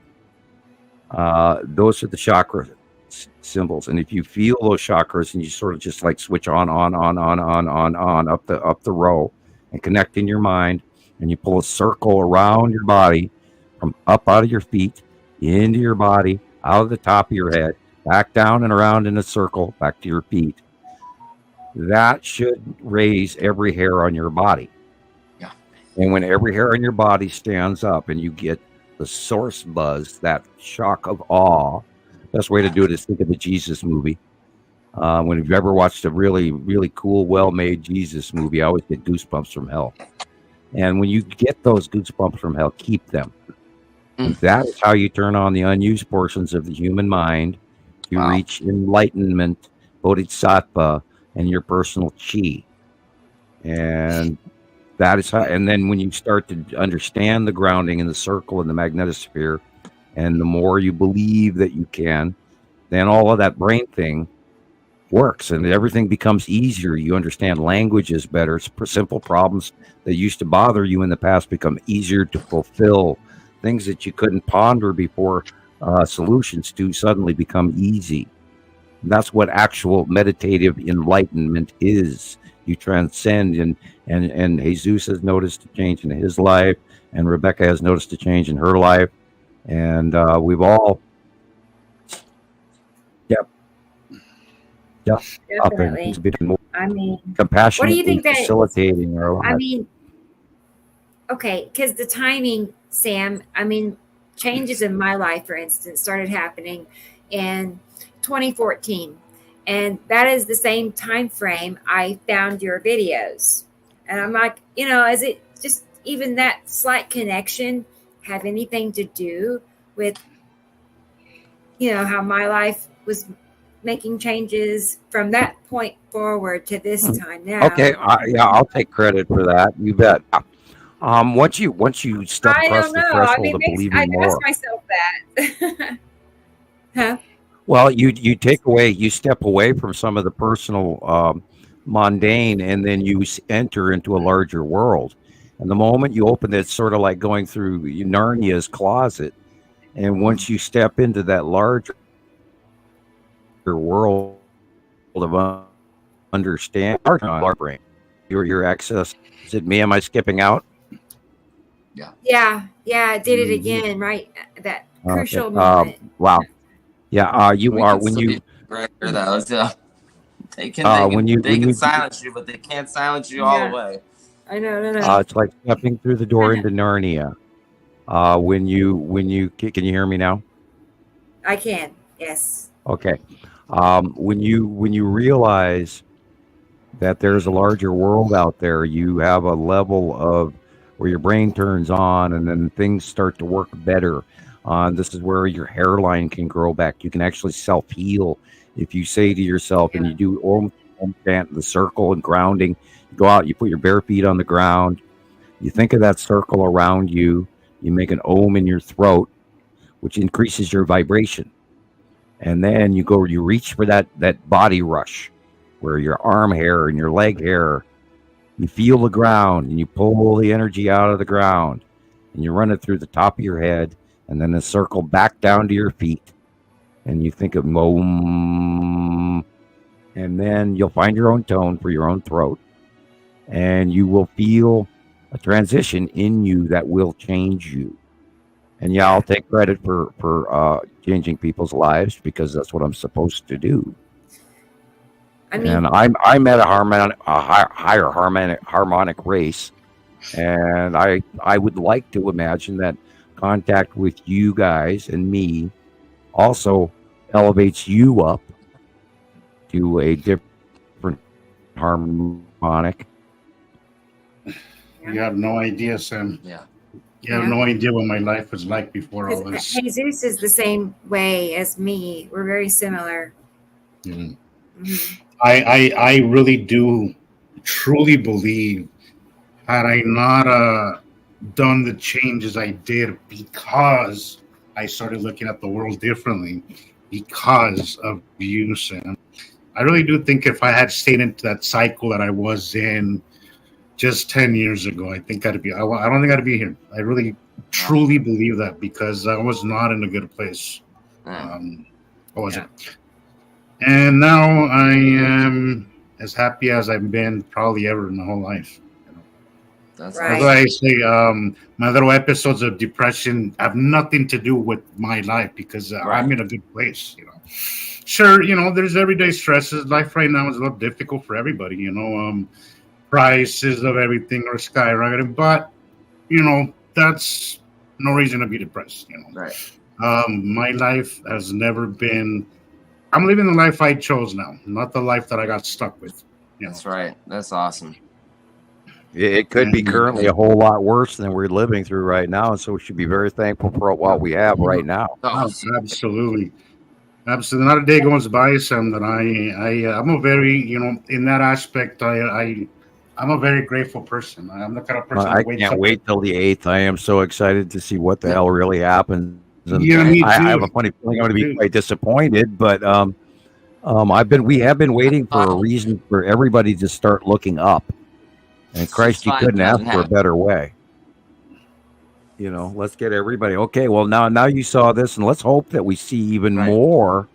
Like, for example, what if the Skull asteroid is drastically illuminated during the cutoff? And what if, the planets are revealed during the cutoff of light with the illuminating planets that are beyond Earth? And there will be the facial illumination of them behind Earth. So do look behind. Ray, rub his eyes. Are you that tired, sir? Me? Or is it hay fever and Utah? Yeah. No. Okay, so everything's budding, everything's blooming. So I have my window open, and I think pollen. Because my nose is running and my eyes are just burning, and that's always from. That's for my. I've never had allergies until I moved here, and now I get them. But you look like me when everything's starting to bloom, and it's really kicking my butt. Yeah. Okay. Like I said, you look like me when the cat's in the room with me. Yeah. I've been like oh God, rub my eyes, rub my nose. It's weird. It's why I've been cutting off the camera so I can sneeze and blow my nose without doing it over anybody. Oh, and yeah, we're gonna right after the eclipse, we're gonna have the dawning of the cicadas all the way from Texas all the way to. Oh, that's right. Somebody who was it? Did you see the asteroid the other day, Jesus? The one Sam's talking about that Alex sent in. Is that what you're talking about, Sam? With the skull asteroid we saw the other day? Yeah. That it was. I thought it was a Fawn or Ben Alex. Yes, because I finally got my photo issue. Yeah, Sam was just that was creepy as shit because I did not expect it to be there that fast. Let me get that. I did not expect the skull asteroid to be that far down and visible right now. I thought it would be a little farther up to the left, and it's like rounded in a very short time to face us exactly like I saw it in 2015. Wow. And once you see that son of a gun come out of the darkness at you, and it's huge. Just the way you said the size of what if this is what of a football we're stadium going to be seeing on the 8th? It's just Okay, is Holy this what shit. you're talking about? I would be freaky. Yeah. Good point. Good point. No, is this it? No, that's a submission that we got in today from somebody said that was a star. Oh, and okay. So I think it was Alexander Walls. Or Waltz, or I never get his name it's right. either a fawn or an Alexandra. I don't remember Yeah, it was which Alexander. person. Okay, cool. And that was like last week's show. I'll have to look for it. Maybe it's just in my head. But yeah, that was a strange. That's creepy too. I mean, yeah. Okay, Sam, for the longest time, I started seeing faces, right? Now, okay, I'm 54. Okay, I started seeing them. I mean, I remember the day. It was April 20th, 2018. And I don't know why. I remember the day even that I started seeing them. It's strange. So all of a sudden, just one day, I start seeing faces. There was one particular day I spent hours out taking pictures and video that day. And I would come home and like usual, I'd put a filter on them, and I started seeing them like just faces upon faces upon faces upon. It just goes on and on. It's endless. It's endless. And so here's the thing. And you say it's pareidolia. And I mean, I can accept that, but I feel it's odd that myself, along with thousands of other people worldwide, started. Well, now remember what was happening in 2018. Okay. In 2018 was the first close pass crossing of Uri. I was just thinking of Uri. That was exactly what I was thinking. And we were talking about how all of these spirits and beings and creatures and shit and skulls and skeletons flying as the Grim Reaper in front of the whole batch at the bottom of it, and the celestial ghost cities and all of this crap that we saw underneath the bottom of Uri for many years going on. Every time she's been, just over the top of us, and you look up underneath in the shadowing and you don't believe what you see. And it's just, I'm not going to F-bomb, but F-bomb crazy, and you see it. And I saw it by eye, and Jesus has seen it by eye, and we've had dozens and dozens and dozens of captures of it, and we've avoided. There's a lot of stuff around that time that I just dismissed as camera effects, but now that I know that, I'm like, there's more to it because Uri has a lot of creepy shit underneath it. And in my little journey through religion this week, I pondered across some information that I had read many years before.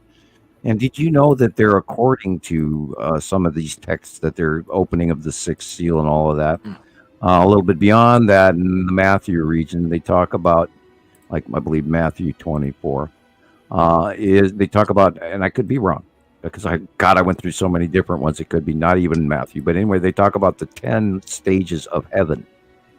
And they list off heaven, first level, second, third, fourth, fifth, sixth, seventh, eighth, ninth, 10th, before you actually get to sit beside God in the kingdom of heaven.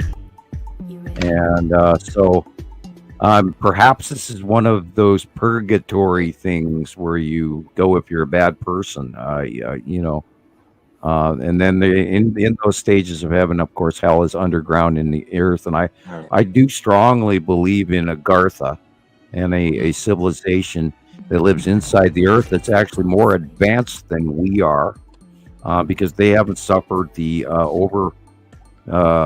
exterior destructive forces of each passing group, and they've actually been stable inside the earth for their civilization to advance in the way that they are. I don't have any real evidence behind it, but there's a lot of information going on about Agartha and Admiral what's-his-face, is it Haley? And finding stuff in Antarctica and then rushing immediately up to the North Pole and the hole and all of this. So I don't know how factual that is, but yeah, there was a lot. There was sightings of a lot of creatures. Now that again, this is 2018 at that time. Uri. Wow. That is the Skull asteroid in 2018. Uri was on the right. What? What is this? The Cloud Rushmore? Hello. Yeah, we've got many sightings in 2015 and 16 and 17 of the Skull asteroid. Yeah, now that this is going, faces in the sky. And I know. This is like memories. I made four. I made 4 different sky or face videos, and the second and third time, Sam was just like disappointed. He was disappointed. He didn't want me to focus on right there. faces. That is the skull asteroid coming around the backside of Attu, and you can see the I'm not gonna lie, Rebecca. I'm not gonna lie. I was a little bit too. I was like, please no, Rebecca. But I see where it comes from. You see where it comes from. Remember how we were trying to rein people in? First was nuts. I know. I bet. And we were trying to rein people into sticking to science and not hype and not freaking out, and no little old ladies jumping off of bridges. I just find it curious. To make it clear, to make it clear, it's not like I don't see it too. I see it too. It's just sometimes I just feel it takes away from the bigger picture. And after that video, this is the last one I made. Wow. I basically turned away from it mostly. I've noticed. I noticed you did that, and then you kind of just. Yeah, I noticed you kind of just stayed away from it. Rebecca Thomas is here. Could you pin up his comment, Thomas, in Germany? Let me go. Let me find it. Hang on a second. Let me back up. Thomas, where is he? Let's see. And look, you got Bach playing in the background. It's like perfect this video. I'm sorry. I think it's awesome. Cool. Yeah, a lot of these sightings have been over the years have been the skull asteroid per se, and then a lot of them have been pareidolia. But then there's also been some stuff that we've like, oh my God, I can't even talk about what I see here. Right. Yeah. That's I've there's been stuff that I don't post because I'm talking about it yesterday. Did I even bring it up today? Because I know it's gonna attract that crazy side of this, because that's what I tell people.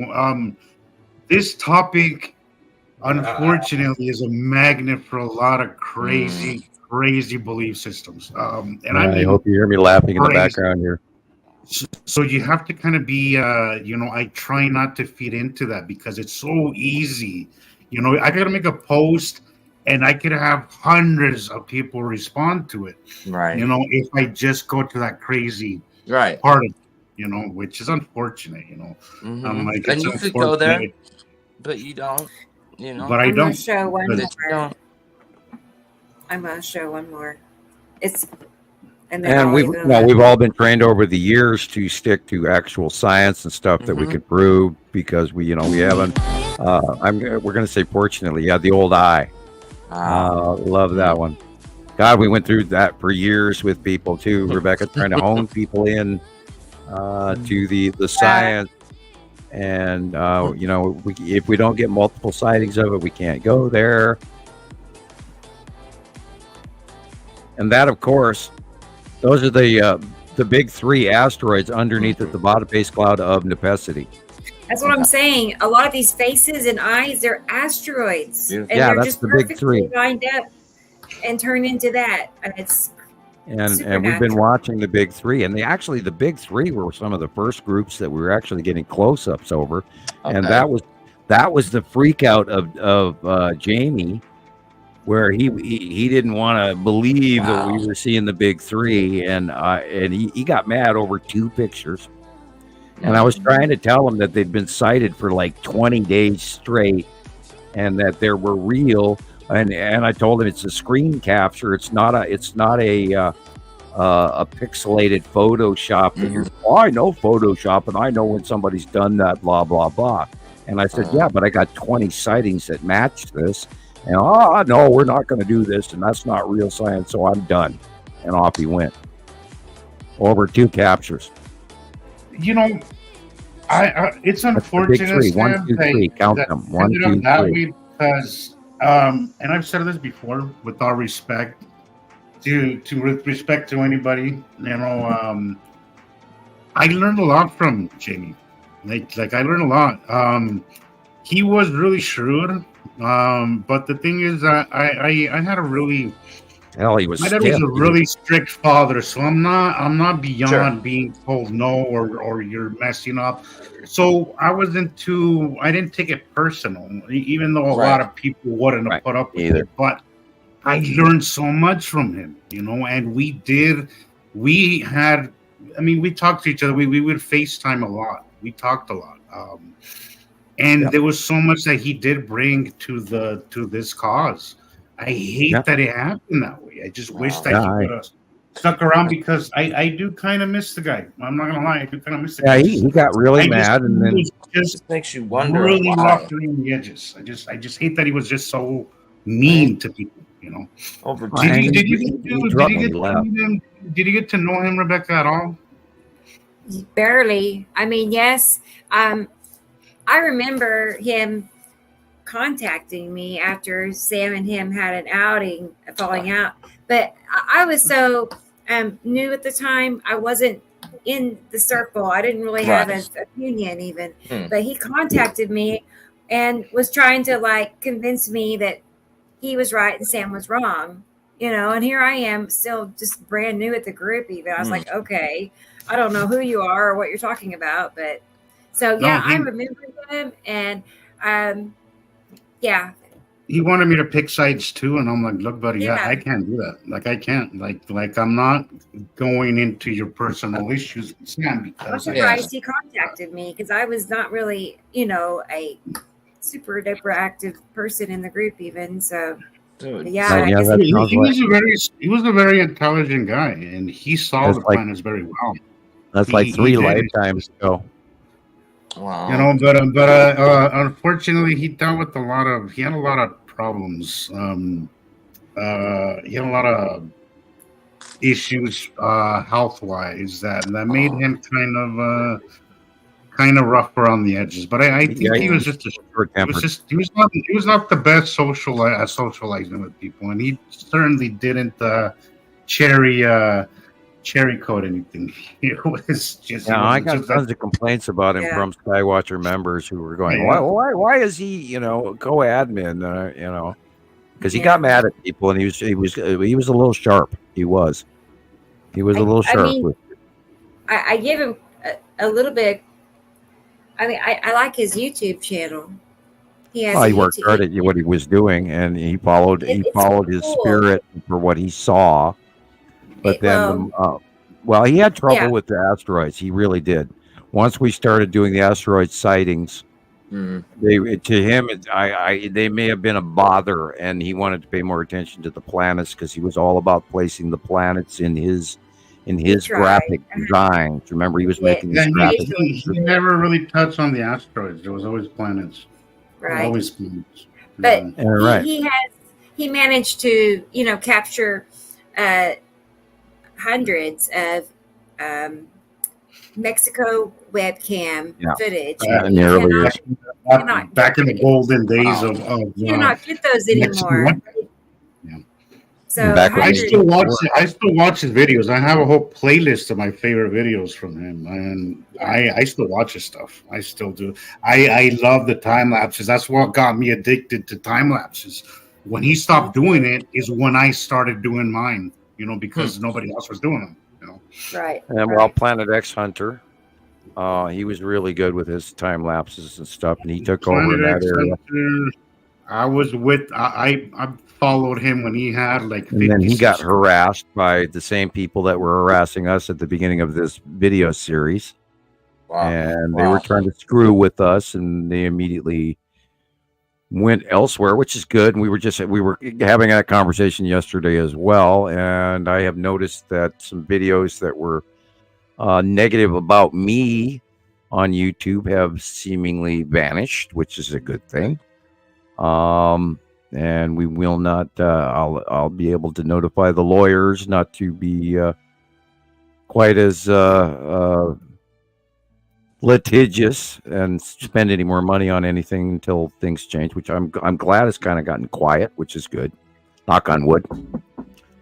Anyway, we've been through the grinder for well over a decade now, and all of us have gone through some crazy emotional arguments within our own heads over and over, back and forth and back and forth. And are they real? And am I full of shit? And can I believe this? And oh God, what are the people going to think about me if I actually mention this to them?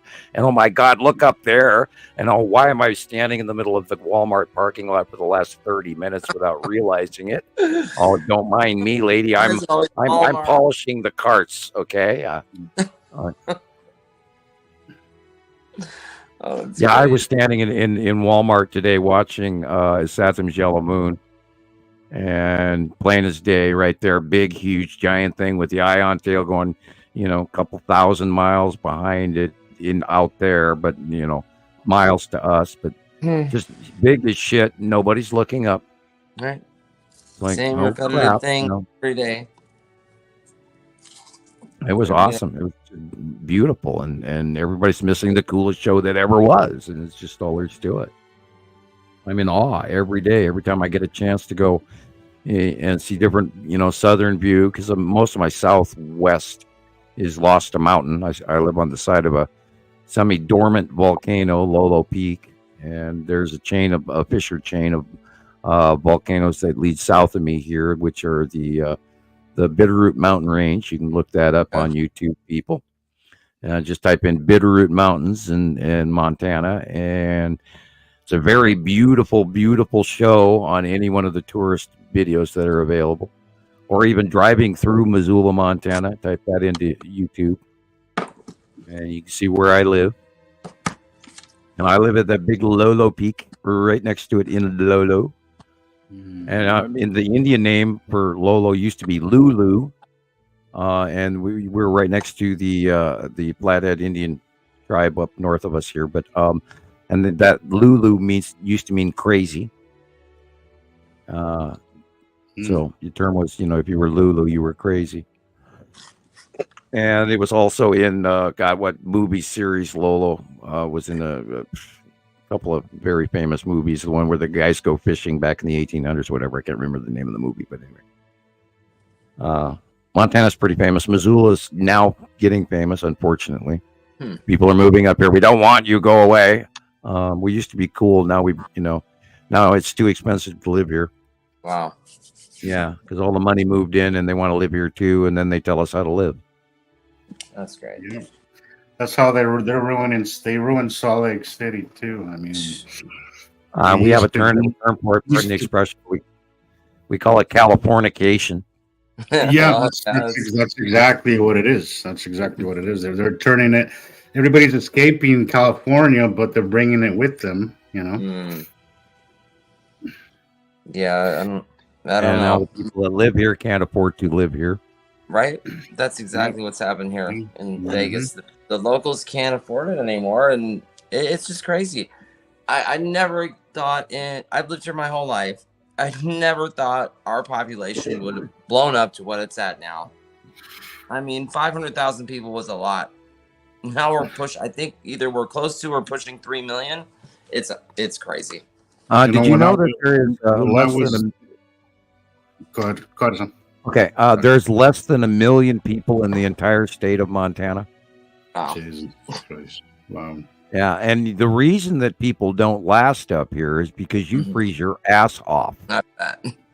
And if you aren't tough, you can't get by here. And that all of us Montanans go, and then these storms that shut down the whole East Coast, we go, oh shit, that's normal.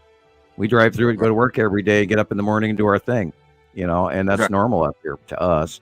And this is why I laugh about electric cars. It is not an electric car. Not going to make it in Montana unless you have a heated garage, because there's no way you're going to start your car in sub-zero temperature. It's just not going to happen. Right. I know. Like I can talk about Chicago because I have family there, right? But I just thought it was funny over what was it this past winter? All of those news reports with all these electric vehicles, and everybody's out there, and none of their cars work. They're having to walk 10 miles back to the suburb where they live with no car. I've walked through Chicago. I've walked downtown Chicago on foot. That's a long walk. Yeah. It's crazy huge. Well, we do that. We're used to that up here in Montana. I actually was stupid enough to do that. I walked Chicago, and I walked Pittsburgh. And okay.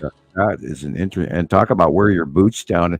And when you have a Montana backpack on your back, people sure do look at you funny. So it's like what? No. And that was back in in the 80s and shit. So wow. Yeah, it's a strange world out there. But I mean, you come up here and we have 20 below, and we that's normal. And when we get 40 below, we go, oh, this is inconvenient, and I don't plan on going anywhere. But we did not have the snow this year. It's going to be a very interesting summer. Get ready, everybody. We are going to fry. It's going to be a hot one. Or we're going to be all swimming and drowning and watching our roof fly down the street. What's going to happen tomorrow is going to be very scary for anyone from Texas, Oklahoma, all the way literally up to Pennsylvania, and including Michigan and the snow event that's about to happen all the way from Wisconsin to Maine in the upper reaches. They're going to get a super snowstorm because this is a hurricane. And I can't stress that enough, because I watched it all week knowing that it was that low that came in, went over Arizona and into Oklahoma and the bottom of, that's what gave you your rain, Christoper. Yeah. And watched it pass, and it sort of died down millibar wise and then spread out. And then it started and it took the bank turn up over Arkansas and Missouri, and then started heading northeast. And then I watched it reform in bands. And then knowing what's coming tonight and the formation of the Arctic stuff coming in from Minnesota and Montana, it's like two hands rubbing bread dough together. It's going to create that centrifuge, and it's going to be nasty. So if you have a roof, pray for your roof tomorrow, and I'll pray for your roof tomorrow too. Definitely. Folks are going to be in a lot of peril. And even a good old Reed Timmer is going to be in Ohio tomorrow, because that's where the core is going to form.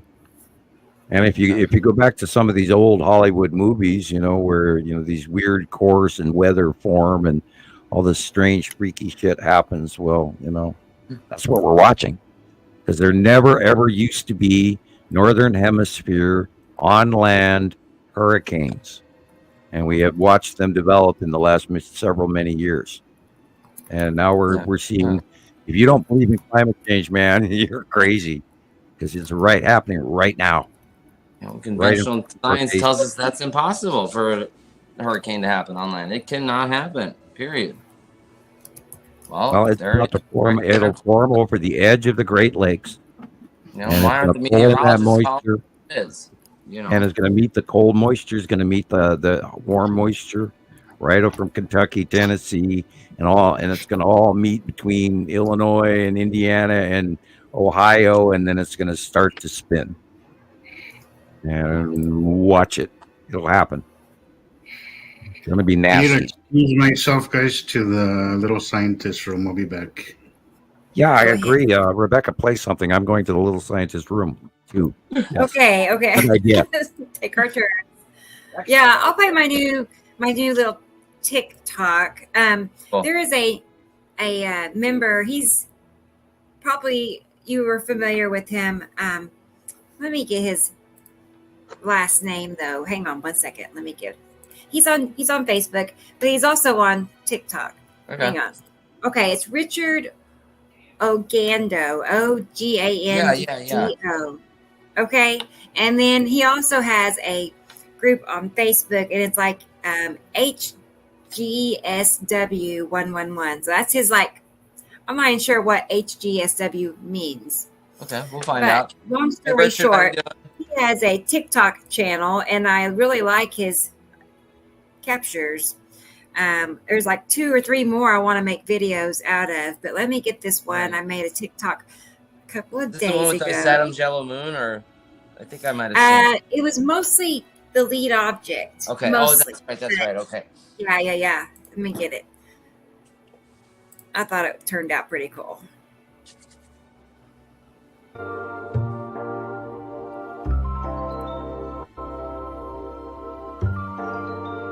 I saw that and I was like, oh my God, I know exactly what this is. Right?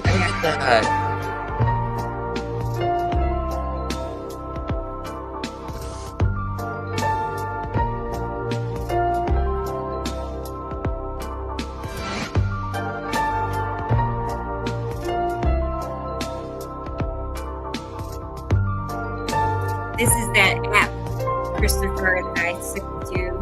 I love this. Now, is that the blue asteroid too, or the green asteroid underneath the lead object? The blue Q is coming from the blue asteroid, although it is bright lighted out. So perfect location too. Look at the drawing and look at it in his capture. It's identical, guys.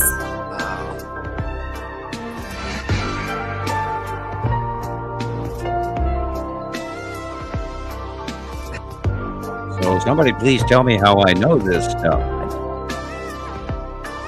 Right.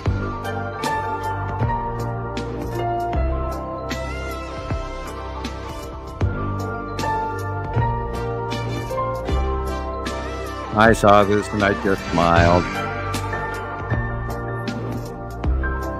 Me too. I saw that picture and I was just like, oh yeah, I gotta do something with this. I love how you're able to just, turn these comparisons over so fast. It's so cool. Right. I told you the other day, I was putting together like an end of the month, video of all of the featured posts you put on the group, right? Yes. Took me all the way up until we started the podcast today. So, finally get it done, and then I know. Load because it was like 25 minutes long or something. So there's no memory left on my phone. I gotta figure out how to download it. I know. I went through today and deleted like 300 and some odd videos on my phone. Oh my gosh. So I was like, I don't know why I'm hanging on to all. I don't need all of this. I know, they got me going now. But then you're like, oh no, I can't get it. No. I know. No, I not did. that one. I still have a lot. But maybe one of these days we can get a phone that had, because I've looked online and you can order phones that are like more than standard memory. It's like, they're special. Like, I don't know. They're probably like $800. What's wrong with the computer? Yeah. Huh? There's nothing's wrong with the computer, but I'm way more faster and more efficient on the cell phone. Right. You can take the picture and chop it up all right there. Oh, yeah. I can imagine. Yeah, it does have far more apps to do that. There are more. Yeah, and I knew how to do a lot of this stuff, and then I hit Windows 11, and now I'm a walking idiot.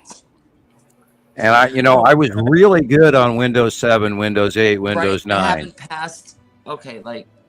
Windows 8, I think, is as far as I've ever gotten with the Windows. I don't even think I don't even know what Windows we're up to, but I don't do Windows. Nope. No, I got so pissed off, I quit learning. Yeah, it's really bad. I need to get I get frustrated so fast. In order to get this microphone working, I spent 45 minutes, and I was trying to go through this Windows 11 to make it work. And to find where I could get into it to do it. And then I finally went over to my neighbor who's a tech guy. He does it for a living. He's on computer. That's his pay. That's what he's brilliant. And I don't know if he thinks I'm crazy or not or what, but I said, I'll give you $20 if you help me for, 10 minutes. He sits down and fixes it. Within the first 30 seconds, he had the damn thing working. And, and I go, well, that's the fastest $20 you ever made. I know, right? Because I spent 45 minutes trying to get that damn thing to work. It wasn't a power button, was it? No, it turned out it's one of these.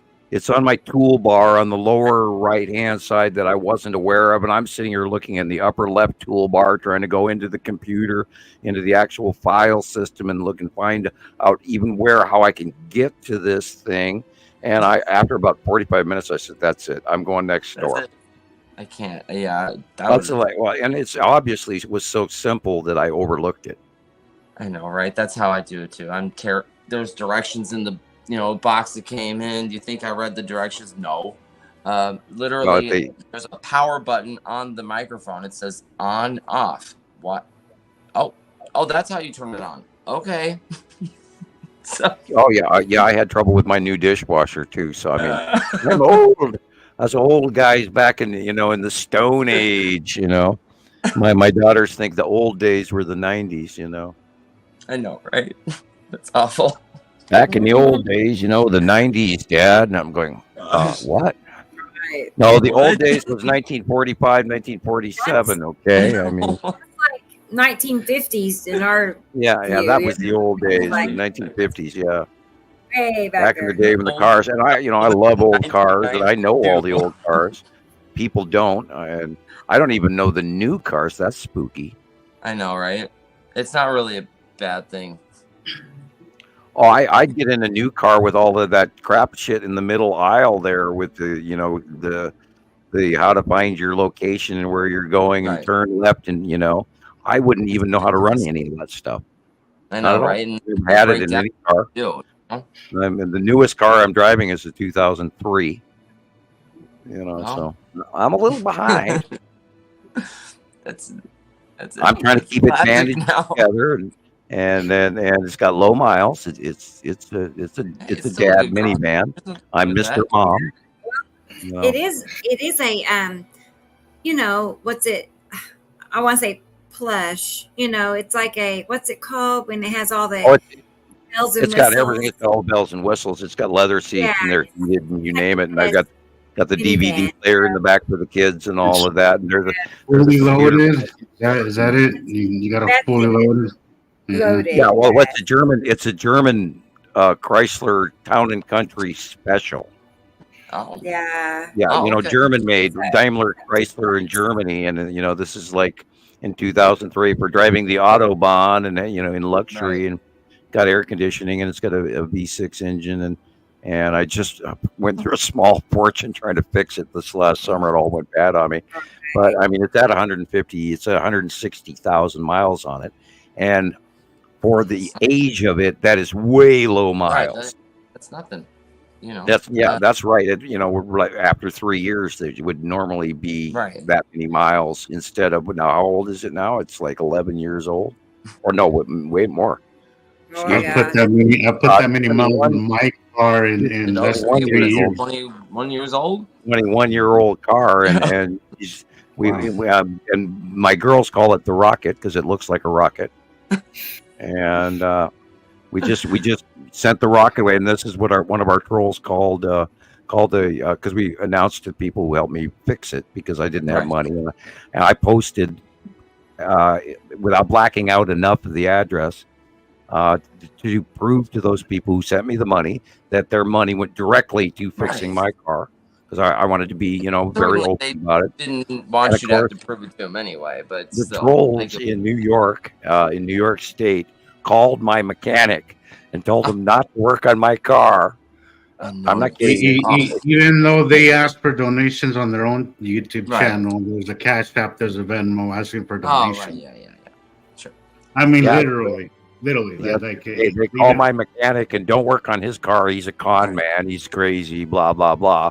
And you never ask for much, and when you do, it's not even for yourself. it's usually for an emergency. If, you know, I mean, to pay those high It's bills. either emergency or Christmas. You know, that Right, is. right. I've been on almost every single one. People I haven't think- been on people think all the podcasts, but I've listened to almost every single one.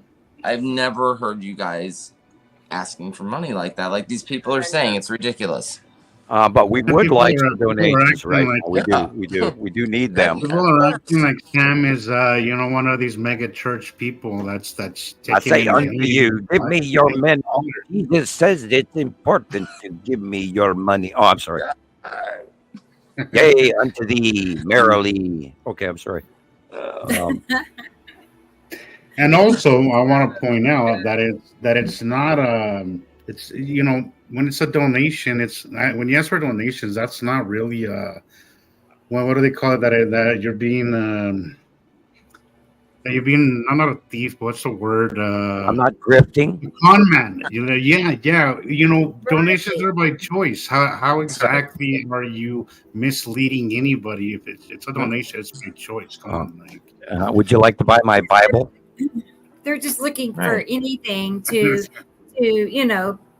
twist and turn on anything. You know what it is? It's Montana Skywatcher washouts mostly. You know, people who didn't who really didn't get with the program or didn't really do their homework. So I don't know why they get mad at me either. It's people that got offended.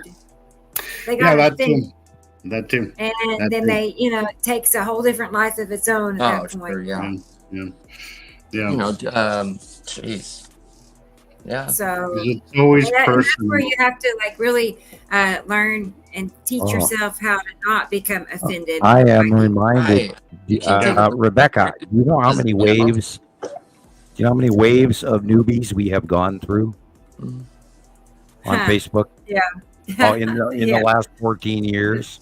Constantly. Oh my God! It was, I think our count is somewhere about 25 or 30 new waves of new folk. Over the years, and I don't think people realize what it took us to get here on Facebook. All these years of gathering this information from around the world, and 400,000 or so members now. What the feat? I mean, I remember when my group was at 2,000 or 3,000. I had a lady come and join me and be a moderator, and I look back on it now because we when we hit 5,000, we were just kind of stunned. We were just like, wow, 5,000, and that was 2020. Okay. So in 2020, I was at 2,000 or 3,000 people. To now, in 4 years, we're at 87,000. Wow. So it just kept growing and growing and growing. And then the same goes with TikTok. I did that 30-day promotion. I went live every day for 30 days. And we picked up, I want to say 30 some odd hundred, new followers. Okay. 3,400 new followers, if I remember right.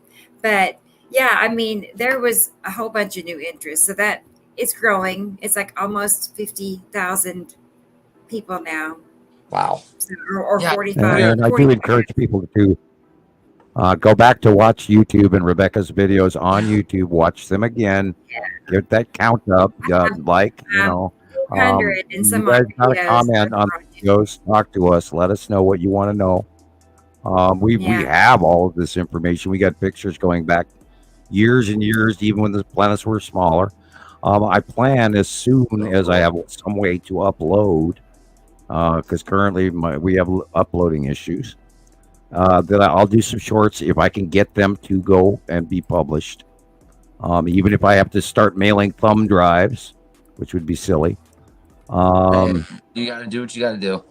And then I'll do a little, the guys are kind of asking me to do Dr. Nibiru, and the reason that we say doctor, because to achieve a doctorate in any college science, and we do theoretical physics here.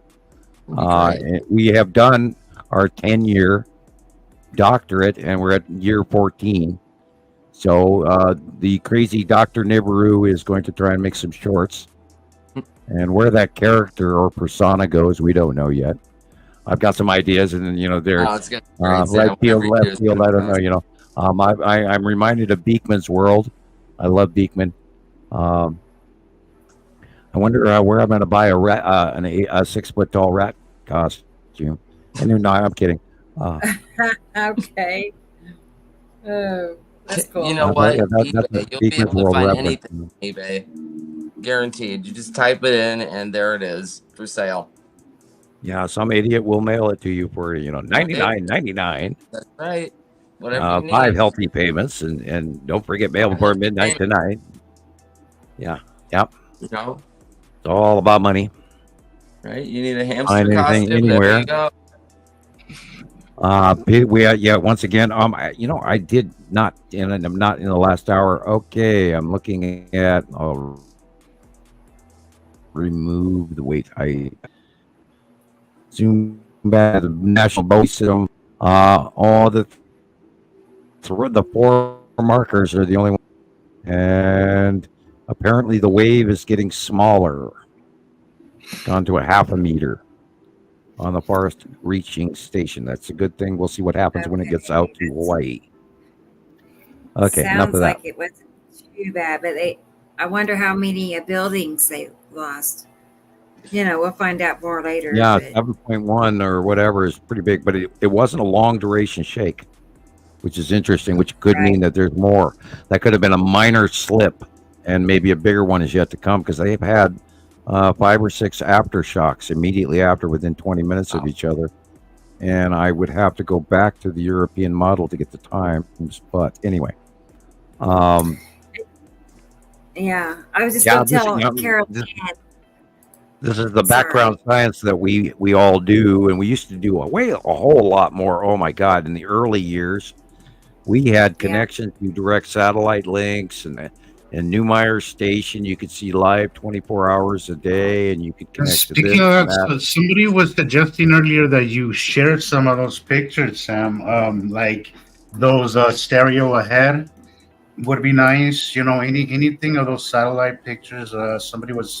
Somebody in the comments mentioned it earlier that you should. Oh yeah, we've got years of them stacked up. Maybe for next show, I think for next show we should do that and kind of show some of those pictures, because there's some pretty cool ones. You can gather them all. Rebecca, if you could write that down and remind me, then I will send you a score of them or so. We can go back to some of the older pictures and talk about things like that. And I realize that we've actually skip past a whole bunch of information to a lot of the new folk because there is so many years ago that that we all have gotten bored and used to. So we do have to bring some of that back up so that you guys who are new to this can catch up, and you'll get a better view of it. Go back to the early Understanding the Sky series, and you'll see a whole bunch of the smaller planets. And I use a cursor and I point out that, and you can find that by going to my YouTube page, Samuel Hofman on YouTube. I mean, there are a couple of copies there. They're not very long. They're only like 15 minutes long. I mean, we could watch it even here on the show as a group, and stop and talk about it if you wanted to. We could do like a little watch party. Sure. Anytime. Right. Yeah, you can watch it while you're brushing your teeth. I mean, I do actually. Yeah, I listen to it while I'm putting, And I watch. I look back at them and I'm embarrassed by them, but I look back at them now and I go, "Oh my God, those are so terrible," and I can't even watch it anymore. But they're wonderful. They're silly. They're, and we're gonna do something like that if I get the opportunity to upload. I like the energy. I like the energy in the videos.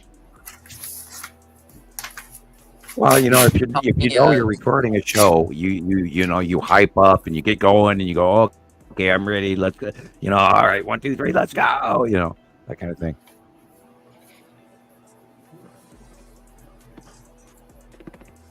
Adding this to the notes. I can see how you feel like that though. Sometimes, Well, in the early years, it was very exciting. Especially once we.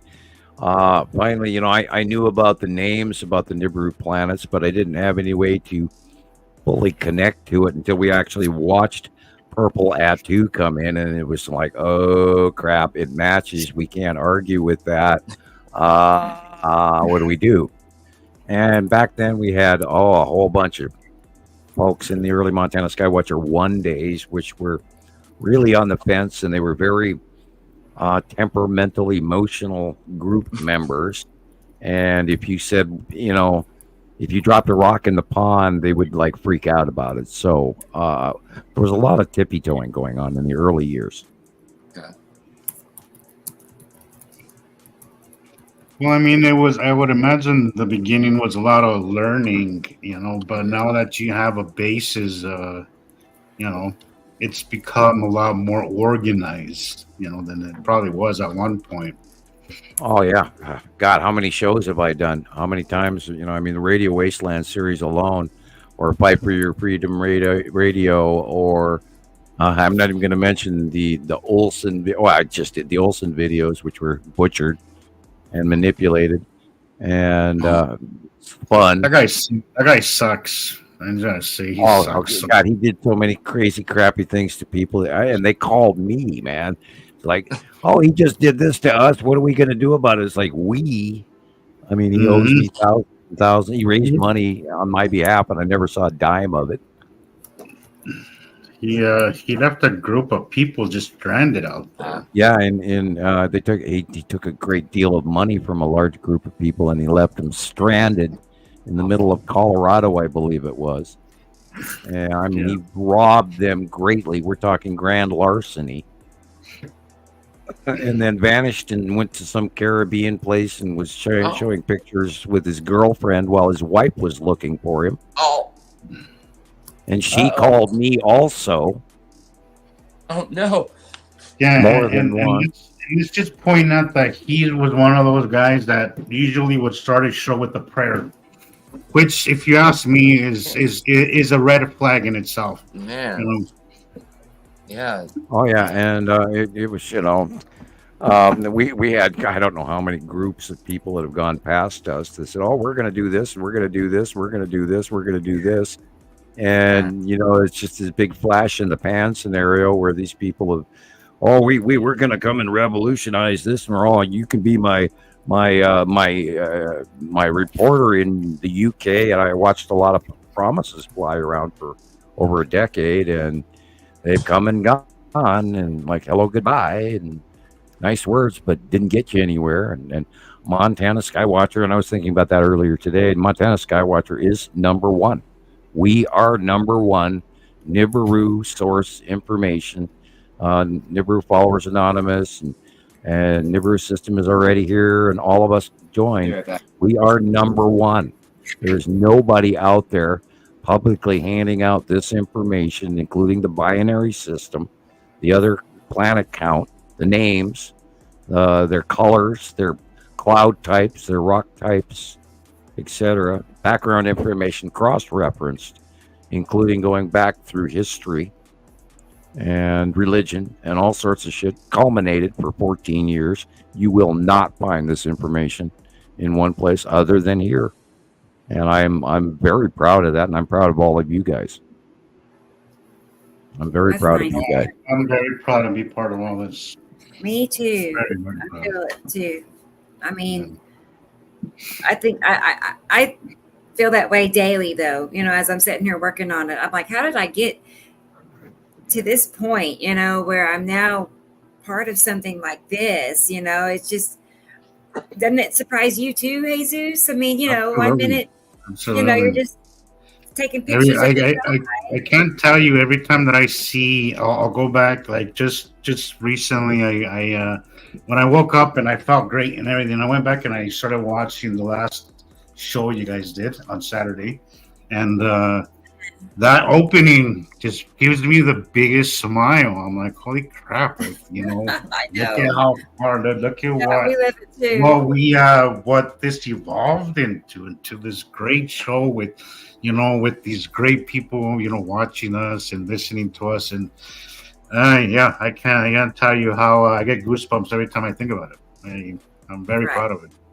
And I loved our surprise guests we've had the last couple of weeks, like Daniel and the other guy. And it's cool to watch. It's still a little embarrassing to me. And I start to listen to myself talking in mid-show, and I'm going to go to the kitchen and get a cup of coffee or whatever, and not listen to me. But, and oh God, I'm chuckling about the fact that just about every time I start to talk about certain things, I get garbled out and my internet goes down. And so, the Pleiadians, or if you're Galactic Federation, or if you're Anunnaki and everything, I apologize. I don't mean to out you guys in the wrong way, and I am attempting to be as generically inclusive in the factional agenda for each of you. And according to the Prime Directive, I am trying not to make waves in your direction, and please don't make waves in mine, although I will take any help you'd care to send at this point in time, including furthering our cause. And don't forget to hit the like and subscribe button up there in ET land. Gosh, here we go. I do feel, you mentioned a while ago, Sam, that you had a lot of empty promises over the years. Oh boy. and I could understand, what that does to somebody, because I think we've all here have gone, maybe not as much as you have, but I think we've all been to the point where we're a little hopeless and we're like, well, this information isn't going to go anywhere and that kind of stuff. But I think this is different. I think this time, this information is going to take hold. I think it's the right timing. I think it's the right amount of information compiled, and well, I think Rocket Man is our guy. I really think he is our guy. I hope so. I wasn't casting any dispersions in his direction. I like where we're headed, and we've got what we've got already, which is far more than anyone else has done. I sense he's a good guy, and I sense he's genuinely with us, because he's a believer. Another decade, I waited 30 years. What's another decade, and like I said, it's been 14 years, and at least I've been entitled to my opinion for the last decade, where prior I couldn't say anything. And it's been an awesome ride, and I can't wait to see what happens tomorrow even. And so it never ends, and it's just like cool, do the little kid stomp and love every second of it. And here we are, and I'm hoping everybody else gets the opportunity to see this shit as well, because it ain't going to last forever, and it's changing right now, and I can't wait. More than anything, that's where I'm at. I want to share this so badly with people, because it is such a cool event that I really hope that people get to see it. I am going to be bummed out if this comes and goes and nobody notices. It's going to really drive me nuts. Well, I walk into the grocery store looking at the sky, knowing that none of those people inside know anything about what I'm thinking about right now. It's a little weird. It is.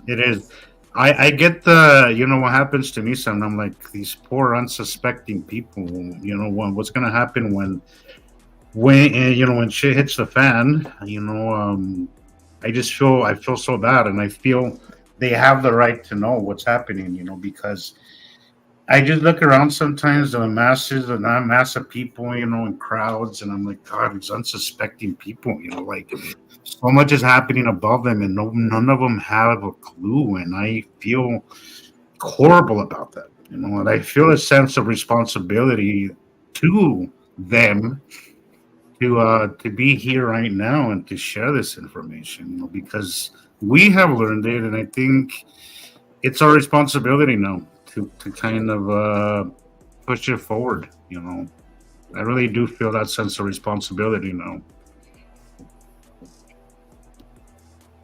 There's a question about the Galactic Alliance. Without going into too much detail, there are multiple races that are part of the Galactic Alliance, and they own this sector of space, Earth, and our solar system including other stuff. And so they are here part of as mediator, perhaps participant. I don't have a lot of background information. I have some of which I am not ready to share about, but there are many races as members of the Galactic Federation. So I can tell you that, and they are here. I wonder, why?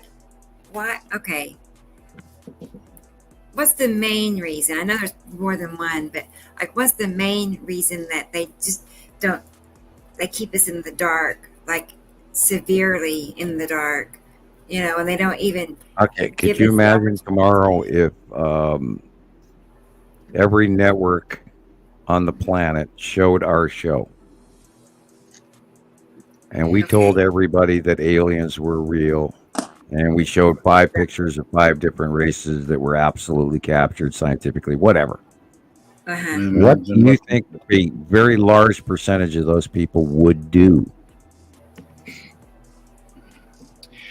You have to take into account. Wouldn't believe, for starters. I don't know. They wouldn't believe it. Some would get angry, some would get fearful, some would completely doubt it, immediately write it off. Other people would freak out and want to know. Other people with varying degrees would chase down the information. And you have a smaller percentage rate of the people that would investigate. And then there's people who would freak out and get angry that they're concerned about. And that has to do with education level. It has to do with ponderance level as to whether or not they are ready for that. And this is why the powers that be are not telling us this and in an ability to retain power. Because they want to be able to, when the shit hits the fan or it's on the way, jump in their little airplanes and go down into their DUMBs. Right. And then wait for the shit to clear up here. And then they'll pop their little heads up and see how many of us are left, because they cannot save all of us. They do not have the ability or the facility in which to do so. So therefore, there's a select number of people that they deem worthy. And those people will get notifications to go to those places at the right time. And they are, many of them, and they are vast beyond your wildest dreams, because I've been in one. Yeah. And then because they are in power, they have to weigh things in their minds, somewhat over time corruptly, because when you have absolute power, you get absolutely corrupted. And they, because of their position of power, they have to assume a level of, well, I know better than them because of my job. And that's what leads to separate behavior and loss and a lack of concern for humanity, and because it's important, and I have to make the tough decisions, and so you have to take that into account as well. So there's a factor of all of those things, and then there's of course all the stuff going on over above the planet, and they want to not necessarily show themselves. They don't have to invade. They just want to prove it to the upper government that they are here. And they don't want to frighten the crap out of people and cause chaos and death and war here as well by the freakouts. Because it's very possible that some people will want to fight them. Right. And which is stupid. Mm-hmm. And that's why intellectuals... Go ahead. Sorry, but I'm just thinking why in general, as a, like the entire human race, they've kept us in the dark about ET. Well, it depends on which day you're talking about. I don't know. There are factions of people that know. There's a lot of people that know, and their ETs have actually contacted intellectuals around the planet for many, many years, and have been elevating them and preparing them for these events as well, which is also part of why the Federation is here. There are thousands and thousands of people ready for this. Jeez. Ready for what? The changes. We'll look at recently what we've been seeing is that the newest thing with billionaires is they're building bunkers. That's like they call it. It's the latest flex or the latest. You guys know what flex means, right? I mean, the latest thing, that they're into. I think it's more than just a flex. I think it's. Yeah. I think they know. I think they know what's happening. Common word on the street is that we are in the last days, and this is Armageddon, and then we're going into the religious fervor that's going on wrapped around this eclipse, and so the entire planet is abuzz that the new Madrid's going to go off, and there's going to be earthquakes and volcanoes and 3 days of darkness and the coming of Christ and all of this, and they're getting ready to sacrifice the red calf in Jerusalem, and all the factions of Christianity and even the Arab states are talking about it. So I mean, the entire religious planet is focused on this right now. So here we go, and it's it's 6 days away. Mark Zuckerberg is building fast too. Mark Zuckerberg is building like $100 million or something, $1 billion worth, bunker out on some freaking island. You gotta ask yourself now. Nobody's gonna spend that kind of money, just to show off. Right. Well, I mean, some people that's I don't recommend living but on an island. I think. Well, I don't know where it is. Honestly, I'm not sure. Right. I'm not sure where, but somewhere secluded. He's building some. I hope he built it on old rock. Some doomsday bunker, and that's the latest thing. And it's like he hires like a bunch of people to build this portion of it, then they send those people in, get a new group of people to come in and build this part of it. So not everybody's in tune with the whole building process. Mm-hmm. But there's a whole joke going on about they're just like Jesus said, they're flexing with these new underground bunkers they're building for themselves, these underground mansions. Well, they forgot that they're leaving all these people above ground that know how to use the heavy equipment that built these bunkers. I thought that was kind of funny. Well, that's why you do it in an unpopulated area. Down the ground. And also history has shown that that's not going to save them. We've seen how many people tried going underground, throughout history, and they disappeared just like a lot of people up above land. That's not going to save them. It might temporarily save them, some of them, but it doesn't guarantee them anything. They're just they're being cowards. That's exactly what it is, Sally. That's exactly what it is, because it doesn't guarantee this underground for a while, but it's why people are trying to go to space. What do you think Elon Musk is doing, trying to go to Mars? I really think there's a lot more to this stuff than they let on. I don't think they're spending all this kind of money just to explore. Well, the question is, nobody gave a shit about it 20 years ago. What are they getting in return for their efforts? And whatever I mean, we can look at Starlink, and we can look at all of this, and there is I am sure that there's quid pro quo going on left and right between factions, even the rich people on the planet. Now remember, that doesn't matter. It doesn't count in the long run, because the overall, we've got another 4,000 years to get through, and we're not talking about a pawn move on the chess table within the next 20 years. But the trick is where we're going to move humanity and how we're going to move forward. And it takes a village to grow an entire crop of wheat, and one person cannot do that. Mm-hmm. So even if you have all the supplies in the world, eventually you got to pop your head up out of the gopher hole and come up for air. Especially sheltered billionaires, they can barely feed themselves. What are they going to know? I was hearing somebody say that, and Graham Hancock said this: the people that are going to survive are those that are already living off the grid. Those people that live in Alaska, those people that hunt for their food, those people that build their own homes, those people are the ones that are going to survive, not the billionaires. Yeah, you have to know these things, how to do stuff in order to get by, and you have to be able to filter your own water and be able to, know where to and live off the land, and know these things that a lot of people. You can't learn that if you're a billionaire. And there's an old joke that feed the poor, just eat the rich.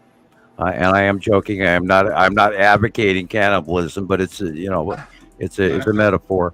But yeah, and if people know that, and this has happened in some jungle communities as well, where these rich millionaires, they come in and they build these massive compounds, and then they go live up on the hill. And then they affect the economy around them. And in some cases, I read an article about 2 years ago about this very same thing, that the community people actually went up there and literally destroyed everything he owned, including murdering the millionaire or billionaire that moved in up there. Wow. Because the king on the hill scenario didn't wash well with the locals, and he drastically affected their economy, and for better and for worse. And then they ended up having move in of unwanted other resources to pay for the guy living up on the mountain, and then that all ended up turning bad. But literally, because this guy had moved into this area that he bought land in, The surrounding area completely did not like him, and they ended up destroying everything he built. So, you can't do that. You can't move in. And, even up here in Montana, where if you're not a local, if you're a move-in, you don't do well. A lot of people with money do well because they put up security systems from hell and can afford to live in like-minded communities. But in the future, those rules aren't going to count. Right.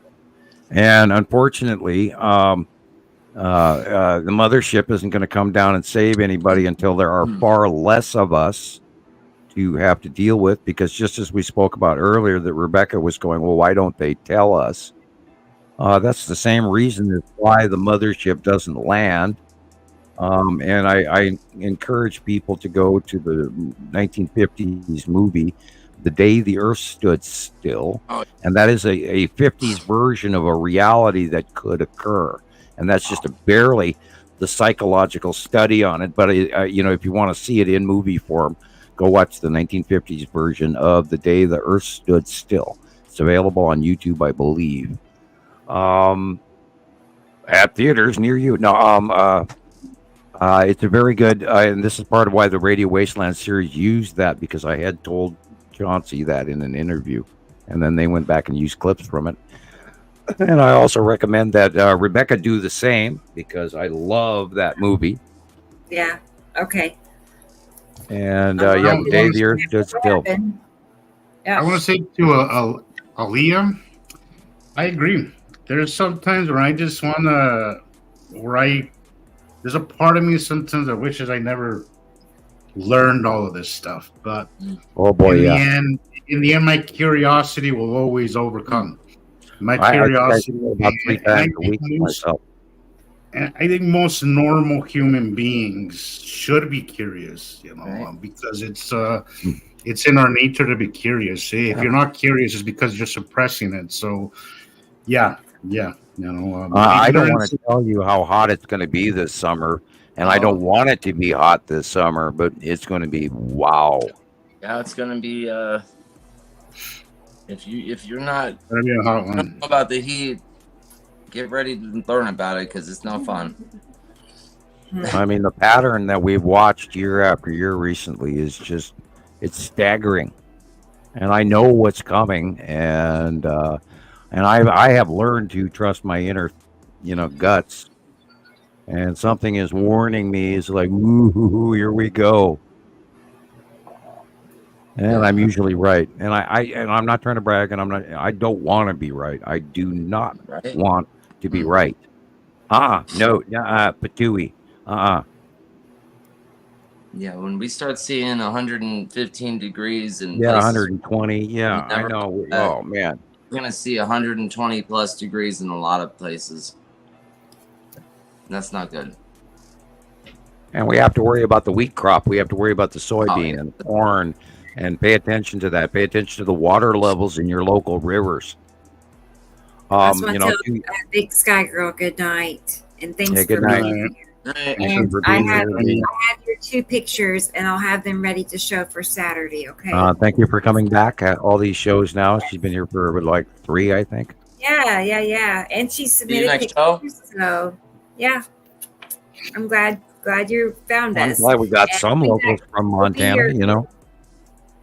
Right. I have to ask her before you go, if you are still listening, what side of the state are you on? It's one of those Montana questions we ask each other. What side? East or west? Is that how it goes? North or south? Yeah. There's kind of an east-west rivalry thing, don't worry about it. Anyway. Yes. Yeah, I think she's done. She might be already gone. Again, and then we say the Grizz or the Bobcats and all of that, Yeah. Anyway. But to Aaliyah, I do want to say I agree with Caroline. Sometimes you have to take a step back and take a break from all this. Oh yeah. My recommendation to people is to continue living your life.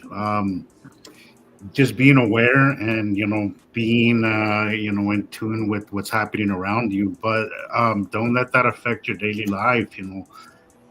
spend time with your loved ones, go to work, do what you gotta do. Do not.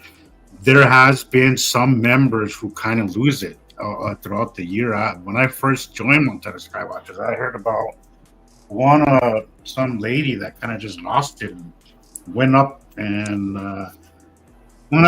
secluded herself in some cave or something on some mountain, who just freaked out. Don't do that. Don't do that. Life is precious, and it's important that we continue our way of life.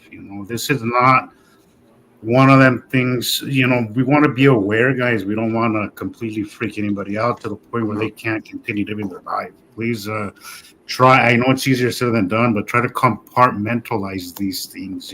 Yeah, the thing is, we've got to live through this. It'll consume you in a way where you start losing sight of everyday life, and that's not healthy. It's not healthy. You can't do that. It will change your outlook. But what you have to do is you have to. Oh God, I see this all the time, and you have to look at and even in the comments, you have to look at the good. You're going to be fine. You're already here. You're already listening to the facts. You have found us. Therefore, you're already 2 steps ahead of everybody around you. And when there's an old saying, I believe Shakespeare said it, when fools around you are all falling apart, a man with even the smallest idea shines like a leader in the dark. So chance favors a prepared mind. Yeah. And you if you know this is coming, if you know something's happening, and you're even because you can never plan for everything, but you can prepare to change yourself and how you live and look at things differently and realize that we're not in the mundane, daily, everyday scenario here. This is different. This is a time that's different. It's an awakening that's different. This is major. It's not the same shit as usual, same shit, different day. It's none of that. It's all right now, way more important. And this is what is going to change all of us in our world right before us, whether we want to or not. And the trick is how do you plan to deal with what you have to do, and plan and think and plan. If you fail to plan, you plan to fail. That's and right. I know that's weird and a twist, but it's all part of how you view things. If you look at things, you'll start to see more. Yeah. Yeah. And realizing that this is completely out of the norm, and yes, this possibility that wow, this is real. It's a huge step. It's huge. I know. It's like it takes years for it to really all sink in, though. When you think about it, like all those Jesus, like all those time lapse videos we've watched. It's like that years and years and years and years, of teaching yourself how to see these things. I think that's the part that took the longest. Is really because I think a lot of us, most of us, if not all of us, we go through this period where you kind of fight it, and you're like, no, you don't really want this to be true. And then at one point, you have no choice but to say, well, all you can do is ride the wave and just kind of, do what you got to do and just be as prepared as you can mentally for it. If nothing else, at least be mentally prepared for it and try to teach yourself certain things. And, as I've said before, I can't financially do a whole lot because like a lot of people, I live paycheck to paycheck, but I do teach myself a lot of things. I take a lot of interest in learning, how to be self-subsistent. I do have a background. My family does a lot of things the old-fashioned way, so I do know how to butcher, an animal if I have to. I do know how to hunt. I do know how to do certain things. I do know how to irrigate. I do know how to do a lot of things. So it's important that we, spend our time, instead of freaking out, instead of running up your credit cards, maybe at least learning some stuff, that'll really put you ahead of the curve at least, Plus a little extra knowledge never hurt anybody. Right. I like to watch. There's a show on Hulu called what is it called? Life Below Zero. Oh my God, you will learn a lot on that show. That is a great show. What's that about? It's about people living in the Arctic Circle, and they live completely off the grid, and it shows you their daily lives and what they have to do for water, what they have to do for food, what they have to do for clothing. How they trap things for warmth, for fur, and it's a very fascinating show. I love watching it. There's like 20 seasons of it, and it's it'll show you how easy how spoiled we have become, dependent on this grid, on this entire system. We have these like people that they just I'm not saying get dumped there, but are they like just exposed to this? A lot of them are right away, or a lot of them are needing a lot. Well, a lot are natives from the area, and a lot of people that are just wanted to get away from the mundane city life, and then go out there and just start from scratch, and then they build their home, out of wood that they. It's probably incredible to see how fast they're able to do it too. It's I think it's a show everybody should watch. I think the characters are amazing. There's some really interesting characters, but it's a show that I would highly recommend for everybody to watch because it gives you a good idea of what it takes. Right. Once the system fails, what it takes to survive. And it is no joke. But it is possible. I think we all have it ingrained in our DNA. Yes. Don't doubt yourself for a second. Yeah, and I recommend for the future weather that we all live in like hobbit-like houses where we have sod and grass over the top of our roof rather than have it ripped off every time a storm goes by. And we should have, gotten ahead of this years ago to change how we're living. And you see people's roofs ripped off every week now, and it used to be every couple of months, but now it's every day around the world, and it's drastic, and there's no way we can keep up this infrastructure. There's just no way we can continue to repair everything over and over again to be devastated with that storm that's going to happen tomorrow. We're like hanging on a thin thread. Look during COVID. Look what happened just with what was it, a year where people took off. Look at the disaster that it created. We live on a system that is so delicate. It's fragile. It's so fragile that the slightest thing will offset this thing and that thing, and it's a complete domino effect. And we are very vulnerable. We become so dependent on something that is so fragile. And that's alarming sometimes. When you think about it, it's alarming that we are so dependent on something that can disappear in a second, What was also incredible, too, is how fast the planet took itself back once humans weren't existing in those places anymore, Absolutely. Here in Salt Lake, we especially saw it because we're in a bowl, so we see a lot of the pollution gets stuck here. During the time where people weren't really driving, the air, we had some of the best quality air we've ever seen here in Salt Lake. Just with the year off, our footprint is insane. Our footprint on the earth is insane. We may not be the complete reason for climate change, but we absolutely are playing our part. Oh yeah.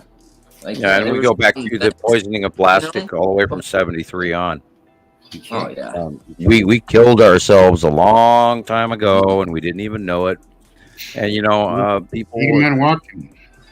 Yeah, and we started, and people talk about Morgellons syndrome. Yeah. And how their bodies are tingling and burning, and they've got these things growing out of them, these little tendrils and all this shit. What if that is embedded plastic in our bodies that it's trying to exhale and get rid of? Yeah. Right. Because we have microscopic plastic in everything in our. I mean, it's gone all the way up the food chain, and now it's now in us. And I watch Christoper every time he's drinking out of one of those plastic water bottles, and I cringe every time you do it, because that microplastic that you're consuming is an offshoot, a radioactive carcinogen of the breakdown of the product that it contains. In that container is creating a toxic subatomic or very small particle into the water that you're consuming. Yeah, but it's in everything, Sammy. Yeah, it is in everything. It's in our frogs. It's in our birds. It's in our deer. It's in us. It's in our oceans. I gave a food. I picked up a few months ago. I think I mentioned this before. 2 atmospheric scientists, and they were talking amongst themselves, and they were saying that microplastics is one of the biggest contributors to people's bad health these days. You know, bad gut health. Huge contributor to it. And they were saying, it's funny, you know, because sometimes I get to listen to people's conversation. You learn so much sometimes, but they were saying that people have no idea how badly affected they are by these microplastics. Right, Sam. Right. Get rid of your plastic. Put it in the trash. There you go. He's got. Okay, this is what we do. Good job. This is what we do. We take all of that shit. We take all of that garbage. Get it out the house. Okay, we take all of that garbage and New we homework grind it assignment for me, because honestly, I'm not very lean. I'm not very good when it comes to that. I'm guilty. Guilty as charged. Hey, me too. I throw away a lot every week. My point is, rather than burying it in landfills, we grind it all up into small particulates. We mix it in with cement and a natural degrading like bone glue, and you build bricks out of it. Yeah. Somebody's doing. I heard somebody was starting to do that. Some company. And then you build. You can do road pavement tiles. You can do brick exterior building tiles. You can do foundation tiles. You can do massive blocks and build a pyramid if you wanted to with this. If you glue ground up garbage with biomass and plastic and glass and whatever in small particles, you mix it with cement and bone bio glue. We could build everything with garbage rather than burying it. Yeah. And like then you have a product thing to about sell. plastic is the laundry detergent. Okay, we know. Detergent is the worst thing. Like, think about how many that's phosphates. You should see in the 70s. Yeah. Not good. You should have seen in the 70s with phosphates. That was the rivers used to be foamy. But anyway, but if we grind it up, we're running low on worldwide concretable sand. There's only a certain kind of sand that they can use in construction. But if you were to take that biomass and the ground up garbage and plastic and glass and whatever and put that together, that would replace the sand. Right. Stronger structure for your home. Hopefully it's a lot completely environmentally friendly and replaceable source of material. Right. Okay, it costs $1 more, but damn it, look how long it's going to last forever. Right. That thing will last longer than damn pyramids. It's built up biomass garbage, plastic, you name it. It's, a new Felsper, years for biodegradable, for that process to happen with plastic. It's crazy. Oh, I mean, shit, they can mine the Sargasso Sea. I mean, how many islands out there in the ocean right now are floating plastic islands the size of the state of New York? The Great Pacific Garbage They got, Patch. 5 of them now? And, they have to they have to navigate around them. Yes, it's wild. Oh, there's no such thing as what are you talking about? There's no such thing as what? Yes, no, there is trash in the ocean, and there are planets, passing by. By the way, don't eat any of the fish out of the Pacific Ocean. because they are still dumping Fukushima water into the ocean. Oh God. Yeah, we've only begun to see the extent of the damage we have done to the Earth. You know, let's not even mention the nuclear, the stockpiles of nuclear crap that we have. Hey, Rebecca, do you have that Norway spiral video? That Nicolle said? I do. I should. But I was just going to say one thing. When we talk about like we did this and I was never asked my opinion on should we do this and that with plastic. No, it's the people in charge that are sabotaging us, and we are not really able to do anything. It's if you say too much or do too much, they'll just lock you up, so I'm an example. have to go along with it. I'm an example of that because I wrote a paper stupidly and said that we had to have 2 stars and 2 sets of planets. And then I finished some equations that Einstein couldn't in front of the classroom on the main chalkboard, because I was being accused of cheating because I didn't have to show my work because I figured the chemistry equation out in my head. To me, it was like so basically simple. It was easy. And then when the professor turned it in for accreditation for the school, and the government stepped in and said, no, you can't. You are not allowed to tell everybody that there's another solar system there with people on it, because they were trying to take advantage of it. Right. And I get what you're saying too, Rebecca. And it's like, well, what we've been saying before, well, what am I supposed to do about this? There's nothing I can do, right? And even if I do take a stance, I'm always trying to think. Yeah. Exactly. I get it. I get what you're saying. He is a good man. He is a good man if he stands by and does nothing. That's right. That's absolutely right. Yep. Okay, what if I never said anything? I don't know. What if I hadn't spent the last decade trying to talk to all of my friends here today? Then there would be another. Where would we be? We wouldn't be here right now. And Nibiru's red, and it's on the way, way out there behind the sun. 1,000 some years. Yeah. Well, I mean, I think about that. And I'm not trying to brag. I'm trying to share. I mean, Christ, the Pleiadian even told me I was going to do this shit, and I laughed at him. And I argued with. And by the way, for everybody out there, when you have a higher race, a higher life form that lives thousands of years, don't argue with them. Yeah, I was actually arguing with him because I couldn't believe, he was standing there telling me, you're going to do this really cool thing in the future. And I wanted more information, and he was, he's being vague. And he just said, well, something wonderful is going to happen, and only you can do it. And here, and now I have an example of that, 30 some odd years later. Actually, he told me the story in the mid 80s. So it's, 30 years. And here we are doing this thing. And me, I'm giving you left field Sam here. Me being this guy that's drawing these pictures and having conversations with people around the world. And all this shit is coming true in ways that I can't even describe to you how really cool and accurate all of this is. And only you guys can give examples of that to me, because I'm just doing me.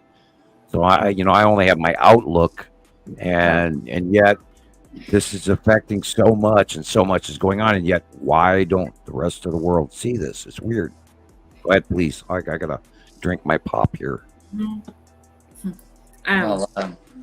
ahead. Well, Rebecca. it does make you stop and think about it. Like, what is it about certain people that, like us, study the clouds? Like some people are just gravitated to the clouds and some aren't. So it makes you wonder, like, what is it on a deeper level that sets us apart? I ask myself that question daily. daily, especially when I'm seeing, like when I'm in the middle of photographing a cool thing, right?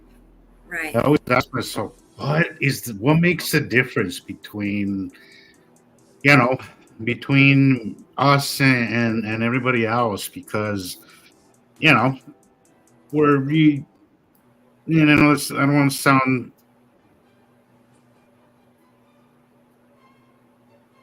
Lockup. He froze up. Yeah, I sure did. And then we lost Chris. You know, where do we draw that line? You're now freezing up, Yeah. Jesus. Yeah, you're frozen. Okay, yeah, I just, am I okay now? Not yet. Are you zapping it out, or are they zapping you because you're actually testifying in a good way? No, it's not me for sure. It wasn't even my.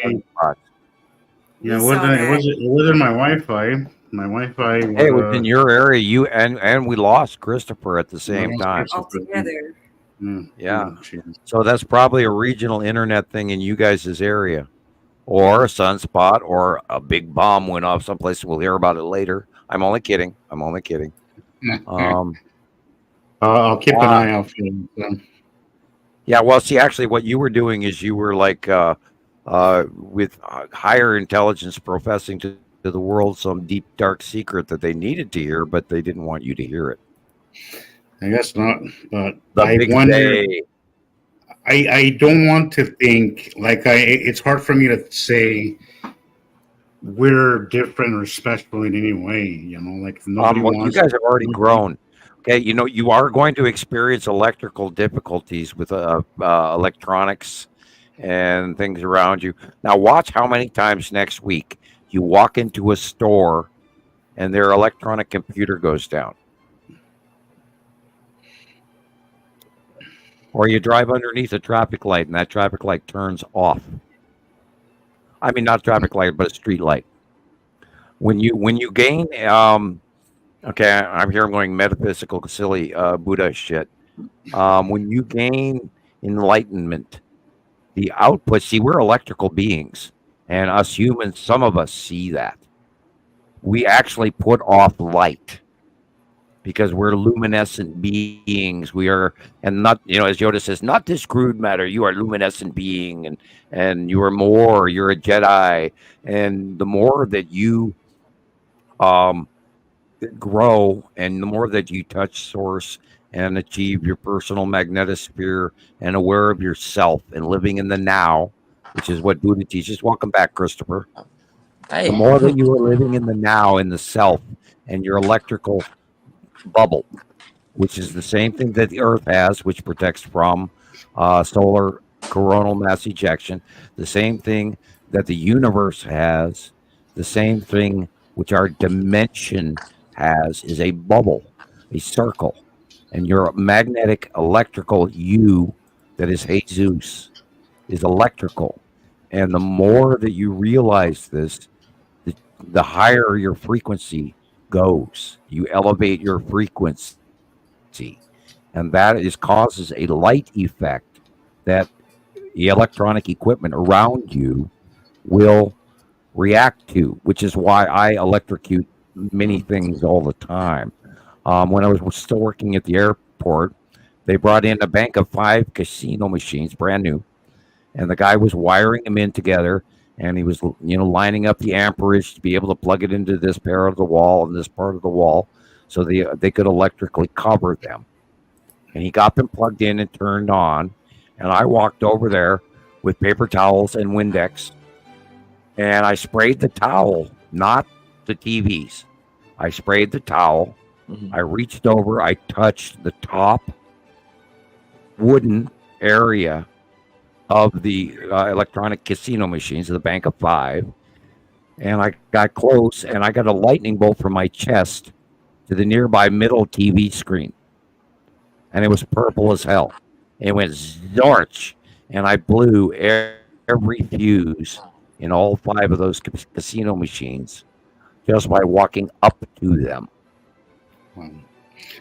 I bet they didn't like you then. The guy had to actually uninstall them and took them back to the factory, and they did not work. And they actually had to buy a brand new bank of 5 casino machines. That wasn't cheap. I zorched them out by walking up to them. Wow.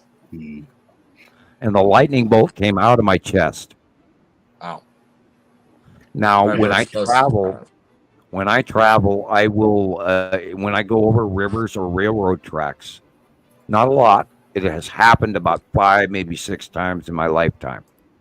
But there is St. Elmo's fire that leaps all throughout the car, zapping people's elbows, their knees, their nards, their noses, their ears. It jumps to the car. It jumps to the person in the back seat, goes over from the back seat guy to the next guy over, jumps back in the front seat, hits the door, and vanishes. Wow. Okay. And we've talked about, I've done things in the mountains with people. I have a lot of witnesses. And I wouldn't tell you that this happened if I did not have witnesses, because then I'd be like, oh, man, I ate too many mushrooms that day, but I'm sure I saw it, man. No, what I'm talking about is actually documented. I've done some really cool shit, and magic is real. And once you come up to my forest and visit me at my campfire, I will show you magic. Okay. Bad joke. I look forward to sitting across the border from you, Sam. I spent time. I was raised with I was born, and the first town I lived was in Arlee, which is on the reservation. I have been taught shamanism and Buddhism all my life, and we had a family of American Indian folks that I grew up with. We played together as children, so I am very aware of the Indian ways, and I've studied. You guys know what I study every week. I'm insane. No, I'm a huge history buff, and I've studied all religions. And the point with it is there's so much to earth magic and mysticism and grounding and Buddhism and enlightenment and when the shit hits the fan, I'm gonna be up here in Montana teaching that. You come visit me. Hint. We lost Jesus again. No, I'm still here. I just had to blow my nose. Okay, well, like he says, when the shit hits the fan, I'm going up to see Sam. And I'm up here, where I'm at. And that's when we can share all the really dark secrets together, and there's nobody gonna. We will be able to talk without, I'm holding back. Right. Yeah. Without somebody, and then I'll show you guys all this. Up the feed without being without having fear of repercussions. I can teach you how to resource. Christoper has already been exhibiting it in the last half hour. He's reaching up and scratching and itching, and he doesn't know why. Well, you're being upgraded, sir. Well, I know you're scratching because my neck and your magnetosphere is being. I can pop your back. Oh man, I need it bad. I'm good at that. I know all this shit, dude. Yeah. I mean, I've studied architecture. I've studied Rome. I've studied Alexander. I've studied Egypt. I could go on and on and on. I even know about God, where do I even want to go with this? I mean, I've learned more after high school than I can even express to you, and it's an absolute never-ending lust for knowledge. And I'm so happy right now. I could pop. What the hell, And you guys are lucky because I get to be a little weirdo Sam on live podcast rather than not normally talk to people. Because remember, you guys, you'd hear from me like twice a year. Yeah. And that's unfortunate. Or it was unfortunate. That's just. You learn too much about me. It makes me a little, sensitive and embarrassed. Well. Yeah, I can understand that. But we are the new Art Bell, and we are the the Real Citizen Science project. And unfortunately, there's going to be a lot of listings on Google or YouTube for that. But we are not the government branch. Right. We're the people branch. We may as well get comfortable, Sam, because this platform that Rocketman is doing is making it for us. We're gonna get really personal. We're gonna be hands-on, teaching people stuff and talking to people on a much bigger scale. Did he teach you how to upload on the platform? Jesus, so great guy. Good night. And good night, thanks Greg. I saw that he had worked for 13 hours, and I know he's tired. So we'll see you next time. Go to bed. Thank you for listening. Yeah. Jesus, did Rocketman teach you how to log stuff onto the platform? I asked him about that. Let me tell you what he said real quick. But hang on. I only missed some stuff because this past few weeks I've been kind of a recluse, but I do know that I've missed. Sure. Now listen to me. I want you to promise me that next time you go there, will you please call me? I definitely will, son, and I appreciate that. Well, over the phone, even on the landline, your harmonics can be elevated just by talking about it. Oh. Yeah. Well, Carol Ann reached out to me. Sir, that alone really made a huge difference to me. Jesus, I did warn you. You were just about to go through a shelf clearing. Yeah, you did. You sure did. It's the oddest thing because as low as I found, when I snapped out of it, it was like complete bliss. Like I was just so. Okay. It's like something emptied and then it was replaced by something much better. Let's go into. Yesterday was my first the metaphor region. We're going to talk about. Let's talk about those things on your shelf. Okay, you have old experiences and things that are bothering you from your behavior in the past, recent. And I'd say I know you in ways that I haven't talked about. But let's talk about the shelf. We have these little jars in our life that are these nasty little evil things that bother us. And every once in a while, we grab them off the shelf and we open up the lid and we walk up to it and we smell it and we go, "Ugh, look at this me! Oh my God, this really bothers me." And then we put it back on the shelf because we can't really deal with it. But you have now grown. I carry a lot of shame because of my right. This is what we're going to do with it right now. We're going to take that now, right now. Okay, you have those jars on the shelf. They are haunting you. But now you have new jars of glory that have to fit on that shelf. So what you are doing is you are actually having to go through and deal with some of those because you can't leave them on the shelf anymore. It's not like you can drop them in the garbage and throw them away because you actually have to open the lid one more time and smell that shit in the jar and then decide to throw it away. And you're going through that right now, which was the stage I saw coming for you. I think you are. Yeah, you have to forgive yourself. You have to let go and forgive yourself. Yeah. You got to let it go. It won't get better. And it doesn't matter what anybody thinks of anything.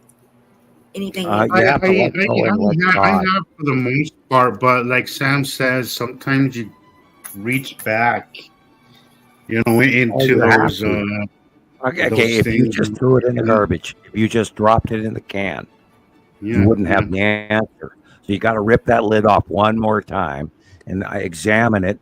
And now that you're standing on a different platform than the last time you put that on the shelf, you can actually look down in the jar instead of at the jar.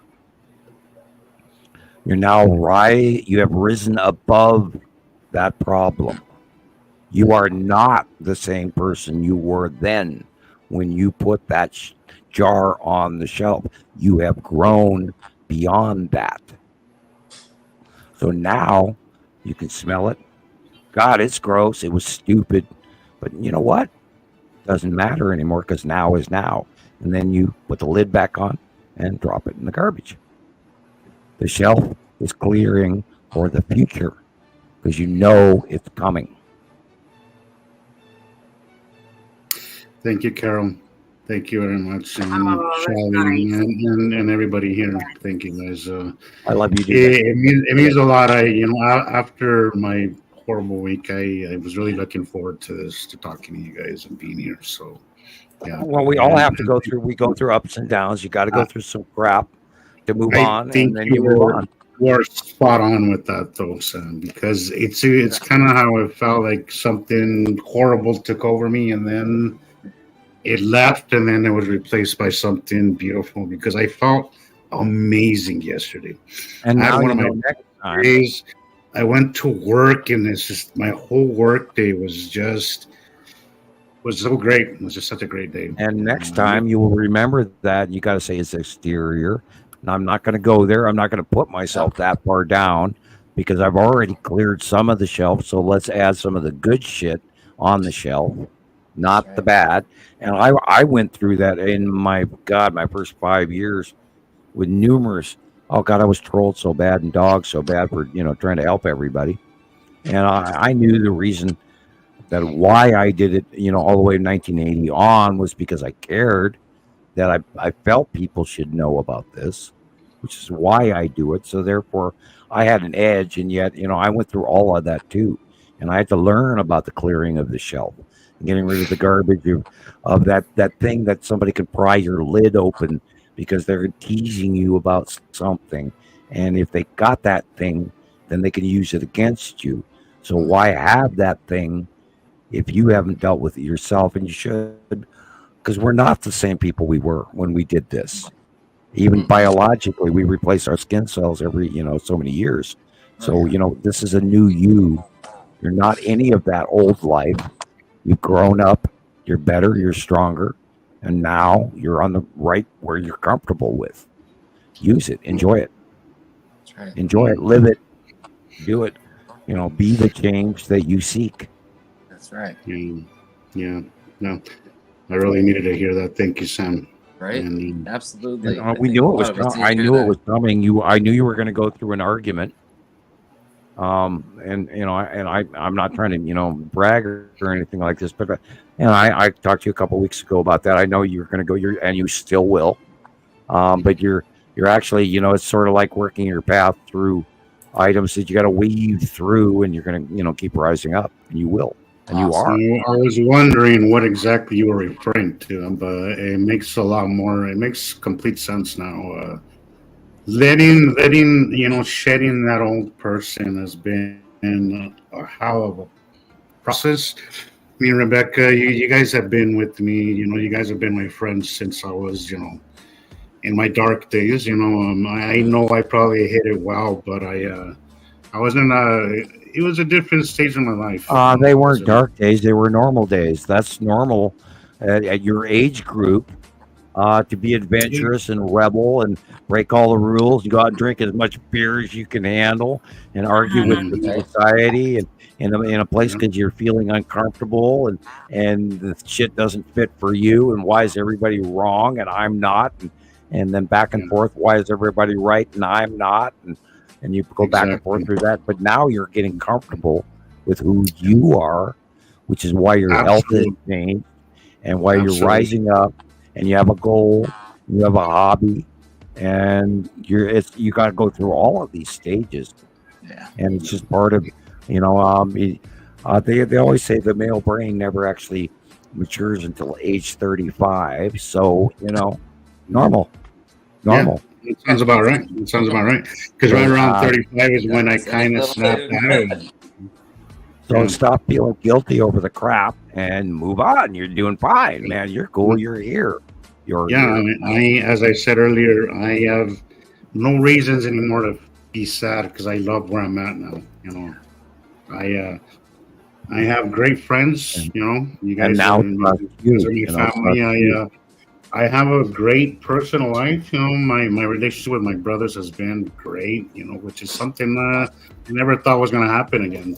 So yeah, it's been a journey, but you do struggle with letting completely go of that old person, because sometimes you think that's still who you are, right? And we have the chance tomorrow if you wanted to, and people don't even think of this, but tomorrow if you decided, you woke up out of bed, you throw the sheets off, and you stand up, you put your shoes, socks, pants, shirt, coat, you can walk out that front door and keep walking for the next 2,000 miles and never come back to any of those possessions and ever return to that life if you so chose. And people don't realize that it is all about choice. Now, Buddha teaches about suffering and life suffering, and we all suffer.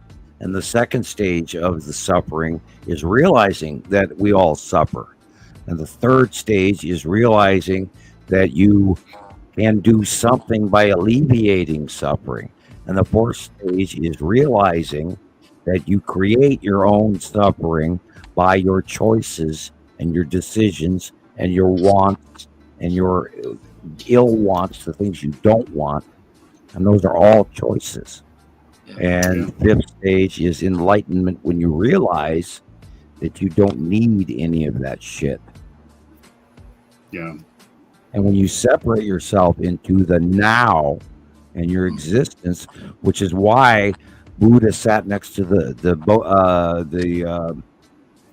Bodhi tree and realized enlightenment of the now is the separation from all of those lively connections and pleasures, wants, diswants, regrets, future hopes.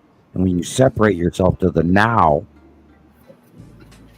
and experience the now before you, including the life force of Earth, yes, that is where your enlightenment and that same place is the place where you let go of all those anxieties or regrets, and you're free of them. And then you reach a higher plane where the now creates a placement of comfort and pleasure at observing the now. And you appreciate so much more of the now. That's why they call it the present. It's a gift of the now. It definitely is. Yeah. I feel better already. And psychologically, that's how you cure the now. Yeah. Well, I've always been kind of I've always had a hard time letting things go. Me too. It's been kind of holding on for some time. I circle. I feel I'm on the outskirts of that transition.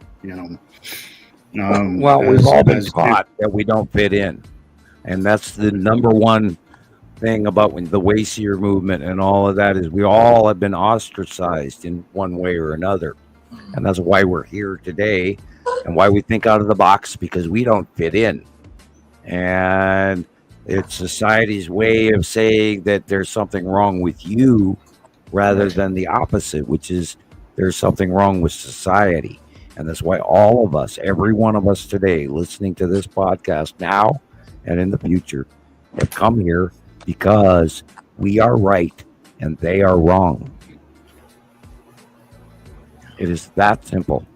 We see the truth. We see what's going on. We see what they don't even bother to look up for.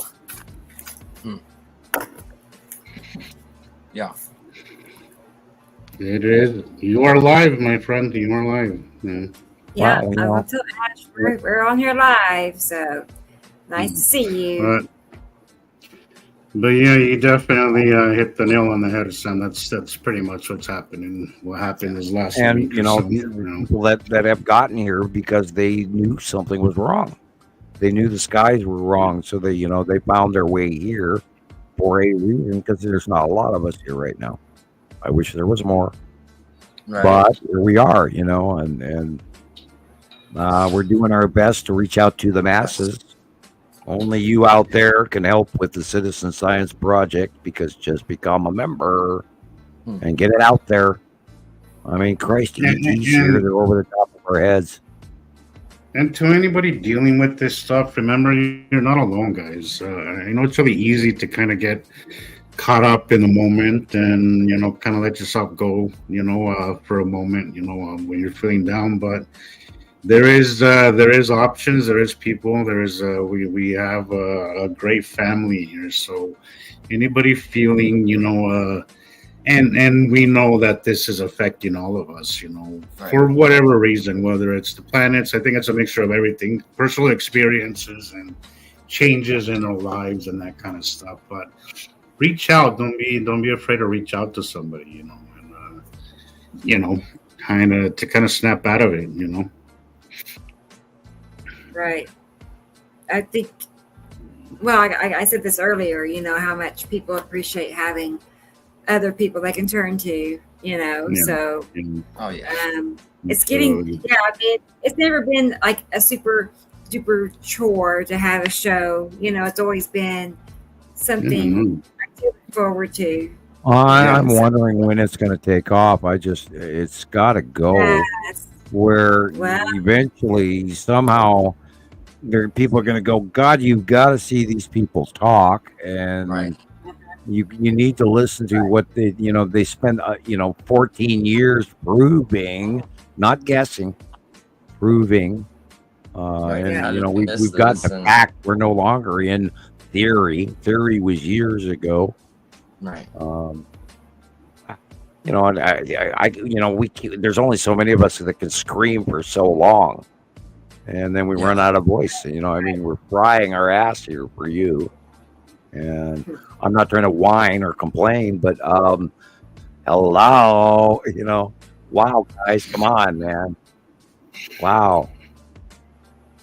Well, no, I mean we're actually I'm working on something right now for this for a new site, but that's like one of the biggest things we have going for us right now, is the fact that we're going to be broadcasted basically mainstream on all these podcast channels, not to mention translated worldwide. We've never. Oh, we can only hope. I know. I know my dad will eat this up. I know he will. I know I can bring my dad into this. I know. Nibiru is a worldwide phenomenon. There's a lot of Nibiru people out there. Yeah. And sky watchers and, end times people. A huge percentage. Right. This applies a huge percentage of people don't know the facts. They imagine it's this red planet that's coming. And it's been here for God, since 2011. I mean, on the way since 2009, where it was visible, in space cams and live cams and shit. And, Antarctica and 210, 211, 212, it was visible in the Northern Hemisphere. And, I'm watching and I'm screaming to 80 people, and, hello. I'm not sure what whitetail means, but can I have a voice? Do you mean if you can? And you can give you permission to have a voice. No, there was nothing going on roughly in 2007. No, other than chemtrail.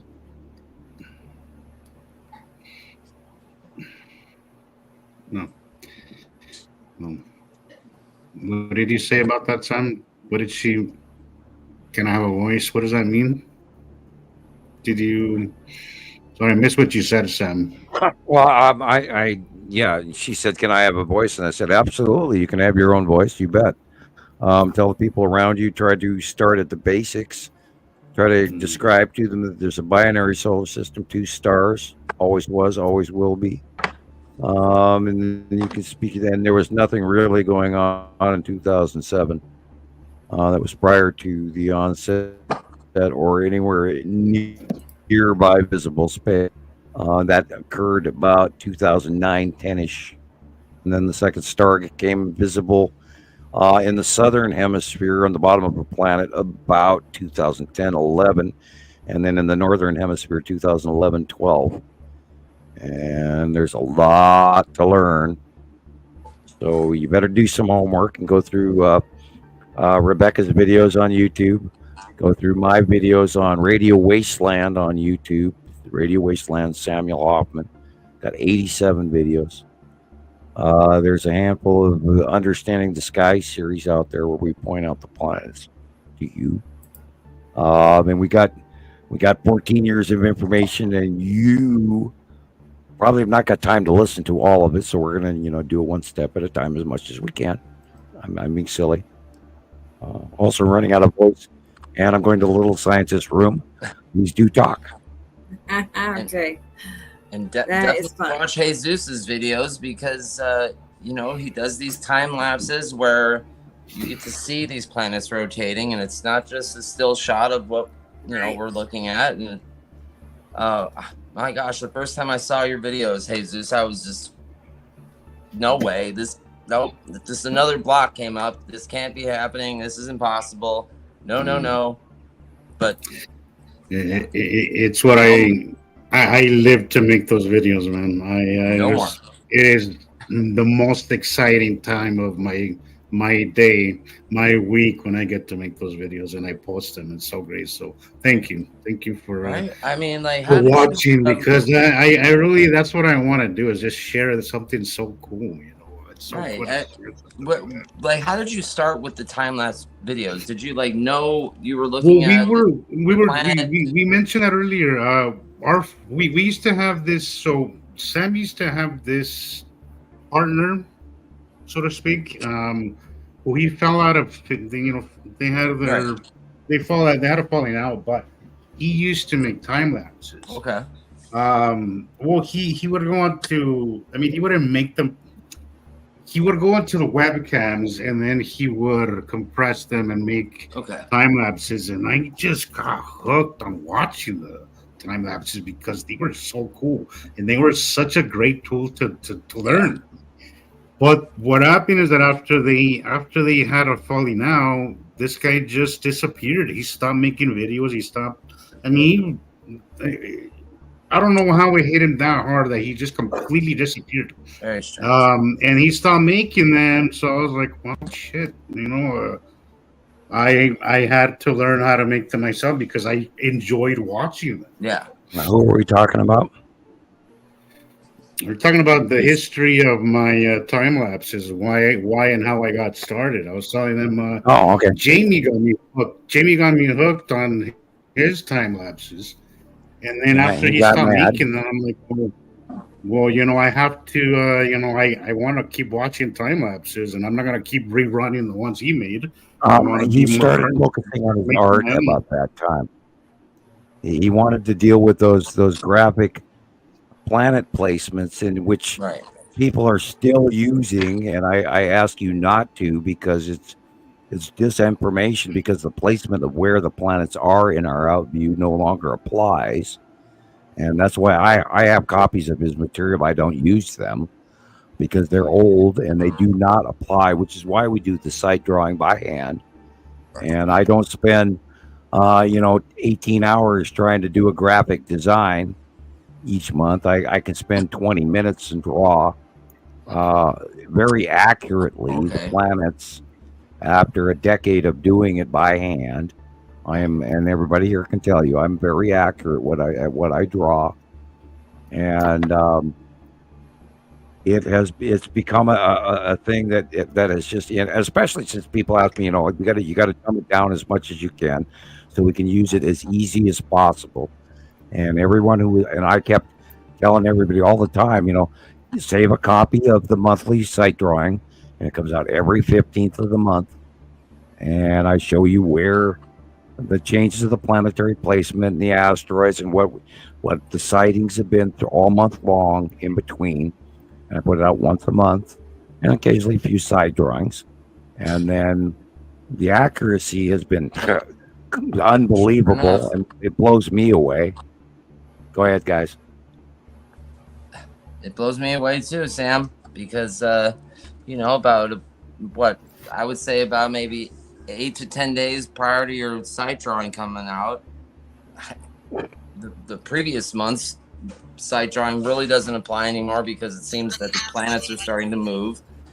And as soon as you put out that next month's, monthly sight drawing, everything clicks in and everything starts to show where. And I do this because we get sightings from around the world, and the people mail them in or send them in, and then I look at them and I talk to people, and I save this picture and that picture, and when they're really good, and I know what this is and I know what that is, and then come the 15th, usually about the 12th or 13th, I start getting nervous, and I go,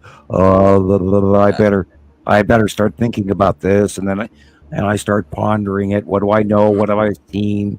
And then I go in and I don't copy it off the computer. I go into the living room, grab a piece of brand new paper, sit in front of me. I go get my bowls and my cans of soup and my spice bottles and a pop bottle or a can of Coke or whatever. Draw the circle around it with a black marker, and I go, okay, this is here. This is this big. This is over here. This is that big. And then I go in with the colored pencils, not crayons, and then I draw it. And then I go in and then I take a picture of it, and then in the computer room, and then I go in and then I Photoshop over the top of the names, and then I post it. And it takes me about half hour. Rather than spending 18 hours trying to do a graphic design. Are you kind of doing what you did in the Farsian thing? You just sit with the paper and just kind of right, yeah. What comes to you? What I feel comfortable with, and if I'm not comfortable with what I'm looking at, and I've done that, I'll just grab it and I'll crunch it into a ball and drop it in the garbage can. It doesn't look right. It's not what I know. It's not what I see. Doesn't feel right. Or I did this wrong, or that's wrong, or this is wrong. And I go, okay, wait a minute. No, you didn't plan that well.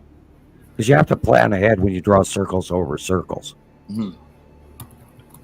You'll overdraw it, you scratch into it, and if you okay, that's going to stand out in the picture that everybody's got to look at for the next month, so I better redraw it or whatever. We make mistakes. I've actually put, necessity in the wrong order behind each other or in front of each other. Or Atu's moon is wrong and it's not over here right, and it's not comfortable with my eye view. And a lot of it has to do with my memory, but a lot of it has to do with my understanding of what's coming. Wow. And I think over the time too, Sam, is that you've gotten really good at their movements and watching them and right. And right. It is a mixture of your Farsian skills. It's a mixture of the history that you have with so many years, doing and watching this too. And I took drafting in school, and and how to 1 point perspective, 2 point perspective, art. I painted. I'm a painter. I'm Dutch. I paint landscapes. By the way, I am going to start painting some paintings for sale of the planets, I think. I cannot wait. And because I even drove by the store today going, I should actually stop in there and buy some paint, and then I went, nah, I gotta go home. I'm kind of tight with my money. I don't spend money on myself very easy. I know, right? Yeah. What times are tight right now, and I paint. I know I have a very old paint box, and my paints are dried up. When I got, by the way, these are on authentic Lucinda canvases. A couple of years ago, Lucinda gave me a whole bunch of canvases, and that means they're extra special because we've lost Lucinda. She's gone now. Anyway, cough. In between. What kind of paint do you use, or? I paint with acrylic. Yeah. It's bolder and it dries faster. I used to use oils, and I love oils. My father was an excellent artist. We're Dutch. We do that. My children are fantastic artists as well. It's in us. It's in our blood. And I've been painting since I was 5, and I'm excuse me, good at it. I can paint, and people like my stuff, and so you like my drawings, and I'm horrible. I draw horrible. You should see my daughters. Oh my God. And Nova can do graphic art like I wish I could. And she grew up with it, so she knows shit I don't even know. And to her, it's normal. Too bad we couldn't hire her to help us make a design. We could, she could have a design involved in this too. God, Dad, how could be so stupid? You guys just blacked out. You blacked out. Nova eventually will do art for us. She already has a following, and she doesn't know it yet. Oh yeah, they both. Yeah, I told them that yesterday. Yeah, I did. I told them. I said, these people care about you, and they're always asking about you, and they've watched you grow up. You don't even know. I said, you guys are already famous. Shit, come on. And they looked at me like, what? No. Shiloh wants to be very famous. Shiloh wants to be very private. She's very private, and I mean she's drastically private. Also a mini me in certain ways. They both are. Nova's the extrovert, and Shiloh's the introvert. And they're thick as thieves. They love each other dearly. I could not ask for better children. I mean, they are the best of siblings to each other. It's amazing. And that was yes. I have amazing children, and I hope all of you people out there in the future will look after them. Of course. Did I say that out loud? I think I did. Yeah. No, but overly honest here. I was told about my daughters before they were ever born by the Pleiadian. I mean, this guy looked me up. And I am not kidding you. I mean, I wouldn't even mention. Like, what did he tell you about? Oh, You're gonna have how when many you children? when you and I are standing in the same room together, I will tell you that. Okay. Okay. You guys, I have a government rated very high IQ. They told me about my offspring. And that they were interested in my offspring. Okay, and so, and you should be interested in my offspring as well. Okay. Sure. I'm not trying to brag, but they're definitely my children. I mean, oh my God! I mean, they're better than me, and they don't even know it yet. And Nova's already. Showing examples of precog and wisdom and abilities of far seeing, and she knows things. And we were having a talk in our kitchen. And she says, Dad, I didn't know where that came from, but I just knew.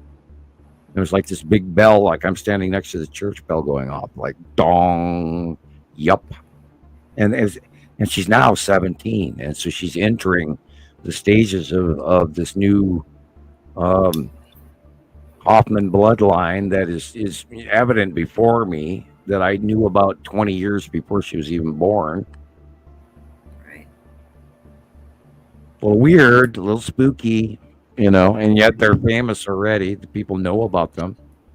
Thousands of people talk to me and they go, "Oh, blessings to your girls, and we love your girls, and we hope you're all well and safe." And I had that today, and in a letter I got in the mail, and great stuff, and they don't even know, hopefully they will help us. And, gosh, Dad, we're so bored with this already.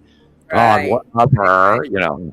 I just wonder if they'll, have a turnaround, like an aha moment or something that changes their outlook on it. But maybe not. Maybe. Well, they're good at what they do, and maybe if they get a trip to Comic-Con, even though they don't go on stage, maybe if they get go to a hotel and me take them to Comic-Con where we speak.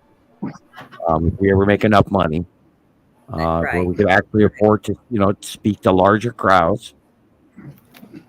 If we could ever brave that occurrence, and only through donations will we ever get there.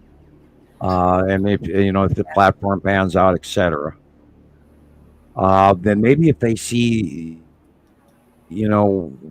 that they're known about, then maybe they'll help or join in. The good old family effort, and then they'll be older by then. So we'll see what happens. Right, that's true. I'm not negating this, and I'm not setting limits. When it happens, then I will believe it more. But I do have, and I'm not creating expectation, but aspiration would be interesting. I know what you're saying. I like the background hum and music. Oh yeah, it's kind of a rhythmic. You can just nudge it up just a hair so I can hear it better. Yes, I feel it. I feel it in my feet more than I hear it. And Jesus is getting very heavy-eyed. Or he's looking. Oh, you're looking at your phone. Been a full Okay, day. I'm sorry. I thought you were like, don't go to sleep on us, man. I'm not heavy-eyed, but I do need to go I need to take a walk. I'm getting a little. Well, we've been going 6 hours, so yeah, get out of your chair. Go get a drink. Yeah. Or go yell at the roommate or something. Go, dude, wake up. I'm gonna go downstairs and refill my drink, guys. Okay. Okay, I can talk forever almost until you can't hear me anymore. And my throat. I even tried one of Gillian's Fisherman's Friends. Those things are scary. God, what do you people eat in the UK? I've never tried that kind. They're horrible. I can have them for about half a minute, and then you got to spit them out. They're horrible. Horrible. Oh my gosh. Yeah. Well, she likes them, I guess. Out, or is it you? Well, they work. They're unbelievable, but what does it taste like? Am I skipping out? Let me. Okay. I'm popping one in my mouth now. First of all, it's slightly fruity. And now it's medicine-y, weird, minty. Now going over to almost medication minty. Oh. The fruit flavor is gone. It feels kind of eucalyptus-y. Almost to the point where the side of your tongue, now I want to sneeze. Oh boy. They could actually be compared to excuse me. Wow. Yeah, they're no longer, it's no longer fruity. It's very mentholy. Okay. Sort of mouthwash-y. Okay. What is it, Sam? Yeah, well, it came out of my mouth. I had to remove it from my. It's called Fisherman's Friend, and Gillian from Scotland sent them. Okay. She said her dad loved them, and I can't last 40 seconds in my mouth with one of those things. Waha! Right. But my throat is very cooled down and eucalyptus-y. And maybe I should have saved it for again rather than throwing it in the garbage. But anyway, I'm ready to sneeze again. Wow. Look, I think Jesus sent us his allergies tonight because I don't know. Yeah, I got this. I've got like. Oh well, yeah, we got weird pollen going on everywhere. We don't live in the same zone, in the climate zones that they actually issued a brand new readjustment to the climate zones where you can grow this and you can grow that. And so we're not in Kansas anymore, Toto. And I really do believe that Earth has rolled forward, and we know it has from the extra star and the other planets and all of this and the buffer and the magnetosphere, and I could keep going on and on and on.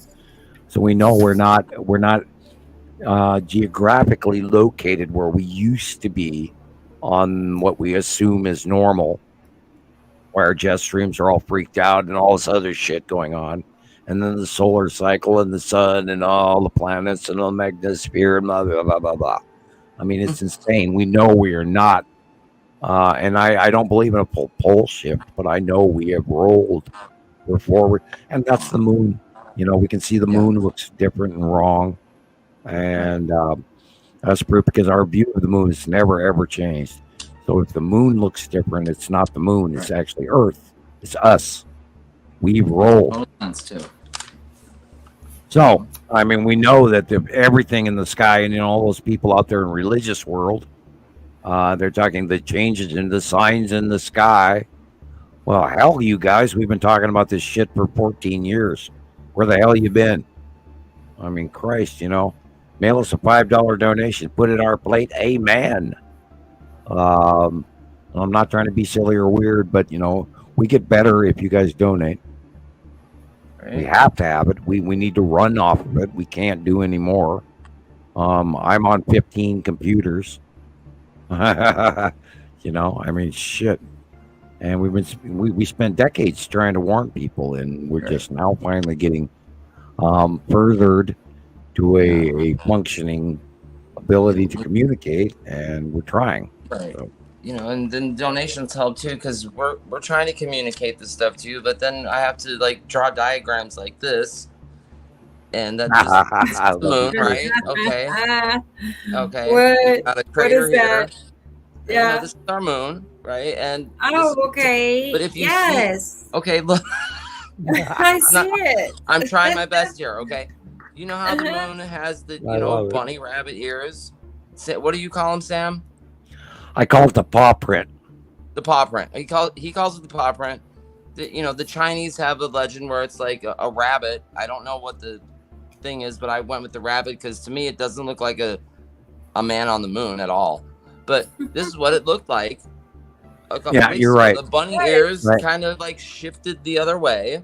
Yeah, it tipped to the right, and then it tipped to the left. That's what Sam means. So in the last 2 weeks. In the last 2 weeks, we've seen numerous versions of the view of the moon around the world. Oh yeah, and and in Jerusalem, the sky sounds like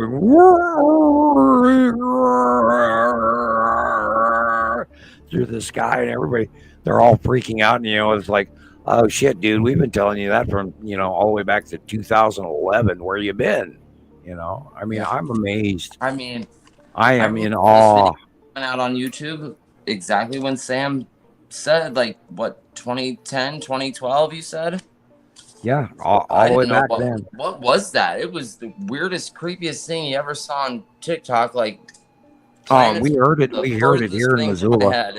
You could walk outside, you could hear it, and it was just it's like, in the Star Wars movies, there were this Star Destroyers trying to wiggle past each other in space, going, right.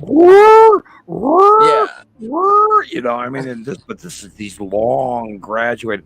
And if you go back, go to YouTube, type in "Strange Sounds in the Skies, Alberta, Canada, 2011," and or British Columbia, 2011, Canada, Australia.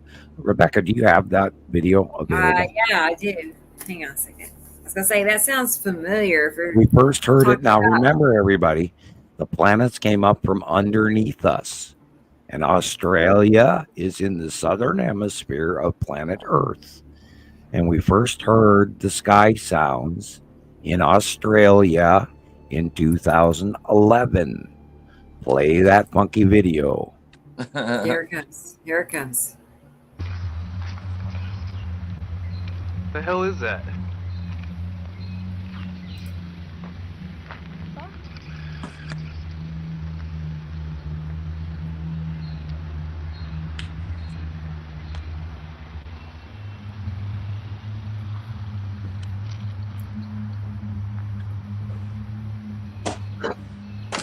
That is the arriving star and solar system. Is that coming from the clouds? I don't know, it's somewhere up there.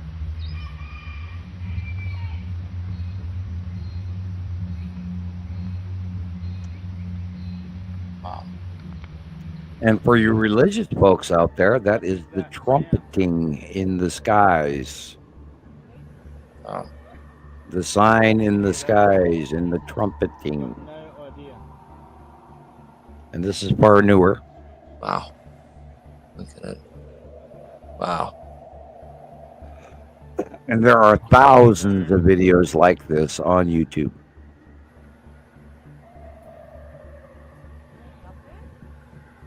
That's a planet right there.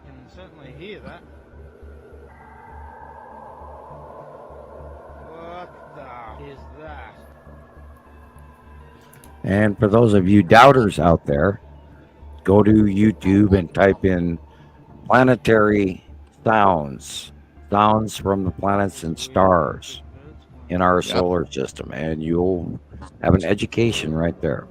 Yeah, I love this part. A lot of it's under like trumpets, sky trumpets or something. Right, and 2012, 2011, it was unbelievable. They were, and I loved every second of it, knowing. And it's kind of like they're getting close to us, and their electric and our electric are bouncing off each other, and the harmonics are changing. Now in physics, sound equals light equals matter. Yep. So our planets put off sounds, their planets put off sounds, and that's what we're hearing. And they get close, to be tectonic plates underneath us moving because of the electrical push, the impingement of other objects, because they don't crash into each other, they repel each other, and all of that is connected. That is the bottom of Saru way back when. Wow. That's about 2000. Let me blow. Oh, can we go? I missed the date on that. Yeah, that was the bottom of Saru. Was it dated, Sam? Yeah, it was. I couldn't blow it up fast enough. Just go right. Yeah, 2016. Like October 1st, 2016. 2016. That is Saru. Wow. Okay. Wow. This sure sounds like a trumpet. And you guys, these planets are putting off this whatever it is. It's either Earth and them reacting, but we can't just, everything's connected. So we have to say it is the reaction of the planets together close to each other.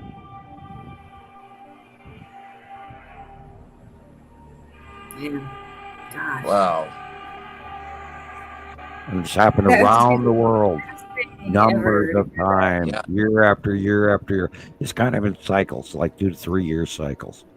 And, we knew because we knew shit was going on. And guess where it started? All the way in Australia. This is in 2019-ish, I believe. I remember this neighborhood. It's in the Mideast, northern latitude.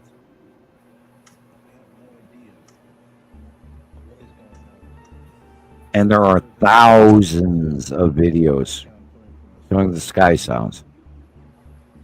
Thousands.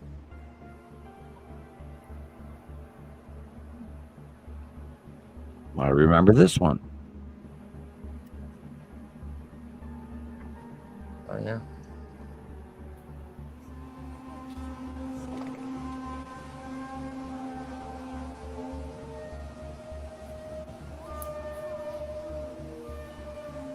Sounds like two rusty old trains rubbing together, doesn't it?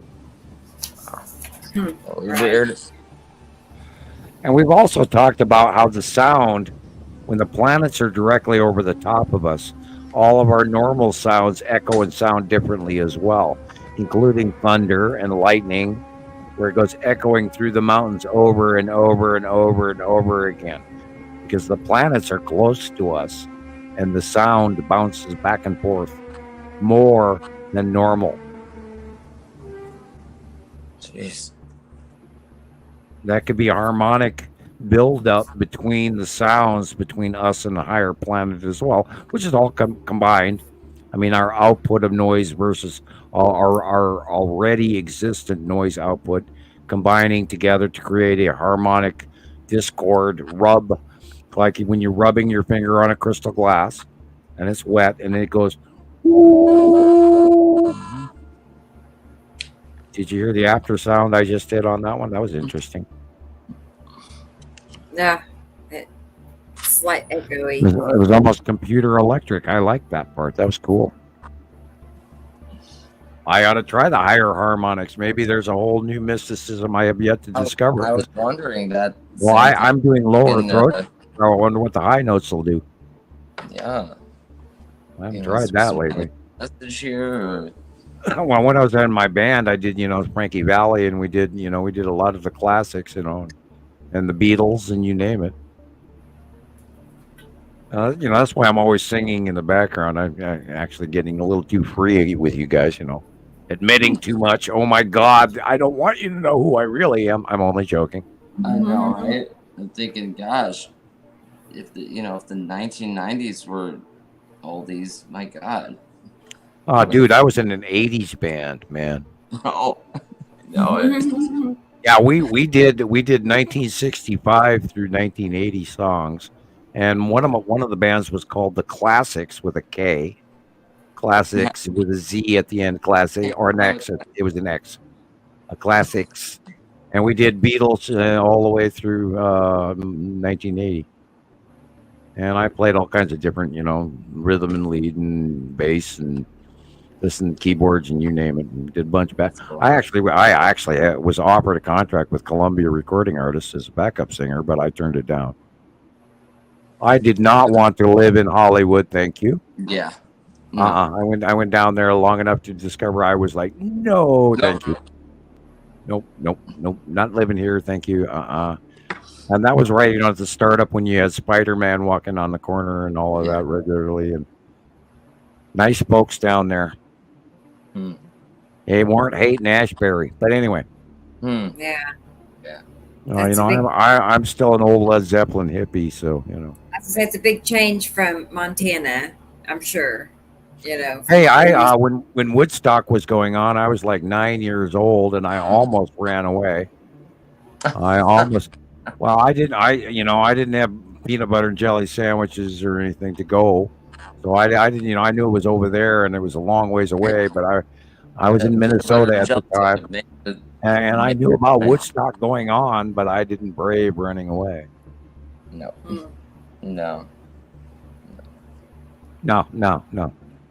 Well, back then the cops would catch you before you left the county, so. Right. I would imagine so. And then, you were talking about Haight-Ashbury, and San Francisco is a pretty. I had an older brother. I had an older brother that actually did go to Haight-Ashbury in '68 and '69, and we missed him at that time. But he came back a very, very valuable human being, rather interestingly, in my point of view. And I actually was dreaming about him the other night, which is rare.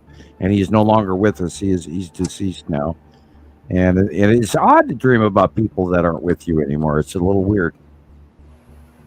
But they're a part of your life, so you dream about them. Right. And I'm watching Rebecca's little stars behind her move around all by themselves. Yeah, part of my lights went out, though. It's like, I don't know, they got a glitch, like they'll work, and then they won't work. Time to get new ones, that way you don't have a fire. Yeah, look out for a fire. Throw them away if they don't work. Like that. Anyway, so it used to be better, but I just need to replace them. Are you itching again, Christopher? I don't know. I think it's from the cat. No, you're elevating. You're elevating with the source, so your body electricity is enhanced, and therefore you're more. You're itching. Yeah, you should see what happens with if I have people and I'm going to read tarot cards or do a reading with people, and then I reach for source. It's hilarious. Everybody within about 10 or 15 feet of me starts feverishly itching because you elevate the electrical magnetosphere as I'm reaching for source, and this is where you can fry electronic equipment if you're not careful, and so that's your source is talking to you, so you're rising up in elevation and harmonic, and that's where you're itching. That's something. Well, so Jesus is back. Comfortable. I'm back. We got a little leg stretch, and I gotta mention, I caught you saying about a card reading. I've never had one of those. Nobody's ever gave me one of those. Yeah, tarot cards. I've read tarot cards since I was 17, 16. And I went in, I learned. I've never had a reading. I've always been one. Like my cousin gave me one, but we were drunk at the time. I used to do that at parties for people. They would give me their card keys, or on a rare occasion. Normally, I don't bring out my tarot cards for just anyone to touch. They're very sacred to me, and they work very well. I've got the same deck for I can't even count the years. It's probably 46, 47 years I've had the same deck. I have other decks. The main one I use is it's very accurate, and it and you read it, and then you have the person. The only time they ever really touch the deck is when they do the cut to choose their fate by the three cut into three with the left hand. It's there's rules. You follow the rules very carefully, and if you don't, then your deck will lie to you. And because then you're giving a negative influence because you haven't followed the rules, but you have to. And then I'll look at the spread, and then I use my other knowing in both, and then I just read what they tell me, and it's very accurate usually. No, except that I don't believe in it. I do. I've never had anybody around me that really does that stuff. Tarot cards come from the early Gypsy, the Roma. It comes from Eastern Europe and the Gypsies. And it's very accurate because the cards, the way they're laid out, is through a sociological, psychological example of many possibilities, arcana or regular cards, and it's broken down into the four elements. You have the wands, the cups, the pentagrams, and etc. And the way the cards, and I use the Rider deck, and the way the cards are printed, they show the events in the cartoon, and a very, very prominent tool that actually does work if you treat them with reverence.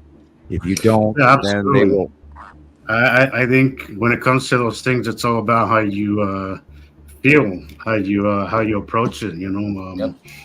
How you, yeah, absolutely. And that's how magic is as well. Magic is as magic does. There's magic to it, and if you don't now, and if anyone who goes into the Wiccan belief, when you get your reagents or your spell components together, and there are many tools you need ahead of time to actually sit down and perform normal magic. You have to have your knife and your cup and your wand and all of these things that you acquire over time. And you have to earn them. And they have to be sanctified and etc. There's many stages to Wiccan development of magic. And once you achieve that, you get your reagents together, and they've got to be the highest quality. Yeah. And then you draw your magic circle, and you lay out your ring of salt, and your ring of protection. And salt is very important, because if you stray outside of that while performing magic, you are opening the door to things you don't even want to even know about.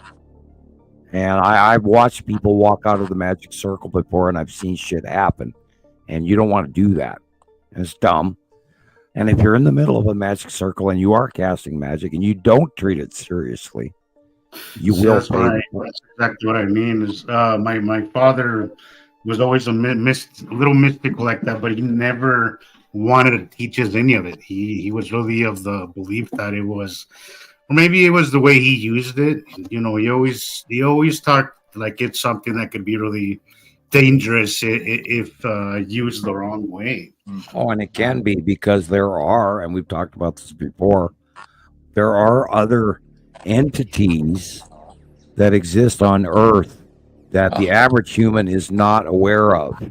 And I've had all my life, I've had abilities to see spirits and things like this. And because of my magic use, I have been exposed to some of those, and I've had encounters, and I've had to deal with a situation I wasn't prepared for with a friend who actually did walk out. He walked out of the magic. Always kept us away from it. He never wanted us to. You do not screw around with the spirit world. You do not play with Ouija boards. Do not even have a Ouija board in your home. That sounds like everything my father told me growing up. Yep. Do not do mirror magic until you are ready. If you do mirror magic, you better be damn well prepared to find out things you don't want to know.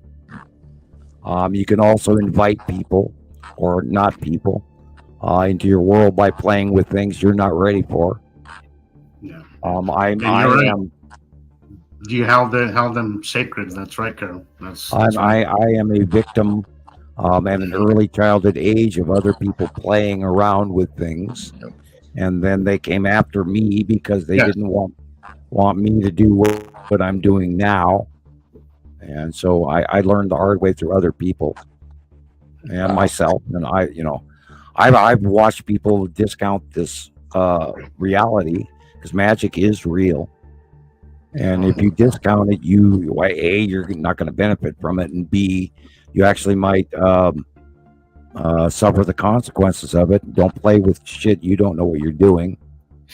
I agree with experimental elemental. It's the reason why I haven't really dabbled into that kind of area yet, because I don't feel I'm healing, and that's great advice. Don't try magic when you're healing. That's an example is when you're doing Om chant and you're learning throat chakra, and you talk about self-healing, and you tell yourself, I'm going to heal, and you do the and you increase your vibration. Now this is also you can do that in other ways too, in chant, intention, voice.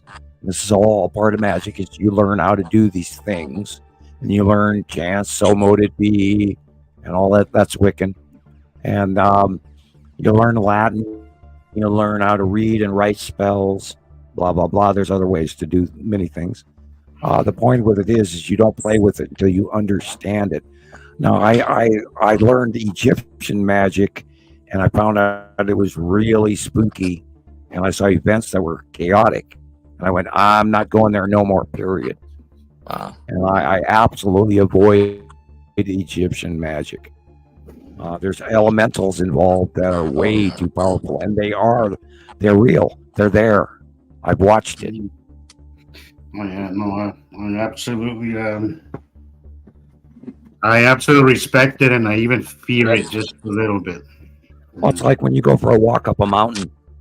Ask permission of the mountain.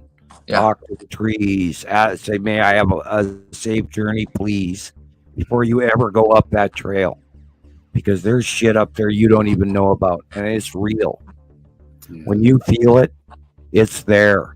When you know the back of your neck is crawling, and you know something's in the forest with you, it's either a mountain lion or it's an elemental, and they are real. I know they're real. Yeah. I've seen them, and I can do shit. And well, I've had a couple of documented miracles, and I don't want to get in brag or whatever, but I'm not average Joe Facebook. But anyway. Yeah, of course. Yeah. I mean, that can go for your daily life too, right? I mean, if you're feeling something, you should follow your intuition on that. Pretty much. Yeah, trust you. If you notice something, if the hair on the back of your neck stands up, then pay attention to it. I agree. I think our intuition, for the most part, is on point. I think it's like more than intuition. I think it's also a sense that we have. As they call it, the sixth sense. We do have another sense, and I think that's it. And I think it's prudent for you to never ignore it. Yeah. And Nostradamus predicted that this is the year it starts for around the world. Yeah, when I heard that the other day, yesterday, I was listening to that podcast. I was like, wow, I didn't know that. That's we go. Here we go. My father was also obsessed with Nostradamus. I'm going to bring that up, see what he has to say about that. Edgar Casey, Nostradamus, Sam. I'm not trying to lump myself with them, but I'm even telling people that, since the 2010 ascension started, and now we're at 2024, and we see the opening of the sixth seal. Now that's a negative embarkment, but there's also the positive side, which is hopefully us.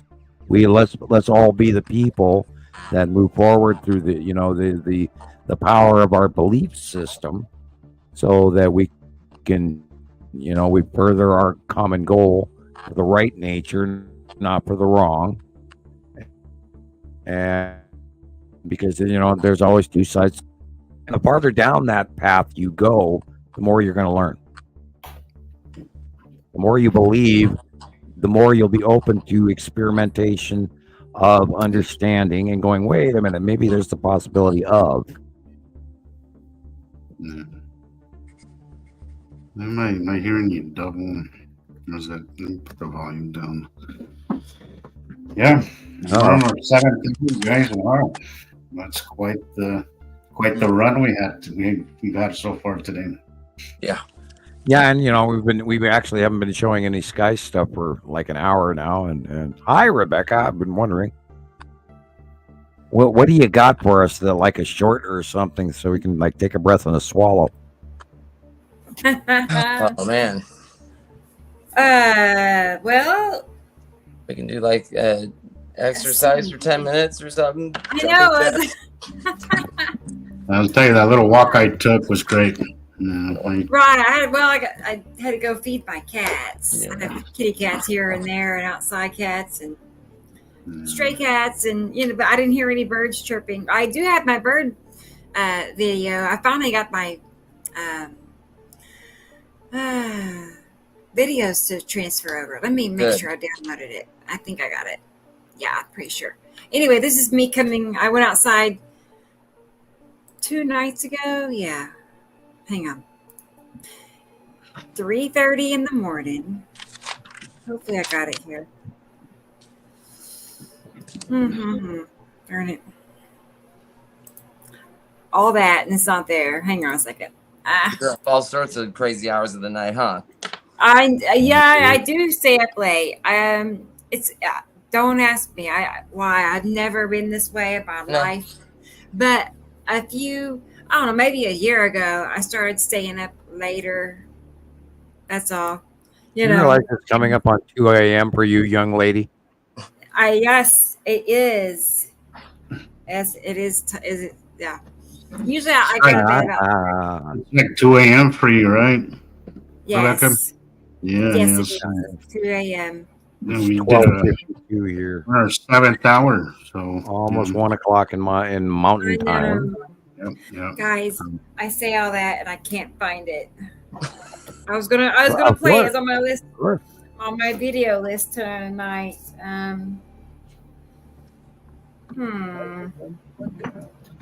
Well, I love my walks, Carol. That's the thing I love about Salt Lake. That there's some amazing places to take a walk. Cool. You ever make it out this way? I'm gonna take you on a nice walk. There's some amazing sights here. I love. There is so many trails to take.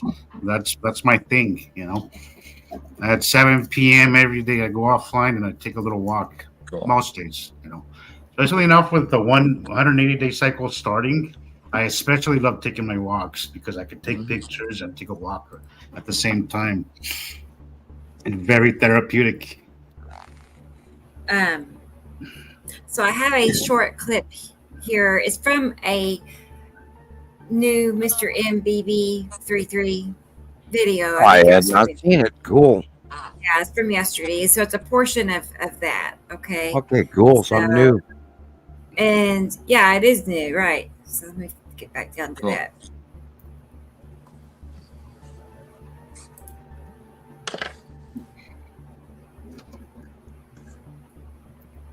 Describing as a smoke ring, a shockwave. This video here has narration by Fox Body Speed, who pulled over along the side of the road. Oh, we saw this last week. Yeah, there's a whole series of them. Well, yeah, this is a much worse version of the copy that we had. Yeah, we saw this last week and the week before. See, it gets right, it gets bigger, right? There's more. Another video by Jamie. Like blurry, it's super blurry. Wow. It's like a jellyfish. Got new glasses. Okay, I've never seen anything like this. That was weird. Yeah, that's not a rocket. That is not a rocket. Here, Joey Miller, Johanna out of Burleson, Texas, March 4th, 2024. Received several of these videos in March, and you can see the large ring. She described it as a ring of smoke. A lot of different descriptions. Like I said, the first people described it as a shock wave.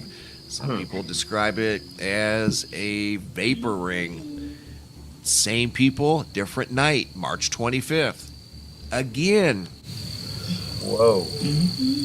Little smoke ring. The second time we've seen this. Second time they've seen that. Again, not necessarily behaving like a rocket.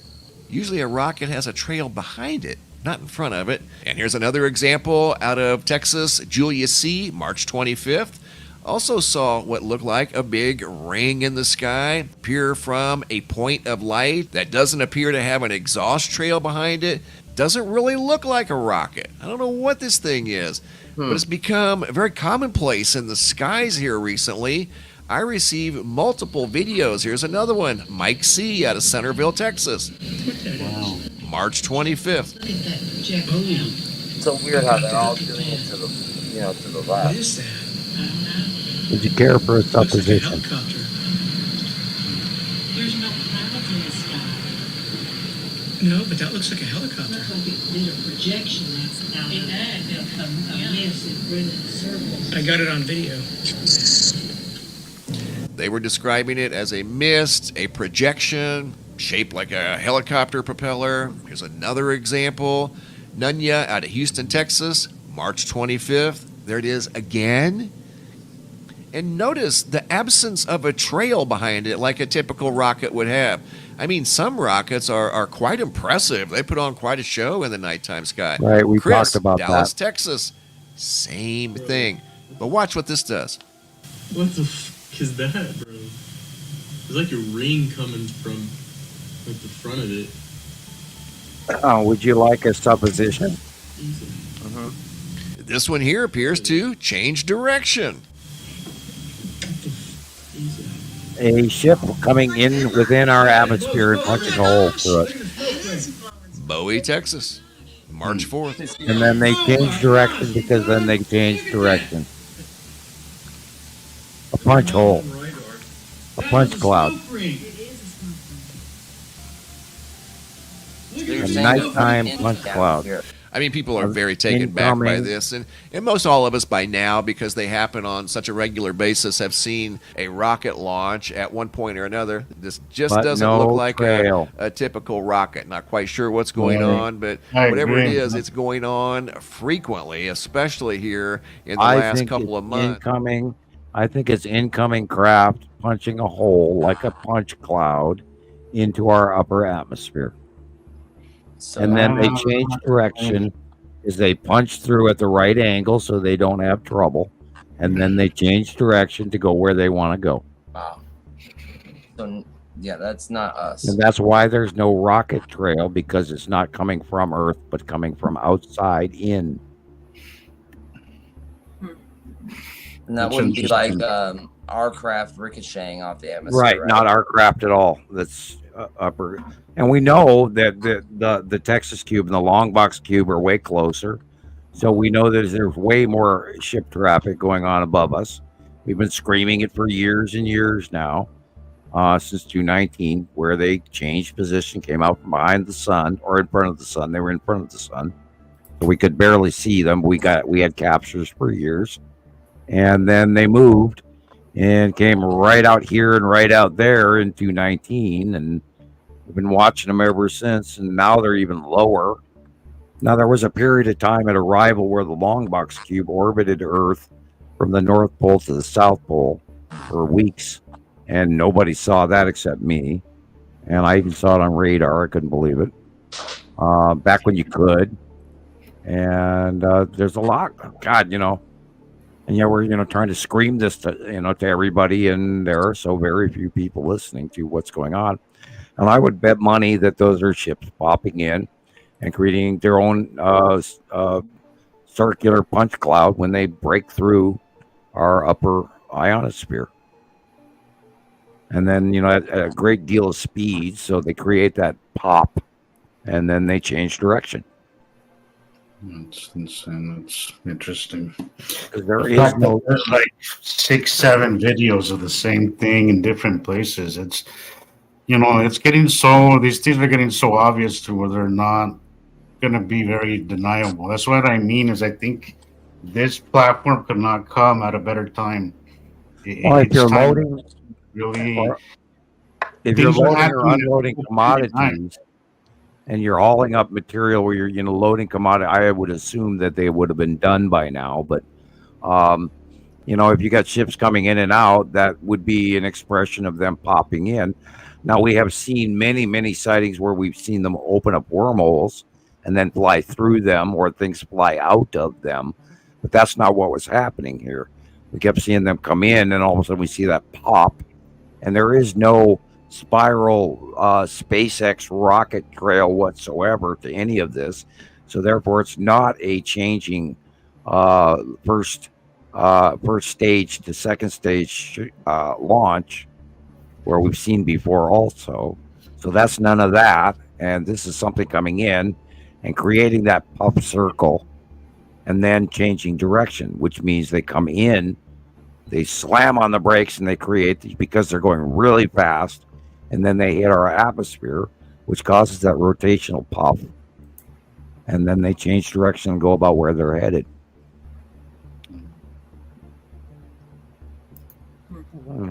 That's me breaking it down, Breaking it down. Where did Christoper go? Wait. Yeah. Okay. We're right at 7 hours too, by the way.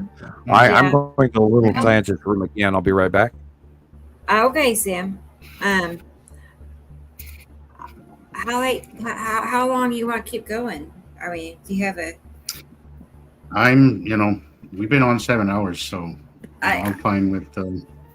I'm good. I'm sure you're tired. I'm pretty tired. Yeah. Sam's like, I can tell he's like wired. He's gonna keep going. I think Sam's gonna wired. Yeah. But yeah. I don't know about you all, but I'm tired. Yeah, a little extra Coca-Cola will do that for you. Yeah, I know.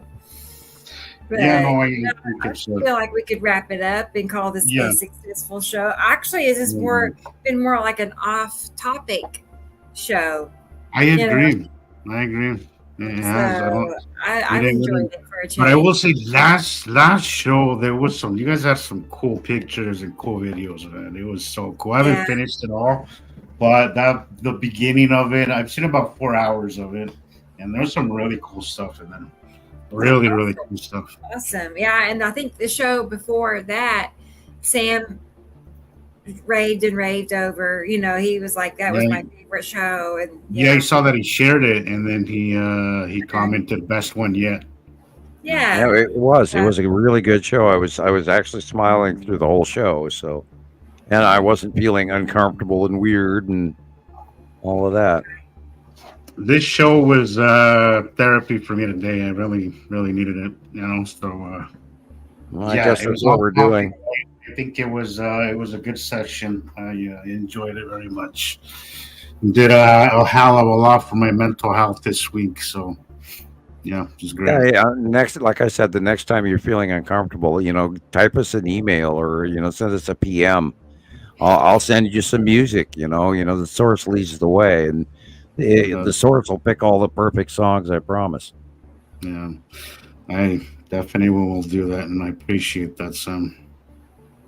It's the way it works. You communicate with people, and then they can connect with you, and then you're in the now, not in the worry zone, and then you're occupied, and then you move on. Yeah, because that's all it takes. Sometimes it's just a distraction. Yep. Sometimes our minds can really play games with us, and the more you kind of give into it, the more it's the more you kind of snowball, like a snowball. I run in circles until I'm so wound up. I've just got to tell myself, you can't do this. This is insane. And because I overthink things so, to the nth degree, sometimes I get really, really overly into it, and I have to actually rip myself back out and learn, process it. You have to.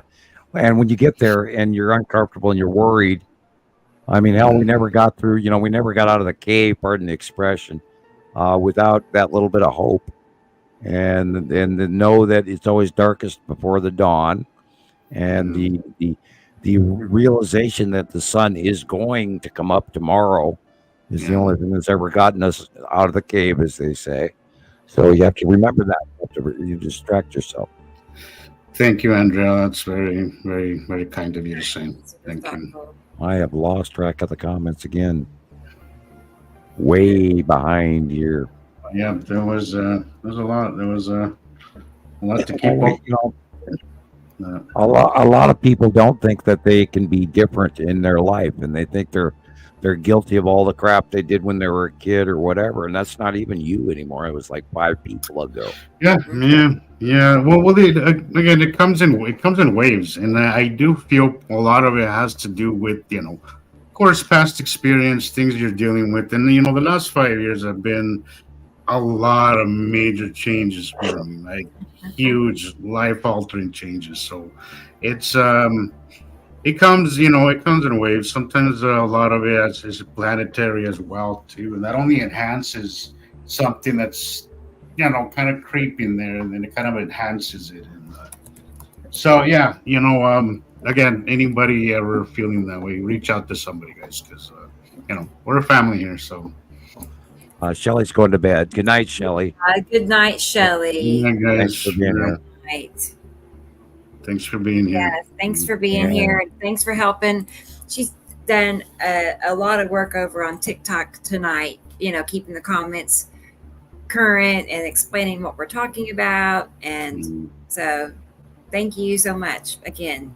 She really, I couldn't ask for a better moderator, so meant to be. Yeah. So good. Yeah, it was a good show, guys. You ready for some Star Wars, Sam? You bet. That's what I was just thinking. Yeah. Thinking about the Star Wars and that's all wind down. How long do you normally go play Star Wars after a show? I choose about usually 5 or 6 scenarios, and I'll run through them usually once, and then sometimes twice, and sometimes 3 times, and I'll play 8, 10, 12 games, and numbers are always good, and I'm very good at the game, and I played for so many years. I mean, I should be. Yeah. And it's a good distraction. You get to shoot robots or stormtroopers, depending on which one you're playing, and you can occasionally battle Darth Vader and that sort of thing. You can't kill him, but you can blow him up and knock him off the platform. It's fun. And if you get close to him, he'll kill you right away. So you stay away from him. But, it's like I said, PlayStation 2, years old, but I love it. Right. I remember those. I remember playing a few games for that one. There he is, Chris. Christopher, time to say good night. Yeah, okay. it's the time. Yeah. All right, guys. Well, it's been a good show. I'm happy.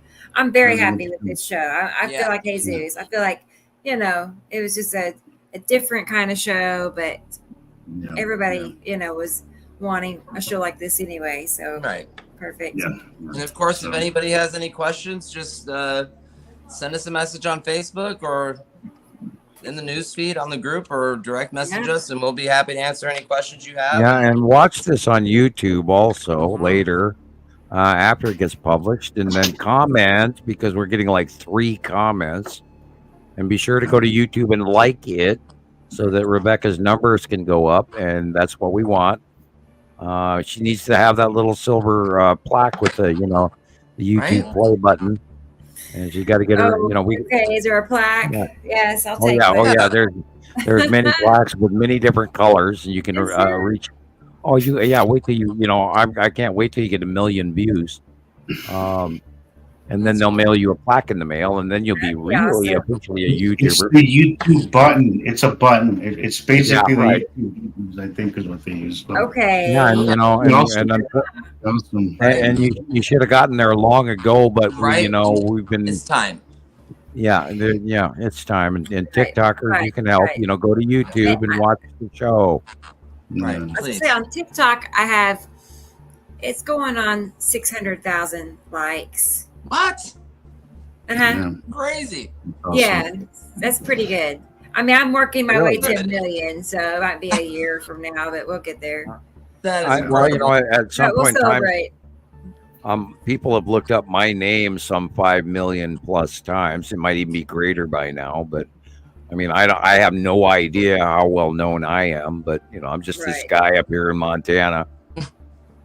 Well, I think it'll happen. It'll happen within the next year or so, guys. Oh yes, I do too. Yeah. I think so. All right, everybody. Okay, guys. Well, let's go ahead and wrap up here. So, and tell everybody good night. And we appreciate you all being here. Star Wars show, Star Wars time, and we'll be back Saturday at 1:00 Central. So I do that too. I can't remember which day it is anymore. Right. I'm already looking forward to it, and I already have content to share for Saturday. So it'll be a great show. All right. I'm going to go. Okay. Well, good night, guys. We'll see you in a few days. Bye-bye, guys. Good night. Awesome show.